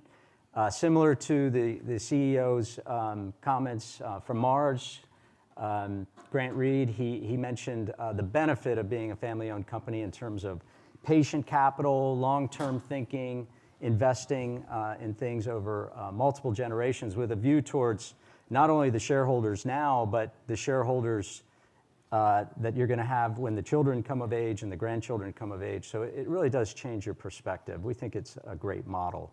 So we are global. We have 70 sites around the world, 44 manufacturing facilities. We have different showrooms and offices. We broadly serve the textile, the chemical, the floor covering, and the healthcare markets. And really the way that looks from a product standpoint is we have a broad base of innovation and what we like to call the curious minds and inspired solutions of our technical community. And that's really part of our secret sauce and our business model is we make components for people making products for the end users. So you heard, for instance, about the cold wash. We play a role with Procter & Gamble in terms of their detergents and their brighteners, odor resistance and things like that. So we are in chemical markets, we're in colorants. In the textile businesses, we make the airbag in your car, we make the reinforcements in your tires, we make roofing for industrial markets, we make the fleece that's on your back when you go out in the cold weather. We make the flooring probably in this room, and we also make compression bandages. So it's a very broad mix of products, John. We have 23 different business units, but the one thing that is the common denominator that kind of brings us all to work every day is our purpose, and that's thinking longer term about our impact in the world. Together we strive to positively impact the world around us for generations to come. And that's really what takes us on this carbon reduction journey. Great, so let's dig into that and start with net zero. It's this all about. Net zero is really important to a city like New York. We're a water-based city. Yeah. New York Harbor is up 1 foot in the last century. And New York has $3 trillion of insured coastal properties, which is twice the GDP of Canada. That's what's at risk just in this one city and why net zero is so important. It's surprising to me that people are still confused about net zero and what it really means. So maybe you can help us start there. What is net zero? What does it mean to you? Well, we try and simplify it as you said, the risk is high and the risk is about global warming. And when it comes to global warming, it's about gases that warm the planet, so the greenhouse gases. And while there's many that are at play, we get a common base when we talk about the carbon footprint. and the CO2 that's in the atmosphere. So even though it may be methane, we turn it into an equivalency for CO2. So the CO2 is too high, and we came together as a world, and we approved a plan, an agreement in Paris in 2015, COP21. And that plan was to reduce the carbon to the level where it would stop having such a severe impact in terms of the overall impact on the warming of the planet. And if we were able to get to net zero, in other words, don't add any more CO2 into the atmosphere by 2050, we thought we could contain the global warming to 1.5 or 2 degrees C. And we could have a long discussion about whether or not that's going to be possible, but that's the concept. So we've got to take the emissions down, and we've got to do it quickly. The goal is to reduce by 50% by 2030, and then do the rest by 2050. And the amount that we cannot take out of our emissions, we have to remediate with some sort of carbon capture. Great, that's a great explanation of it. So net zero is being criticized for greenwashing, and we heard on the other panel about a lot of skepticism about what is net zero, what isn't net zero.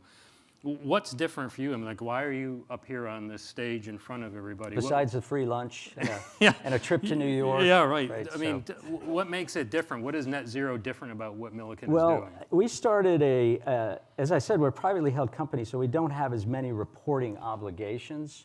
But we decided to kind of up the ante and start a sustainability report some years ago. And that included our greenhouse emissions. And as we got into this and we started working deeper on our sustainability report, we said, you know, the right thing to do, which is very much in line with our values and the purpose statement I talked about earlier, is to commit to the 2050 goal. And as we started thinking about what's the best way to do that, you know, it really became a very complicated landscape in terms of some people were only doing scope 1 and scope 2, which is the emissions that you create and the electricity you buy and the carbon associated with the generation of that electricity, but didn't include scope 3. And we thought that it was very important to include that, and we also thought it was very important to have an authorized body, if you will, give our plans a stamp of approval similar to the way your auditors would talk about your financial statements. So trust, I think, is really at the center of our journey. We wanted the most trusted source on making sure that we were not greenwashing, that we wouldn't be accused of that it was a real plan that was going to deliver real results. And so SBTI, which is an international body and acknowledged by many of the various agencies that do reporting around the world, is considered the gold standard. And so we made an application for that, and we made a commitment to follow the SBTI. And so I think that's why we're up on stage. It's a tough application. It's holistic. And it uses the science behind all of your actions and all of your plans to validate that you've really got a worthwhile and let's say, transparent and correct path to net zero. Yeah, so, you know, Martin was commenting in the earlier panel that not everybody is doing science-based targets. Why is that so important? Well, I think for the trust factor, also for getting there, it's, you know, I think it really comes down to working in conjunction with the values of the company. And when we decided we were going to do this, we wanted to do it right. And, you know, we threw ourselves into it. I'd just like to talk a little bit about the process that we went through going through this SBTI. It's a long application. It's about 40 pages. It takes probably over 100 hours to make the application. We had been building a base of data around our scope 1, scope 2, and scope 3 processes for several years, which enabled the application to be done. And when you get approval, I think you've gotten approval from the most I would say, validated kind of targets you heard before when it was referenced by the other speakers.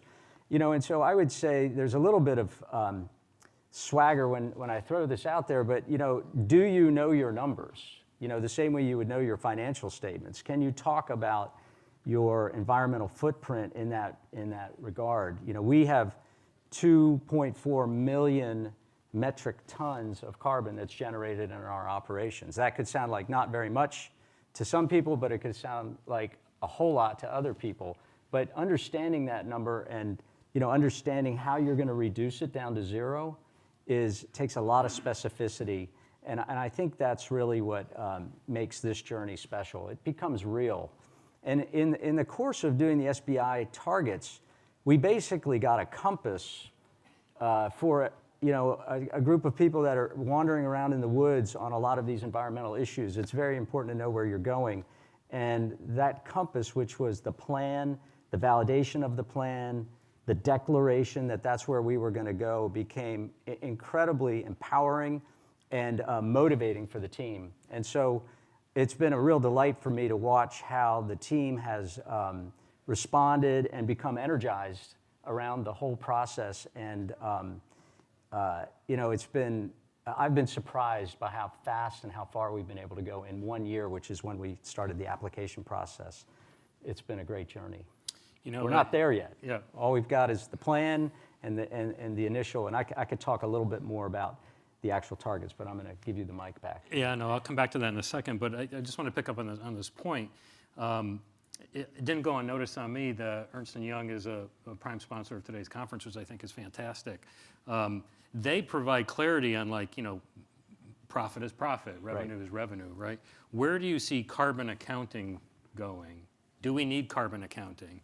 Does SBTI play a role? Yeah, I think absolutely. I would say this trip to New York this week, which I started the week down in Wall Street and met with some of the capital managers, and I'm also on the board of the Alliance to End Plastic Waste, and there's a big carbon story around some of that in the petrochem industry as well. And there was clear and palpable momentum, I think, behind people wanting to make investments in things that reduce carbon. And I think it's going to go even further than that, John. I think as you consider the risk of your enterprise and your ability to be successful in the future, if you're carrying around a large carbon liability with no plan to reduce it, I think it starts to become part of the risk profile of the company. I think carbon will change the basis of competition in the next decade. And so as I think about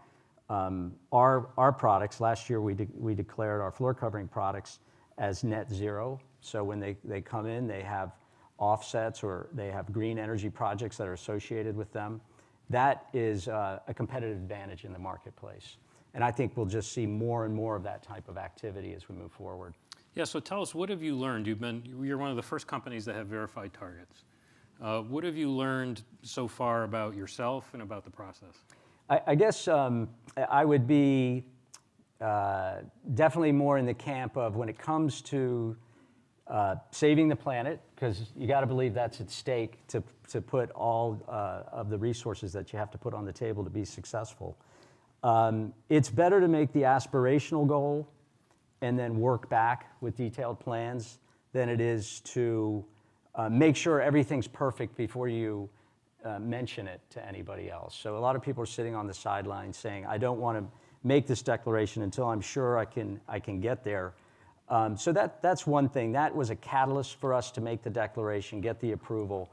And what's happened is that the solutions have come faster than I could have imagined, because everybody's involved in trying to find the answers to how are you going to reduce your scope 1 and 2 down by 50% by 2030. Well, the reality is we got 20% of the reduction in the first 2 years. So we are actually well on the path to hit our targets by a 50% reduction by 2030. I think the other thing that I'd say that we've learned is that scope 3 matters. Well, I also see a lot of companies that only want to focus on what they control, the emissions we make and the electricity we buy. And scope 3 gets you out of your own walking your own halls, talking to yourself and your own team, and out into your supplier base and really understanding how their business works, the carbon that's inherent in their products. It gets you out in front of your customers, and that is something that's been very empowering for our business. You know, companies like Procter & Gamble and Ford and GM, these are all big customers of Milliken, and they're going.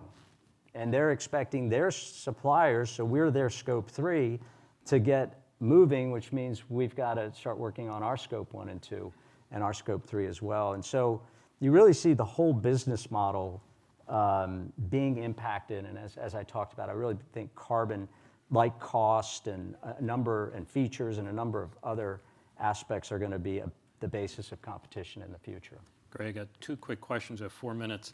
The first one is to pick up on that is, can you create business value yourself? Like everybody's scope 3 is somebody else's scope 1. Right. So if you are a supplier to these other companies, somewhere on the other panel, can you create value by saying, I can deliver you your scope 3 because I know what it is and I'm doing it?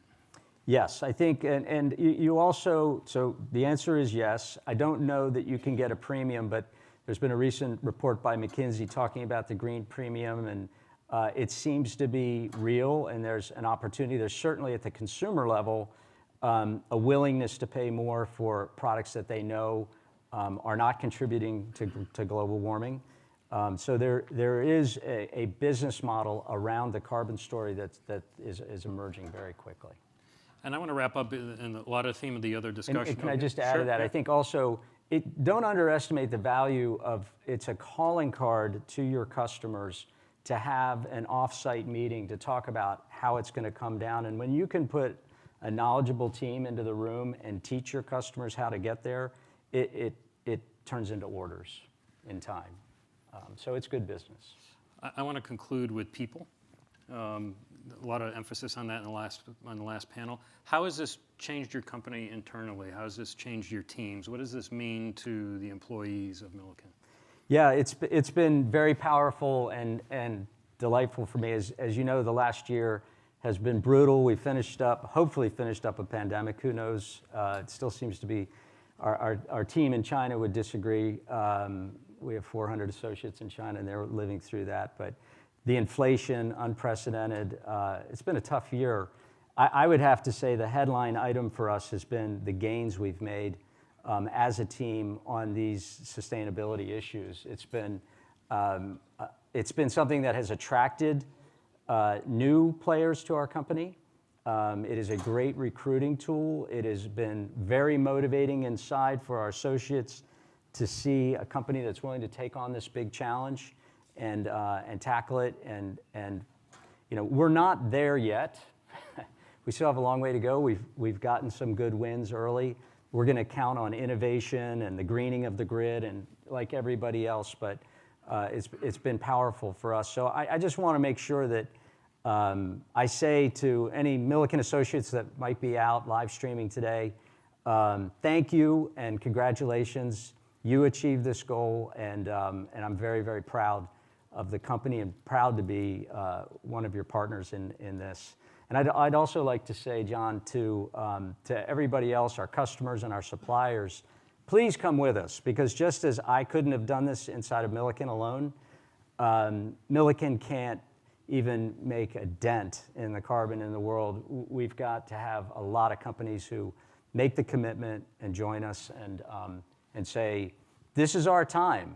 You know, our parents' time is over, and they ran the world, and now we run the world, and it's not forever. And so what's our legacy going to be? Did we actually start to turn the ship by 2030 and start to find real solutions? And that's something that motivates Milliken to do better. Great. Well, great way to end on a note of optimism in a world that needs it. Everybody, let's give Mr. Cook a round of applause. Thank you. Thank you for listening.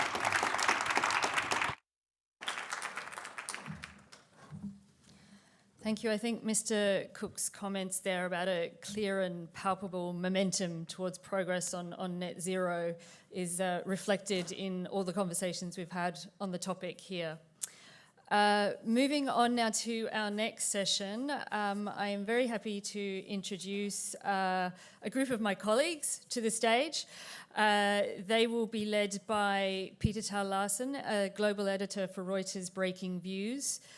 We also have Vanessa O'Connell, our global industry editor, Howard Schneider, our US Federal Reserve correspondent, and Lauren Silver-Laughlin, our US editor for Reuters Breaking Views. They're going to talk a little bit with their expertise in reporting on inflation. Thank you, Jane, and good afternoon, everyone. So we're here to talk about everybody's favourite subject, the cost of living, which has obviously been, I don't know if we've kept track of it this week or in the past couple of days, but I imagine references to inflation have been off the charts. But I'm delighted to say we've assembled a team of Reuters top experts to help give you a way to think about this really just in terms of what's going on, but also in terms of what is going to happen next. And I think probably the best place to start is with you, Howard. You cover the Federal Reserve, and you were covering a hearing with Chair Powell yesterday. I mean, I guess one of the questions that seems to be arising at the moment is have we hit peak inflation? So it depends on what part of the world you want to start in. In the U.S., arguably, yes. As Powell laid out yesterday, you're starting to see in the data now for a few months running some sign of annualized inflation coming down from its peak, really, which is probably going to prove to be for consumer prices in the U.S. something around June or July. And interestingly, yesterday, he started, for the first time, really mentioning in detail some of the dynamics he thinks could carry into 2023. Things like spot rents starting to come down. It takes a long time for that to work into the averages, which feed into headline inflation, but eventually that will translate into lower headline inflation. Disinflation in goods. Other of his colleagues have talked about margin compression, profits, things like that. So there does seem to be some disinflation coming in the pipeline in the US. Now we saw a read out of Europe yesterday. First time in, I think, 17 months that headline dipped there. A little bit too early to jump and holler about that. UK is a different story. Everywhere's got their own narrative on this. So, yeah, is it over? Hardly. But certainly in the US, at least, it seems to be peaking. I thought, interestingly, Mr. Gorman at Morgan Stanley this morning made a point that I'm starting to hear more and more, which is, it may not be, the question may not be when are the central banks going to lick this, it's how much of it's going to stick around. And that the progress from 6 to 4 may be easy, but from 4 to 2 may be really hard. Yeah, no, that's definitely one of the big issues. So we'll come back to that, I think. But Vanessa, so you're looking across all the sort of companies coverage at Reuters. It's a massive territory, but what would sort of your observations be about how companies are dealing with this problem? What would sort of be the things that you would pick out? I mean, just picking up on what Howard was saying, I follow retail and consumer companies, and it's interesting to hear that inflation may be peaking in the U.S. because companies are just about to start to negotiate their prices for 2023 with supermarket retailers, for example. And this past year, we've seen them have to amend their plans and much more aggressively hike prices, do it far more frequently, resulting in basically a lot of tension between the retailers who have to actually sell these goods to people and the consumer products companies that want to raise prices to cover their costs as much as possible. So, it's interesting that inflation may be peaking in the U.S. That certainly is good news, but so far a lot of the consumer product companies, for example, like Unilever or Procter & Gamble or Nestle, have really put through pretty substantial price hikes. I know in the third quarter, for example, Unilever's average price hike was, I believe, over 12%, maybe 12.5. Nestle and Procter & Gamble were able to put through 9.5% price increases. That's versus a year ago, same quarter a year ago. And they are facing a lot of risk in doing so because retailers, just in the food category, just to talk only about food for a second, retailers can pretty easily push their private label products and people can trade down to the store brand, for example. So inflation has been one of the biggest challenges for business this year, without a doubt, as these companies try to hone their pricing strategies, figure out how to tweak their products to reach people who are really squeezed, while at the same time selling up to those people who maybe are not feeling the pain and who are willing to pay the higher price. Yeah, I think it feels like one thing that is quite striking is that nobody really has any experience of dealing with this, right? I mean, basically you have to go back to sort of the 1970s, or maybe you have to go to people who've worked in emerging markets like Turkey or Brazil who have experience of dealing with inflation. Sort of, is there like a sort of a market for sort of inflation experts? Well, I mean, last year we were talking about how in retail, for example, there was a real market for people who were just even beyond e-commerce experts, people who could really create these amazing shopping experiences online. Right. And now I think the hot hires will be people who can figure out, what the best optimal pricing strategy is across a wide range of products that are sold to very different consumers. So. Yeah. So Lauren, you look at the US for breaking views. What do you see as the sort of knock-on consequences from this inflationary environment that we're in? What would you pick out? I mean, just to sort of take on what Howard said, like there's still a few inflationary pressures that I think people are forgetting about. Like, in this sort of interim, we have perhaps some government spending in the U.S. coming on before, the new term starts in January. You just saw this rail strike get resolved, but it's still happening. So you could have some supply chain shocks that might, hurt prices. And then onshoring could actually be inflationary for wages. So like, if we fix inflation now, sort of short, medium term, there's still all these sort of long-term issues hanging on out there. And then the question is, what happens to the market? What happens to the equity market when this lingers? So as Howard says, the worst case scenario is sort of having this 3% inflation over the next couple of years. The Fed continues to have to tick up, and that's just like a slow drip of pain for U.S. corporates. And then, energy prices maybe spike, so energy companies benefit.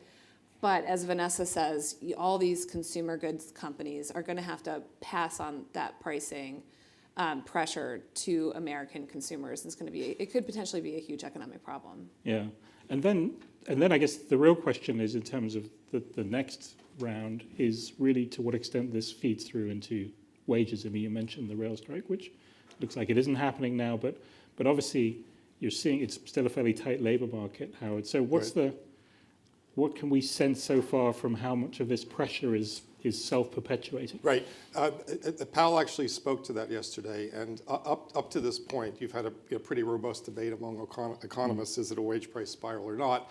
And people point to, well, wages have not kept up with inflation, so it's clearly not a wage price spiral because workers are not, on the average, except for some parts of the distribution, making real gains. Now, Powell was very specific on this yesterday, and he used the word dispositive, not a word, he's a lawyer, so of course this came out as a lawyerly sort of argument. It was not dispositive to him because he felt, well, now they're at the point where they're going to start saying, we want to beat inflation. And if that starts to feed into the next round, if rail strikes, if you see some of these bargaining agreements that start to accelerate, he feels the US is still at risk of that starting to take hold. And the sort of chronic, he feels, labor shortage that's kind of hardwired into the economy right now from demographics, from long COVID, from retirements, et cetera. He's really worried about that. They're becoming concerned that this is going to be short labor in the US chronically going forward, and that ain't something that the central bank can fix. And is that feeding through? I mean, in terms of the companies that you follow, Vanessa, are they having to sort of pay people more? Is that at some point does that begin to eat into their margins? Yes, it will. They're very, very concerned about that. Some retailers, for example, have had to hire up for the holidays. Right, they don't really have a choice. They have to bring in a lot of temporary staff. But yes, wages are a huge cost pressure for them, retail in particular. And I just want to add that, of course, on a global note, Europe is really a huge pain point for most of these companies. They're very concerned about inflation in Europe. The consumer in Europe is getting squeezed by the cost of living crisis. And exposure to Europe is really turning out to be a huge challenge for them. Yeah, and then I guess the other question then is sort of how does that, what happens in the context of the broader economic situation? I mean, if we are going to head into a recession, which some people seem to, I think James Gorman was mentioning that this morning, various people here have mentioned that as a possibility. Do we end up in a situation where we have a recession but ongoing inflation, a sort of stagflation type situation, Howard? Well, I want to come back to the pandemic aid you mentioned that was out there.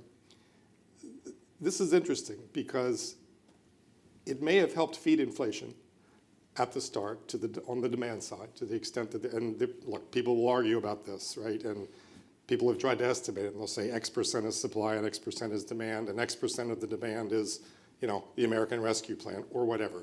Set that aside. There was money. Some of it was spent. Probably helped raise prices.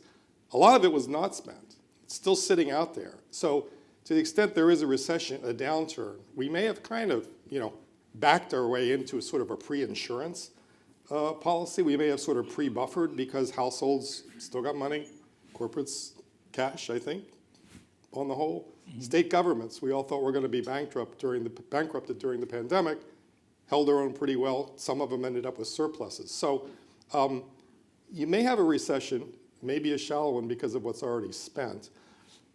Whether stagflation is coming, I kind of think not. I think if we get a recession, it's going to be consistent with inflation falling. Coming back down. There's, sorry, just to sort of play off of that, I think there's two financial questions though. There's the economic question and like the fact that people and companies too have quite a lot of cash that they saved or raised during the pandemic and the huge boom we had in the capital markets. And they're sort of bumping around with that cash now. And then there's a reckoning that happens. People run out of money in their savings accounts, companies run out of cash on their balance sheet. And if they get to that point and the economy hasn't turned around and the capital markets haven't changed and interest rates are still rising, there's a massive reset to asset prices. And so I think that is where we could sort of have this soft landing, hard landing issue, right? If you get a year from now and people run out of money and companies run out of money, the capital markets aren't open, they have to go to people like Warren Buffett, and they're paying massive prices for those things at a hugely distressed price, then you're going to see some really big asset price corrections around the world. Yeah, I mean, I guess we've already seen an asset price correction of some sort already this year, right? In terms of, and a change in the interest rate environment. One thing that we talk about a lot, you and I, Lauren, and our colleagues, is what, particularly when it comes to consumers, how does that change behavior? So when people are paying more for their mortgage or for their credit card or whatever, like what, if they have to make choices as consumers, what do they give up? And we haven't really had to, this is an interesting situation because we've had 15 years or something where people haven't really had to sort of make these decisions. Do you have any sense of that from the companies that you follow? Like, what? Yes, absolutely. Here in the United States, just as an example, people during the holidays shopping period are tending to buy things they need and tending not to really go for discretionary purchase as much as in the past. So we see that happening. Clothing, for example, has been hurt badly. Home goods, some of the things that people were buying during the pandemic. So retailers and consumer products companies are very closely watching kind of the post-pandemic consumer behavior in this environment to see what people may be buying. And certainly there are categories that are just really hurting now. Apparel is one, in some cases. So it depends on the company. Yeah, but then there was also this post-pandemic sort of big shift where people had bought lots of stuff during the pandemic, and then after the pandemic, when things opened up, they wanted to like do things, right? Go That's out, right, go exactly. on vacation or whatever. So is that still? Do we sort of still think that continues in terms of Yes, people behave? we do. We do think that people are going to be spending more on experiences, on eating out even, for example, which is another category we watch closely, than buying more stuff. Just in the most recent Cyber Week, which is from Thanksgiving through Cyber Monday, for example, if you look at sales in the US during that time frame, they were up only about less than 5%, 4.7% above last year, which is a pretty modest rate of growth, given that the average growth was more like 13% for years before then. So, yeah, we think, online shopping fatigue. People want to, when they have money, they want to spend it on experiences. And people are more likely to focus on stuff they need and not necessarily splurge or buy things that are discretionary. It's funny too, like the amount of time we spend on our editorial calls talking about how to figure out what the almighty American consumer is doing based on like Walmart versus Target or Walmart versus the dollar store. I feel like people are trying to read the tea leaves of the economy based on what the companies are saying about the U.S. consumer at this point. It's a really good barometer, and then of course we see luxury companies are still doing quite well. Obviously, people who have a lot of wealth are not as impacted, and so it's really interesting to watch what's happening across price categories and income levels, really. But this is kind of the riddle, because if you think about, you use the phrase people running out of money. When the unemployment rate's 3.7%, something's got to change there to get to a crisis in the household, which is usually what recessions involve. Earnings are still reasonable, I think. I don't follow the corporate sector blow by blow, but my sense is that, and that if there's a couple of the Fed officials like to draw these lines from 2019, pick housing, pick the S&P, pick whatever, through to 2022, and they say, yeah, it's all corrected, but look at what happened in between, and it's kind of back where it would have been as if the pandemic didn't happen. So you extract this event and say, well, doesn't look so bad if you go point to point. I do wonder, I'd be interested in all of your perspectives on this, just more broadly in terms of sort of trying to understand this and think about what's going to happen. It is striking to me that particularly in the central bankers, that having basically not really seen this coming at all, and more or less sort of having admitted to that fact now, they are nonetheless continuing to speak with great confidence about what happens next. And I just wonder, should everybody not be a bit more humble about the fact that we're in slightly uncharted territory and we don't know what's going to happen next? Yes. Really? Period, exclamation mark. I think they kind of are. I mean, they've been, listen, you can pick Neil Kashkari, the Minneapolis Fed president, sort of out and out mea culpa that he wrote back in March. You can, Powell has said, we blew it. We did things wrong with the framework. We were too bound to institutional prerogatives and processes around the balance sheet that slowed us down more. We got it wrong. And phrases like humble, nimble, words like this have been a pretty steady part of the diet of Powell press conferences since about October of last year.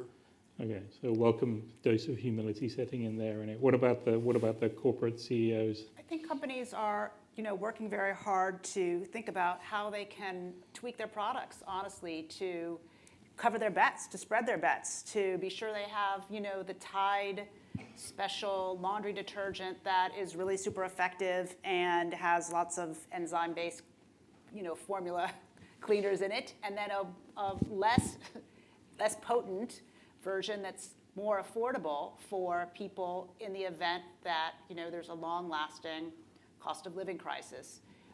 We see that across the board, really. I mean, even an electric toothbrush, for example, which can be kind of a costly item for some households.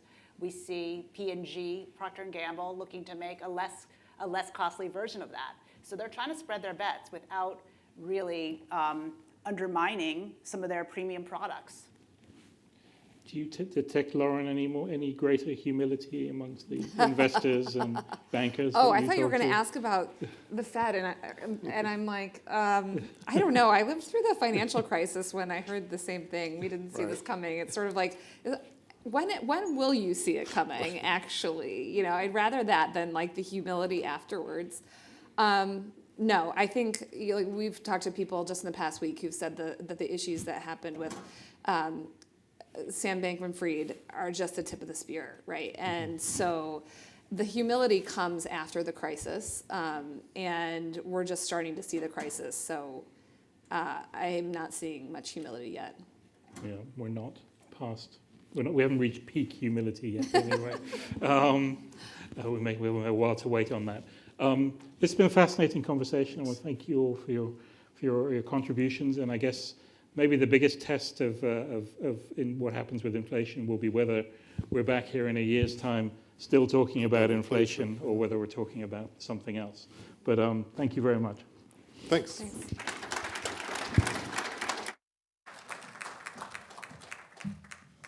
Thank you. We'll look forward to you back next year, either that or another topic.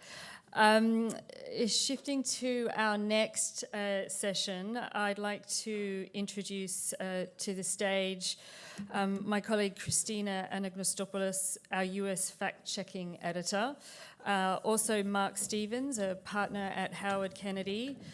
Saranac, Hal Spencer, staff writer at factcheck.org. And Ken Lee, our global industry editor, tech at Reuters. They're going to talk about a subject that we touched briefly on in a session yesterday and we'll go further into here, and that is trust in the media and the real-world impact of misinformation. Thank you. Hi, everybody, and welcome to our session on the real-world impact of misinformation. This is a topic that is dearest to my heart. My name is Christina Anagnostopoulos, and I am the US fact-checking editor at Reuters. That means that my team basically spends its days on the internet trying to debunk the most harmful of the fake news out there, the misinformation that is spread all over social media. Misinformation and disinformation are something that affects tech companies, they affect regulators, the legal system, and most importantly, real people, families, communities. I'm honored to be joined by fantastic speakers today who are all experts in their field.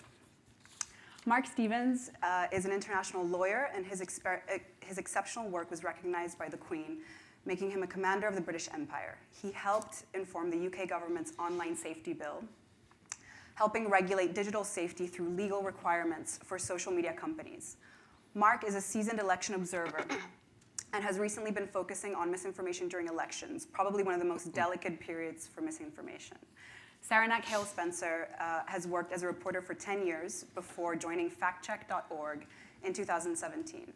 She has covered the federal courts, local government, and crime for newspapers from New York to Delaware. Factcheck.org describes itself as a nonpartisan, nonprofit, consumer advocate for voters that aims to reduce the level of deception and confusion in US politics. Ken Lee is the global tech editor at Reuters. He steers Reuters coverage on some of the world's most powerful and dynamic companies as they face unprecedented scrutiny from governments and regulators after decades of unfettered growth. His previous roles include being a global media correspondent and a US tech, media, and telecoms editor. So the three of you have totally different perspectives to misinformation, and I'm really excited to dig in. So Sarah, you've worked on fact-checking, debunking misinformation for many years now. What are some of the trends that you've seen that lead to real-world harm? So first off the top, I just want to recognize what's happening outside and say I absolutely support what the Guild is asking for. They're due for a new contract. On misinformation, so there are clearly, we see the real-world harm in, violent activities that happen. That's driven by, this hate speech that we see online, largely in siloed, politicized social media sort of landscapes that lead to, we saw it in Buffalo with the shooting, before that El Paso, and it also crosses borders. In New Zealand, we saw, the Christchurch massacre. Not entirely due to misinformation, but that's absolutely a part of, what drives these sorts of violent real-world actions. There are also much smaller, everyday kinds of real-world harms accompany this. Just yesterday, actually, I was interviewing someone for a story that's to post today about her husband and vaccine misinformation. In 2016, he had no problem. Their daughter was vaccinated against all of the normal childhood diseases. Going to middle school this year, he didn't want to vaccinate her. This, and this is after years of consuming misinformation that's politicized, and also now, following the COVID-19 pandemic, medical misinformation that's sort of taken hold. So it's having impacts in these large ways we see violent activity and smaller, everyday life decisions for people. Yeah, which makes me think of, people often ask, which is the most harmful? What is the most harmful example? It's hard to pinpoint one, but I think one of the most sensitive is elections, which is something I want to touch about with all of us here. So elections are a particularly dangerous time. At Reuters, we see a big increase. We saw it now during the midterms. Our team in Brazil has done a hugely amazing job in the last few months as well. There was elections in Kenya this year as well. So we're now actually gearing up for 2024 basically already. Let's talk about misinformation during elections. What kind of real world harm have we seen there? What's at stake? What can we do? What are your stories that you can bring? Mark, I'll pass that on to you. Well, misinformation moves faster than nits in a crowded schoolroom. We all know that. But one of the key points about it is that perhaps the apex predator there is during elections. It's the most vulnerable time. It's when things can't be corrected. And it's not so much that it's factual alternatives. It's more the fact that people are there to muddy the waters. And I'd like to sort of expand this beyond sort of the midterms and the parish pump of America, because actually what we're seeing is very sophisticated techniques being used in what could be particularly the global majority. So Kenya, where, as you say, I was an election observer for the Commonwealth, was really interesting. Cambridge Analytica had been in there in the last election. 700 people died. There was a lot of false information going around. And this time there was a much more focus on it. And we regulate the speech in traditional media and also in around elections quite well, but of course platforms are not doing that. And so, we're seeing this migration. So 25% of Gen Z are getting their information from TikTok. They're getting their news information. And of that, 45% are getting it mainly or exclusively from news influencers. They're not even getting it from trusted names in news, which is a real problem. So what happened down in Kenya was that they've got TikTok, Twitter, and Facebook, and WhatsApp, Messenger, all the others. Facebook recognized that this was a real problem state. There's 700 people killed in the last election. They wanted to reduce that number. I think they behaved exceptionally well. And it's their regional headquarters for Africa. And they started at the same time as the local electoral commission. So they did consultations, they brought together NGOs, they worked with the government and the electoral commission. They put together FAQs, which came up on people's timelines. They did some very interesting things, which I hadn't seen before. One was they did a partnership with the local electoral commission, and people who posted misinformation or information that lacked credibility were referred to the IEBC Electoral Commission, which I thought was really important. And they also, because they don't check the content themselves, they employed and partnered with Fact Check, PAESA, and Africa Check and AFP. And that also worked in 7 of the local vernacular languages. So they were able to pick stuff up. And even where it didn't breach their rules, they labeled the posts. This information may well not be accurate, and therefore you may not wish to share it. Yes. And the research afterwards showed that very few people did share stuff which was so labelled. So there was an antidote. I think they did a really good job. What I was astonished to learn is that they've done over 200 elections. And of course, nobody knows about it. Nobody knows what they're doing. And they do scale what it is they do in the elections from countries like Gambia, where there's not very much going on, to places like Kenya, where they've done a sort of Rolls-Royce kind of job. So the level of misinformation was much, much lower this time than before.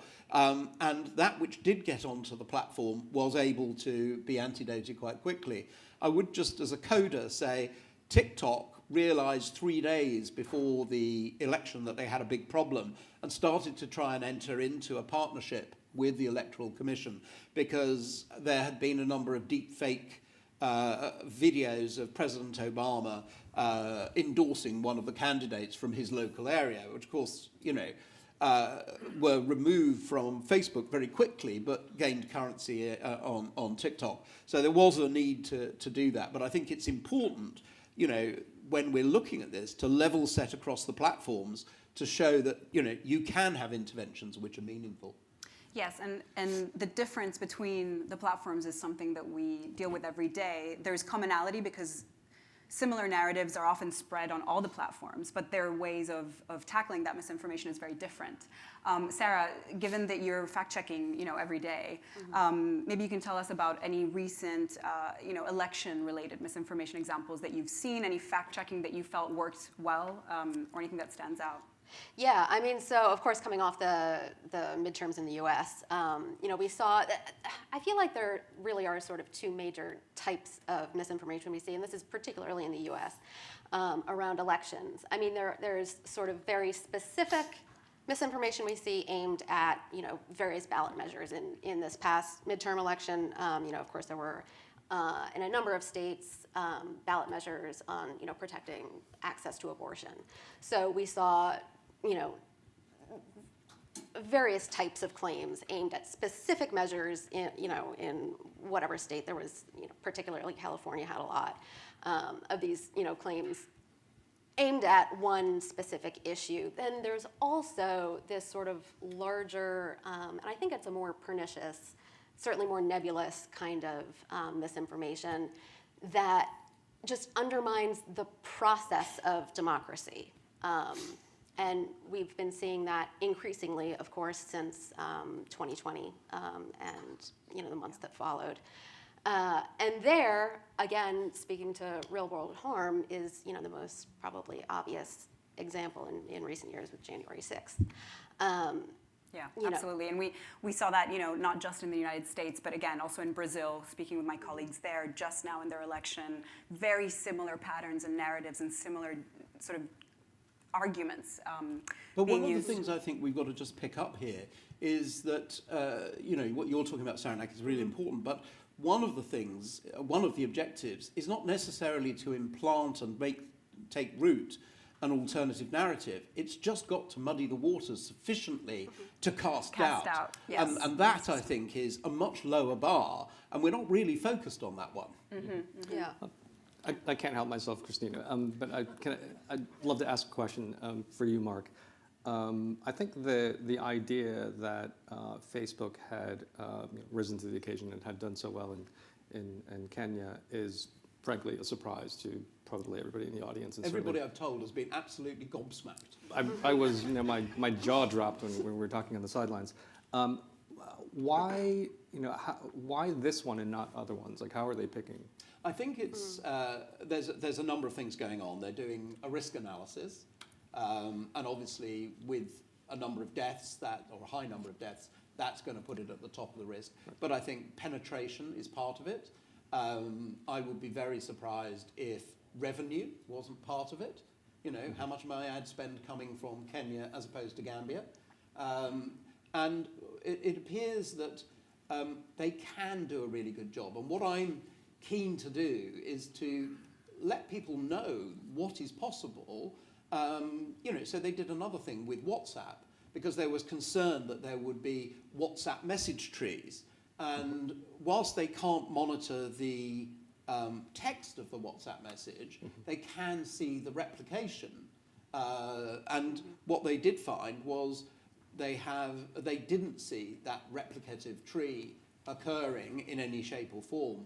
And they've also put a limit on the number of WhatsApp shares that you can do to 250, which again impedes the amount of information, particularly in a large jurisdiction where there are 47,000 constituencies in Kenya. Mm-hmm. In a much smaller place, I was doing election observation in the Bahamas. It's perhaps a different scalable thing. But I think, for me, it's got to be the same standards across all the platforms and all the jurisdictions, because nobody's democracy is worth less than another person's. I know we're going to talk about solutions at some point, and we were joking how I see no solution whatsoever, but I feel like you're getting at something, and I wonder how that scales, but we can get to that later. Yeah, let's get to that. In fact, I want to shift from the effects to what we can do about misinformation. So, Mark, you've been working with the UK government on the Online Harms Bill, which is sort of pretty pioneering in the fact that it's legislation that tries to regulate tech companies. So we'd love to hear your insights. What has that been like, the stakeholders involved? What was the hardest and sort of best part in that whole process? Well, I think the best way to liken it is like wrestling with a greased pig. Everything is all over the place.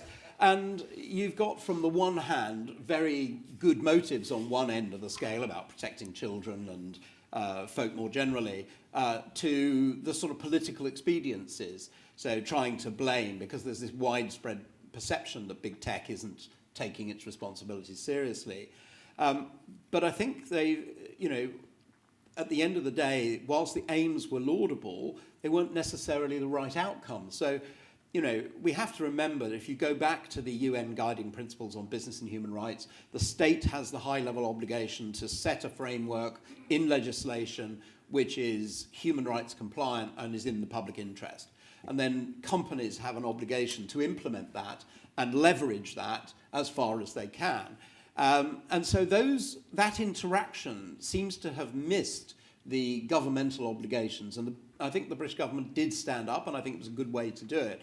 The problem, of course, is that, the British public school and nanny knows best takes root in the UK. So, they wanted to prevent people seeing online things that were lawful but distasteful. Now, we have this buried in our legislation for TV, and the regulator that they chose, Ofcom, our equivalent of the FCC, essentially is used to regulating television. So if you put something of bad taste on television, you can be found guilty even though it's lawful. And they tried to get to the same place with the internet, which is just like trying to push water uphill. And so you're constantly trying to address these kinds of issues. And the other macro point, which I was really concerned about, is misinformation laws, particularly in autocratic regimes and more generally, are very often weaponized. So, you think perhaps of India during the COVID crisis when people were, basically expiring as they went up to the hospital steps because their policies were so poor. But the government criminalized people, criminalized prosecutions on the basis of misinformation law about COVID, in order to chill down criticism of their appalling record.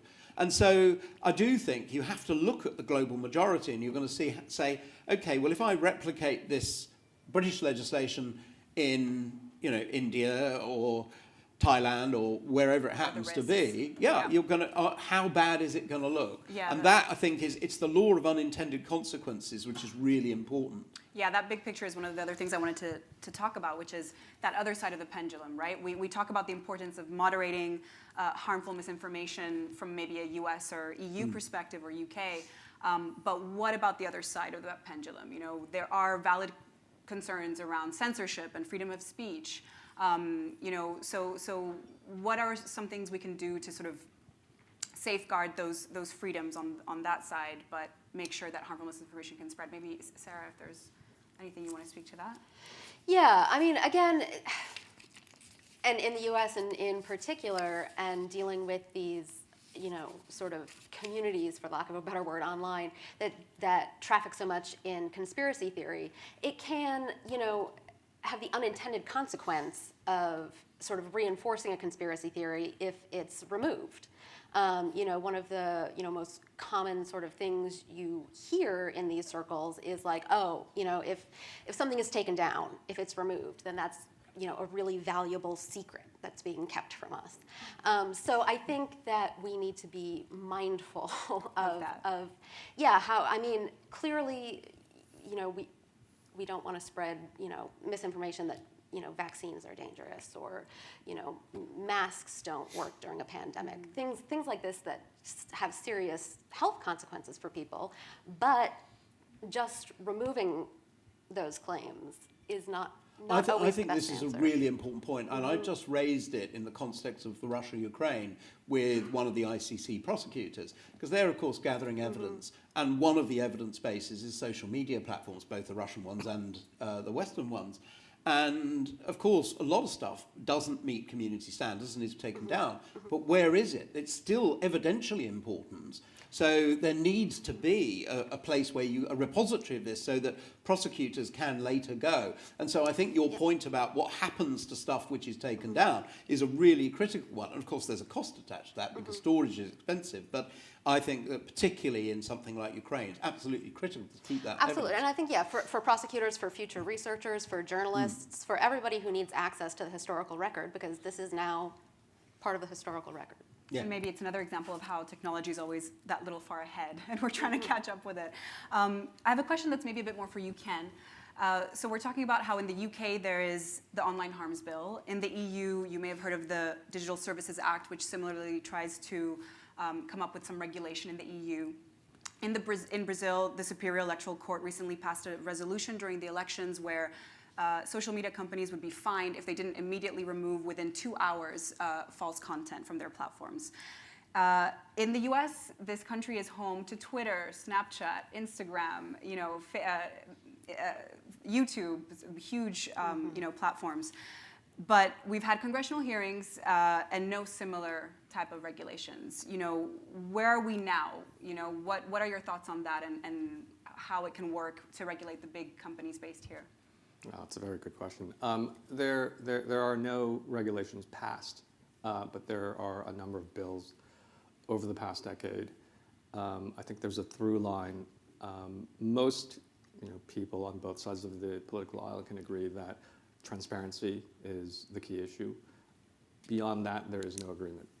On the one side, the Republicans, complain about censorship, and then on the other side, the Democrats complain about essentially eliminating hate speech. So with the divided Congress, with the inability to get 60 votes in the Senate, nothing will happen anytime soon. At least that's what we're hearing. So right. So you're thinking it's bleak. And everyone's attacking a part of the 1996 Communications Decency Act, Section 230. And frankly, I don't understand how the EU will regulate the Digital Services Act. Enshrined in the way companies are created in this country is the ability to essentially be immune to what's on your platform. Right. If that were not the case, how do you post a video on YouTube? Will you moderate every one of those before that goes up? And what happens with, if that is the case, then what happens with the next company that comes along that doesn't have that protection? So good luck. I have no idea how that's going to be regulated. Yeah, layers for sure. And I think something that we often talk about in our fact-checking community is where should that responsibility lie, right? Is it governments and regulators, but then you risk that censorship in countries like the Philippines where journalists might be attacked? Or should it rest, with civil society, journalists? What are your thoughts on the sort of more philosophical question of how we should approach it? Well, I think it has to be multifactorial. I think it has to be partly societal, and I mean, I've been very interested to see how AI can be compared to in non-political speech. for fact-checking to small groups of diverse people. So the innate good sense of crowd seems to work according to the research. So I think we have to look at that, but we have to have a legislative framework against which to work, because we know that the platforms will want to comply with the law. And so I think it is quite important to see how that's going to be achieved. And, you know, one of the questions is that, you know, are we fighting a losing battle? Well, yes, it's never a battle we're going to win. But, you know, same with speeding. We have speeding laws because we try and enforce them, not because we expect to win that battle. And I think it's the same with the internet in a less crude sense. And so I think it does rely on all stakeholders coming together. The problem, of course, is aligning the interests of everybody. And the particularly dissonant factors seem to me to be, in the US, the First Amendment, because much of the regulation that we see in the European Union is dissonant and wouldn't be protected speech there. And so you're going to have different standards for that. And of course, different autocratic regimes have different outcomes as well. So, excuse me, meeting that requirement, I think, is going to be more difficult. And that's why I think it needs to be at a sort of supranational level. Yes. It needs to be at kind of UN type level, or certainly regional level. And the people who can implement that best are, of course, the social media platforms. And I'm not just talking about the American ones, I'm thinking about the Russian and the Chinese ones, particularly the Chinese ones, who seem to get a free pass on pretty much everything. Mm-hmm. I think that might be changing with TikTok. Let's see. Let's talk a little bit about Twitter and Elon Musk. So it's no secret that amid the shakeup there, concerns have been raised about how the company will deal with the flow of misinformation on the platform. As full disclosure, also Reuters, we partner with Twitter to help combat misinformation. There appears to be also some inconsistencies, right? So Musk seems to have reinstated Trump after a user poll. And Twitter recently announced that they would be stopping the enforcement of its COVID misinformation policy. But Musk seems to have drawn the line when it comes to far-right conspiracy theorist Alex Jones, who said the Sandy Hook shooting was a hoax. So maybe Ken, I'd love to hear what you think this means for Twitter or perhaps big tech more generally. Could other platforms be inspired to follow? Good God, I hope not. I mean, you know, I spent 80% of my time on the topic, and to answer your question, you know, what's going to happen next, you know, I have no idea. It changes from moment to moment, and it's almost irrelevant what's articulated at any given moment, because, you know, now enshrined in the new Twitter 2.0 mission statement, as they publish on their website, a big part of that is moving fast and breaking things quickly and experimenting, which means, you know, I mean, on the one hand, he is racing to find what works, what will not get, you know, him further sued, and also what will make money, which is very, very important. Despite what he, you know, despite his best abilities to what appears to, you know, really hurt his advertising revenue. So I don't think there's a model there at the moment. I think it's very much in transition, and we're all kind of, you know, waiting with rapt attention to see what happens next. Yeah. See where it might go. I mean, I think one of the cute things I thought about that Twitter poll about Trump was that Elon Musk didn't want to buy the company because there was a certain percentage of bots. The difference between the two votes, there were more bots in that than anything else. I mean, so, you know, it's not even a valid vote on his own terms. But, you know, Elon Musk has never been over-imbued with emotional intelligence. But the challenge with this, I think, is that, you know, it's another example of the market playing. So the advertisers have walked away. You know, customers are walking away. You know, for every person that walks away from Twitter, you know, and goes to Mastodon or wherever, essentially the utility of Twitter goes down, because the utility is that you know that lots of other people will be there. But if they're not there, or they're decreasingly there, then the value of the entity goes down too. That's true. Although I mean, there's different groups of people, especially with, you know, the return of, or at least the return of the account of Donald Trump has driven, you know, attention and excitement from a particular part of the country. So there's a replacement.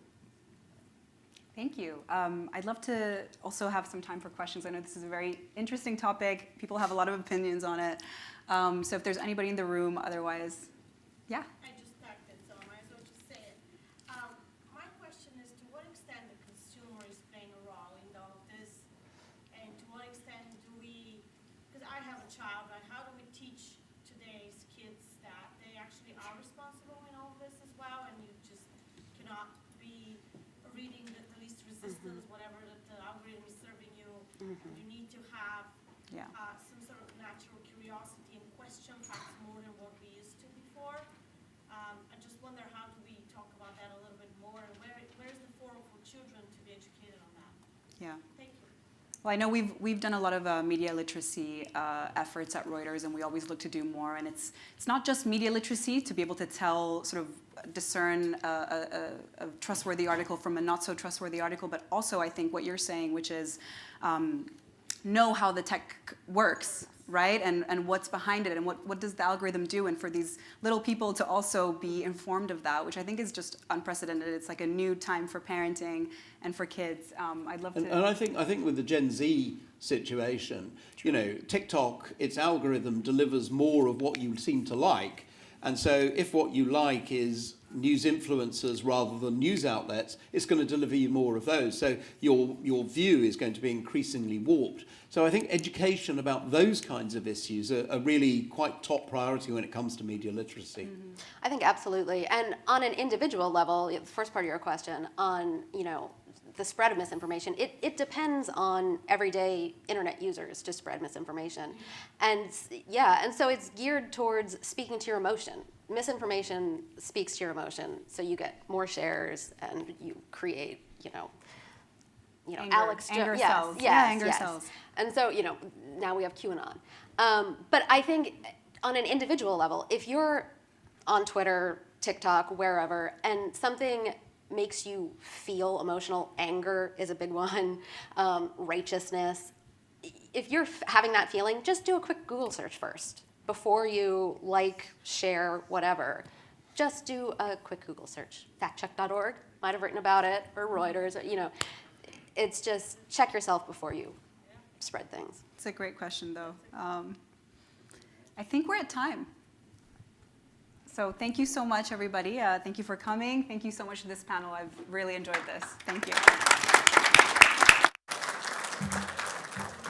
I don't know about you, but I could have listened to that panel all day long. So much to talk about. We're just about to head into our final session of Reuters Next 2022. But before that, I just wanted to take the quick opportunity to thank you all for joining us over the past 2 days. After 2 years of hosting Reuters Next virtually, it's been great to finally have you in a room with us as real people. But the thing is, what was amazing about doing it virtually was we could reach people across the world. And we thought it was really important to keep doing that as we went back to in-person this year, because we believe these are truly important conversations we're having on this stage. And we believe that people need to be able to listen in and participate in those conversations. So every conversation we've had on this stage has been beamed across the world, across Reuters.com and our Reuters social channels. I've actually had over 7 million views of these conversations over the past 2 days, which I think is really, really incredible.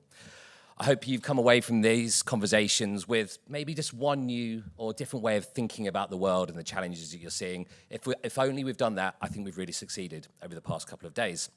And on that note, I'd like to introduce our final session. I like to think of it as our headline act. Please welcome to the stage your moderator, David Lawler, who's in conversation with David Malpass, President of the World Bank.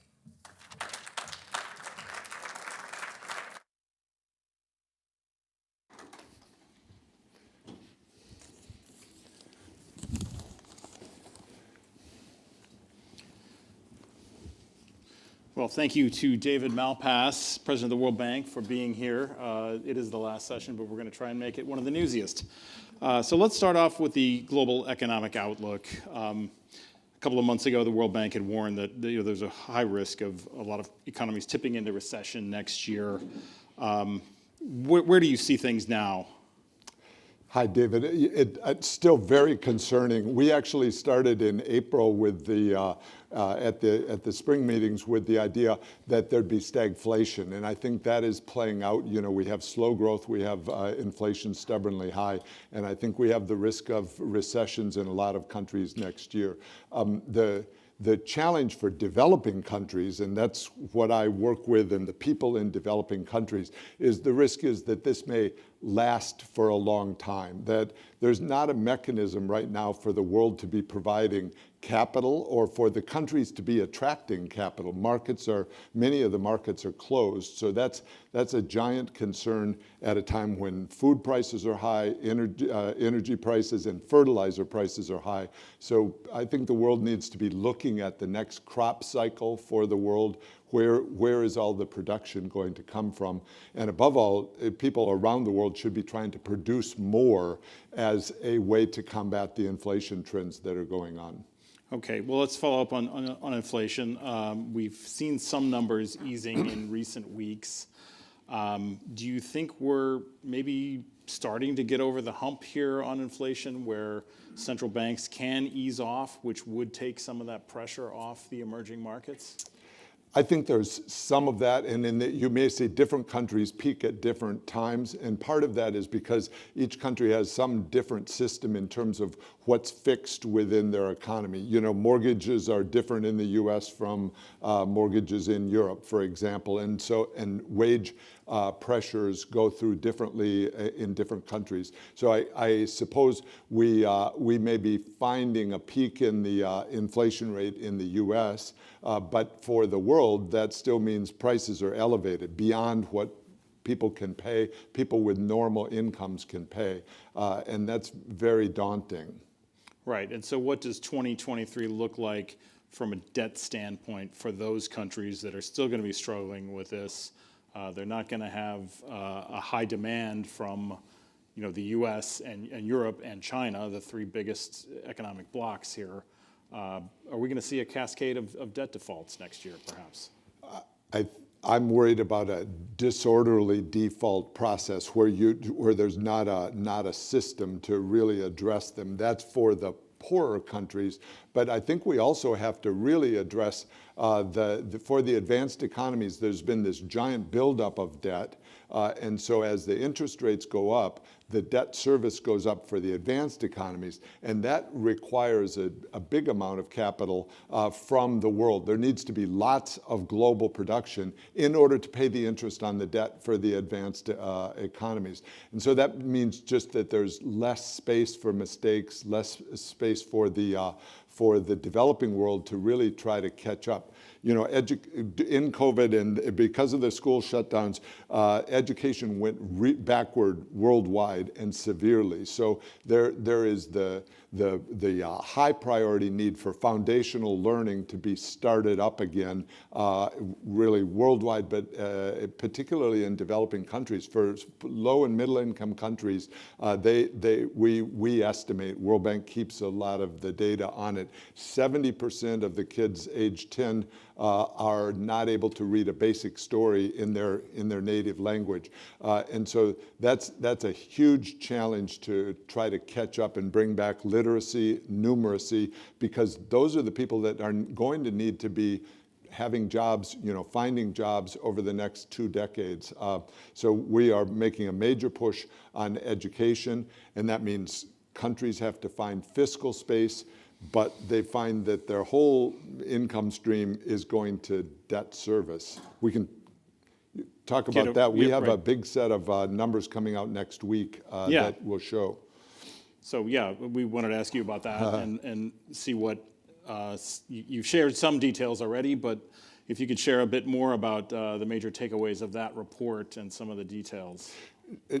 So it'll come out, but I'll give you a couple of headline numbers. $62 billion of debt service required from the IDA countries. IDA is the trust fund of the World Bank that is replenished every 3 years. It's a major force within the world because it can leverage substantially by borrowing forward in capital markets. And so it's important in this. And $62 billion for the countries that receive IDA, And so to put it in perspective, the US puts $1 billion per year into IDA, and it's the biggest contributor. So thank you to the United States, but you can see that it's a finite amount of money available. $62 billion from those same countries has to go to creditors.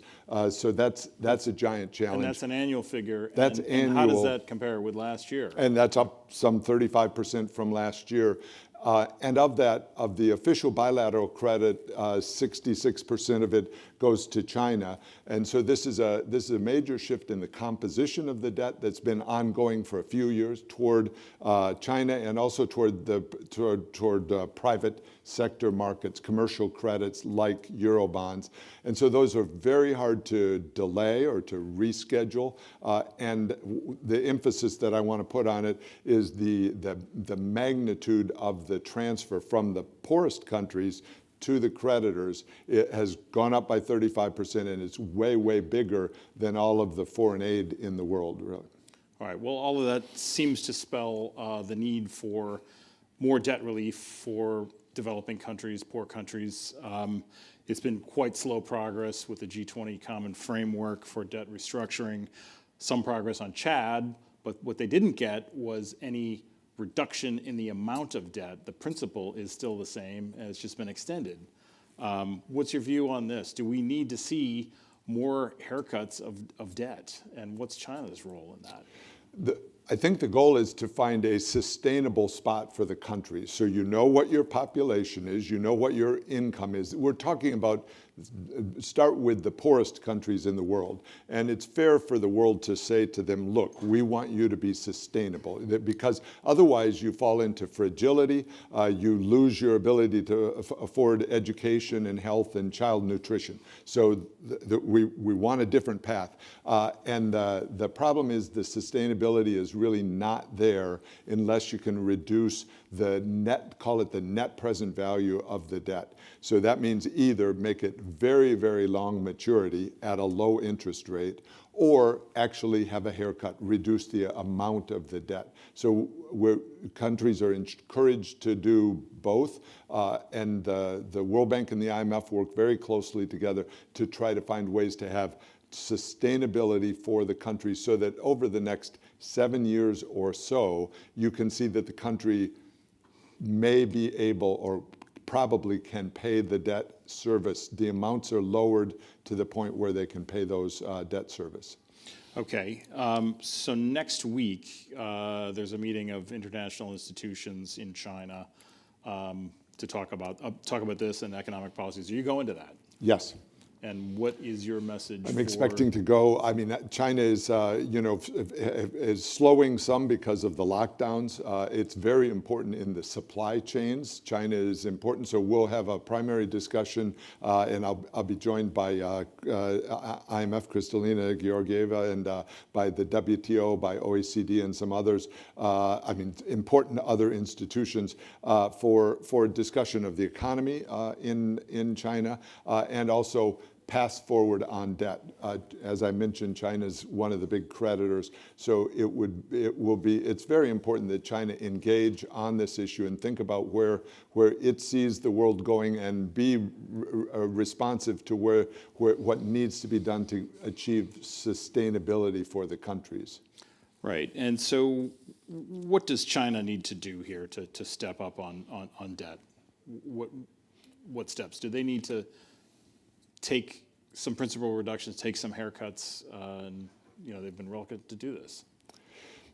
I think there's joint responsibility on the world community to have a process through the G20 or through other means to have a time frame to actually make progress. That's been missing so far. Some of the countries have been waiting 2 years in order to even get started on a debt restructuring process. So there's responsibility on the world to have a process that works better, and a responsibility on China to engage with a process. And that means so for example, in Zambia, there are creditor committee meetings. France is the chair of the creditor committee. China is a co-chair along with South Africa of the creditor committee, but they're not scheduling meetings. So part of this is to schedule meetings at a time certain and to actually engage with other creditors to make progress. Kristalina and I have laid out a menu of things that could be done to strengthen this debt restructuring process. One is for countries when they request help to be allowed to have a standstill. So a standstill in payments, which is part of a debt restructuring process. Another is to bring together all of the creditors. Right now, there's kind of a selection process. So bring together the creditors, including the private sector, early in the process in order to move it along, and then also to bring in the debtor country themselves. Right now, the debtor is left out of the process until nearly the end of the game, and then they're told what they are supposed to pay. And so having the engagement, a more inclusive engagement, is important in this. So we'll be talking with China about that, and also about the importance or the value to the world, but also to China, of having a better resolution of this particular challenge. The amounts of money for China are not large, and the difficulty that is faced in the developing world is really a setback for everybody, because it creates fragility. It takes resources away from, as I mentioned, education, from climate spending, from adaptation, from all of the things that the countries need to be doing. Okay, let's turn to Ukraine just briefly here. There was a recent, back in September, there was an estimate of like $350 billion in physical damage in Ukraine from the World Bank, the European Commission, and Ukraine. That was before the recent spate of attacks on energy infrastructure there. How much do you see that number going up? It'll go up by quite a bit. So we did a formal damage assessment that the World Bank has expertise in doing in other countries after a natural disaster, or in this case after a man-made disaster, Russia's invasion of Ukraine. So 350 billion. I don't know what the bigger number, but the amounts are staggering, because there appears to be a targeting of Ukraine's infrastructure, the electricity grid, which is so important, the power stations and the actual infrastructure that's going on. And those are very expensive to replace. Right, and so the World Bank has been sort of marshaling donor funds here for Ukraine. I think it's 13 or 14 billion so far. Are you concerned that there could be some donor fatigue next year, that, as those needs continue to rise, this war continues to grind on, that there won't be as much money available, especially if we're starting to see some recessions in Europe and elsewhere? I don't know about fatigue. Certainly it's a grinding war, and hugely disappointing. Russia, this really weakens Russia. If you think about it, it's wrecking the future for Russia and for people. Russians, as they come to international meetings, are outcasts. So that's a catastrophe all by itself. The damage and the deaths in Ukraine are a even bigger catastrophe. And so we are a major conduit for global funds going into Ukraine. We've actually, I'll correct your number, we've now dispersed $18 billion to Ukraine. So and a lot of that from the United States. There's been some participation from Europe, some substantial. So I don't detect donor fatigue.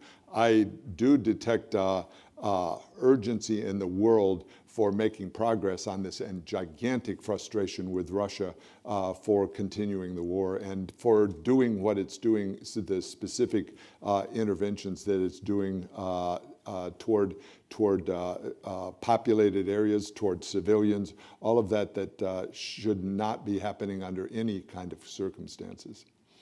Right, okay, so let's turn to climate finance. Treasury Secretary Janet Yellen, John Kerry, the climate advisor for the White House, others, shareholders have all demanded that multilateral development banks, especially the World Bank, increase the amount that they can lend to finance climate fighting investments, and it's going to take trillions of dollars. You've been asked to provide sort of a roadmap, an evolution roadmap to try and stretch your balance sheet, bring in more private capital. What does that look like? Can you give us a sense of what you're going to be handing over to Secretary? Not handing over to the Secretary, but to our shareholders. Your so we have an active including dialogue. Your Secretary. Yeah. So U.S. is the biggest shareholder within IBRD and also the biggest contributor to IDA. We welcome that and embrace that. And the issue of more resources we also embrace. It's clear that the developing world needs more resources, and that's clear in every sphere, from adaptation resources to help with global public goods, where they didn't create the problem but are feeling in many cases the brunt of the problem. And so we are working internally and with our board on presenting call it a range of options and analysis of what the possibilities are. I've been involved in this for a long time. I started on World Bank issues in 1984, so use your fingers to count that far back. Actively involved. I was heavily involved in the capital increase for the World Bank that occurred in 1987 and 88. So the capital increase problem or challenge for the World Bank, and I was also involved in the one in 2018. So the World Bank has just gone through a major capital increase. We're still taking subscriptions from shareholders as they buy their shares, and then we leverage that heavily, 5-to-1. So it's one of the biggest leveraging. It is the biggest leveraging process in the development. So we will look for ways to augment that. Look for ways also to expand IDA itself, which is this fund for the poorest countries. At Sharm el-Sheikh, I proposed and presented a scale, SCALE, which is specifically pointed at reducing greenhouse gas emissions. One of the missing links in the world is how do resources flow in order to help pay for verified emission reduction. So if you think about it, the world wants to participate in reducing greenhouse gas emissions, but right now there's not a vehicle for them to do that. There's talk of carbon credits, but that market hasn't really developed very much. So the World Bank is in the middle of that. I went to South Africa 2-3 weeks ago we've helped South Africa decommission the Komati coal-fired power plant. And so that means taking a coal-fired power plant offline and repurposing the land, putting solar panels on the land so that there can be electricity that goes into the same grid that is where the power has been reduced. We have to recognize the challenge for developing countries is there's 800 million people who don't have electricity at all. So we are looking for ways to have a big injection of resources that will help make more development for the countries in ways that's very much less carbon intensive. And so that process needs resources. So we've proposed a methane initiative because it's one of the most potent greenhouse gases. That again takes projects and resources which we're looking for ways to augment. So within that menu, then I've mentioned capital increase. There can be hybrid capital. There can be hybrid capital that comes in from private sector or whatever the name is that one would give to it, non-voting capital that is able to have a direct impact on climate change and other global public goods. We're looking at ways to increase the call it the effectiveness or the reach of our existing leveraging. And so I emphasize again, you know, the bank, so we borrow hugely in global bond markets, and in that way augment the money that's coming in from shareholders. And so we want to find ways to do that to the hilt. Okay, so the final question here, because we're running out of time, is, you know, a few weeks back there was a kind of a controversy over some comments you made about the science of climate change, and caused some to question whether you should stay as head of the World Bank. What happened there? What lessons have you learned from that? And, you know, do you feel like you have support to stay among the shareholders? Well, I've really been heartened because there really is strong support from the staff of the World Bank and from the shareholders of the World Bank. So, it's been heartening in that regard. I think what also, you know, a lesson is it's really important to stay focused as we think about it. You know, World Bank staff are working massively. The World Bank does more climate finance than anyone by a giant percentage, and we've been growing that rapidly. So under my presidency, we've doubled the climate finance, and it's being used effectively. I've put a really strong emphasis on action, meaning not just pledges or conferences, but action that reduces greenhouse gas emissions and provides adaptation. We're being successful in that. And so I really want to urge the world to stay focused on that mission and the steps.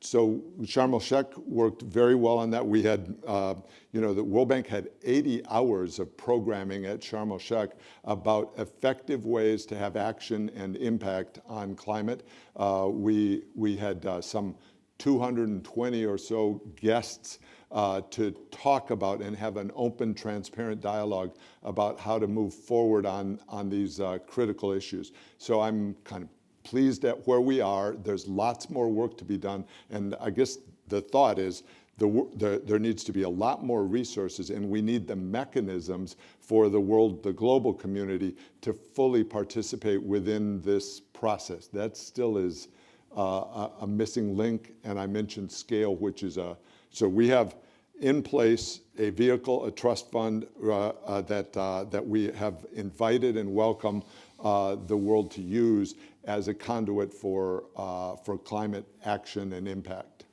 Okay, David Malpass, President of the World Bank, thank you very much for joining us. Thanks so much. Reuters Next. Thanks. That's a wrap, folks. Have a safe journey home, and we will see you next year. Take care.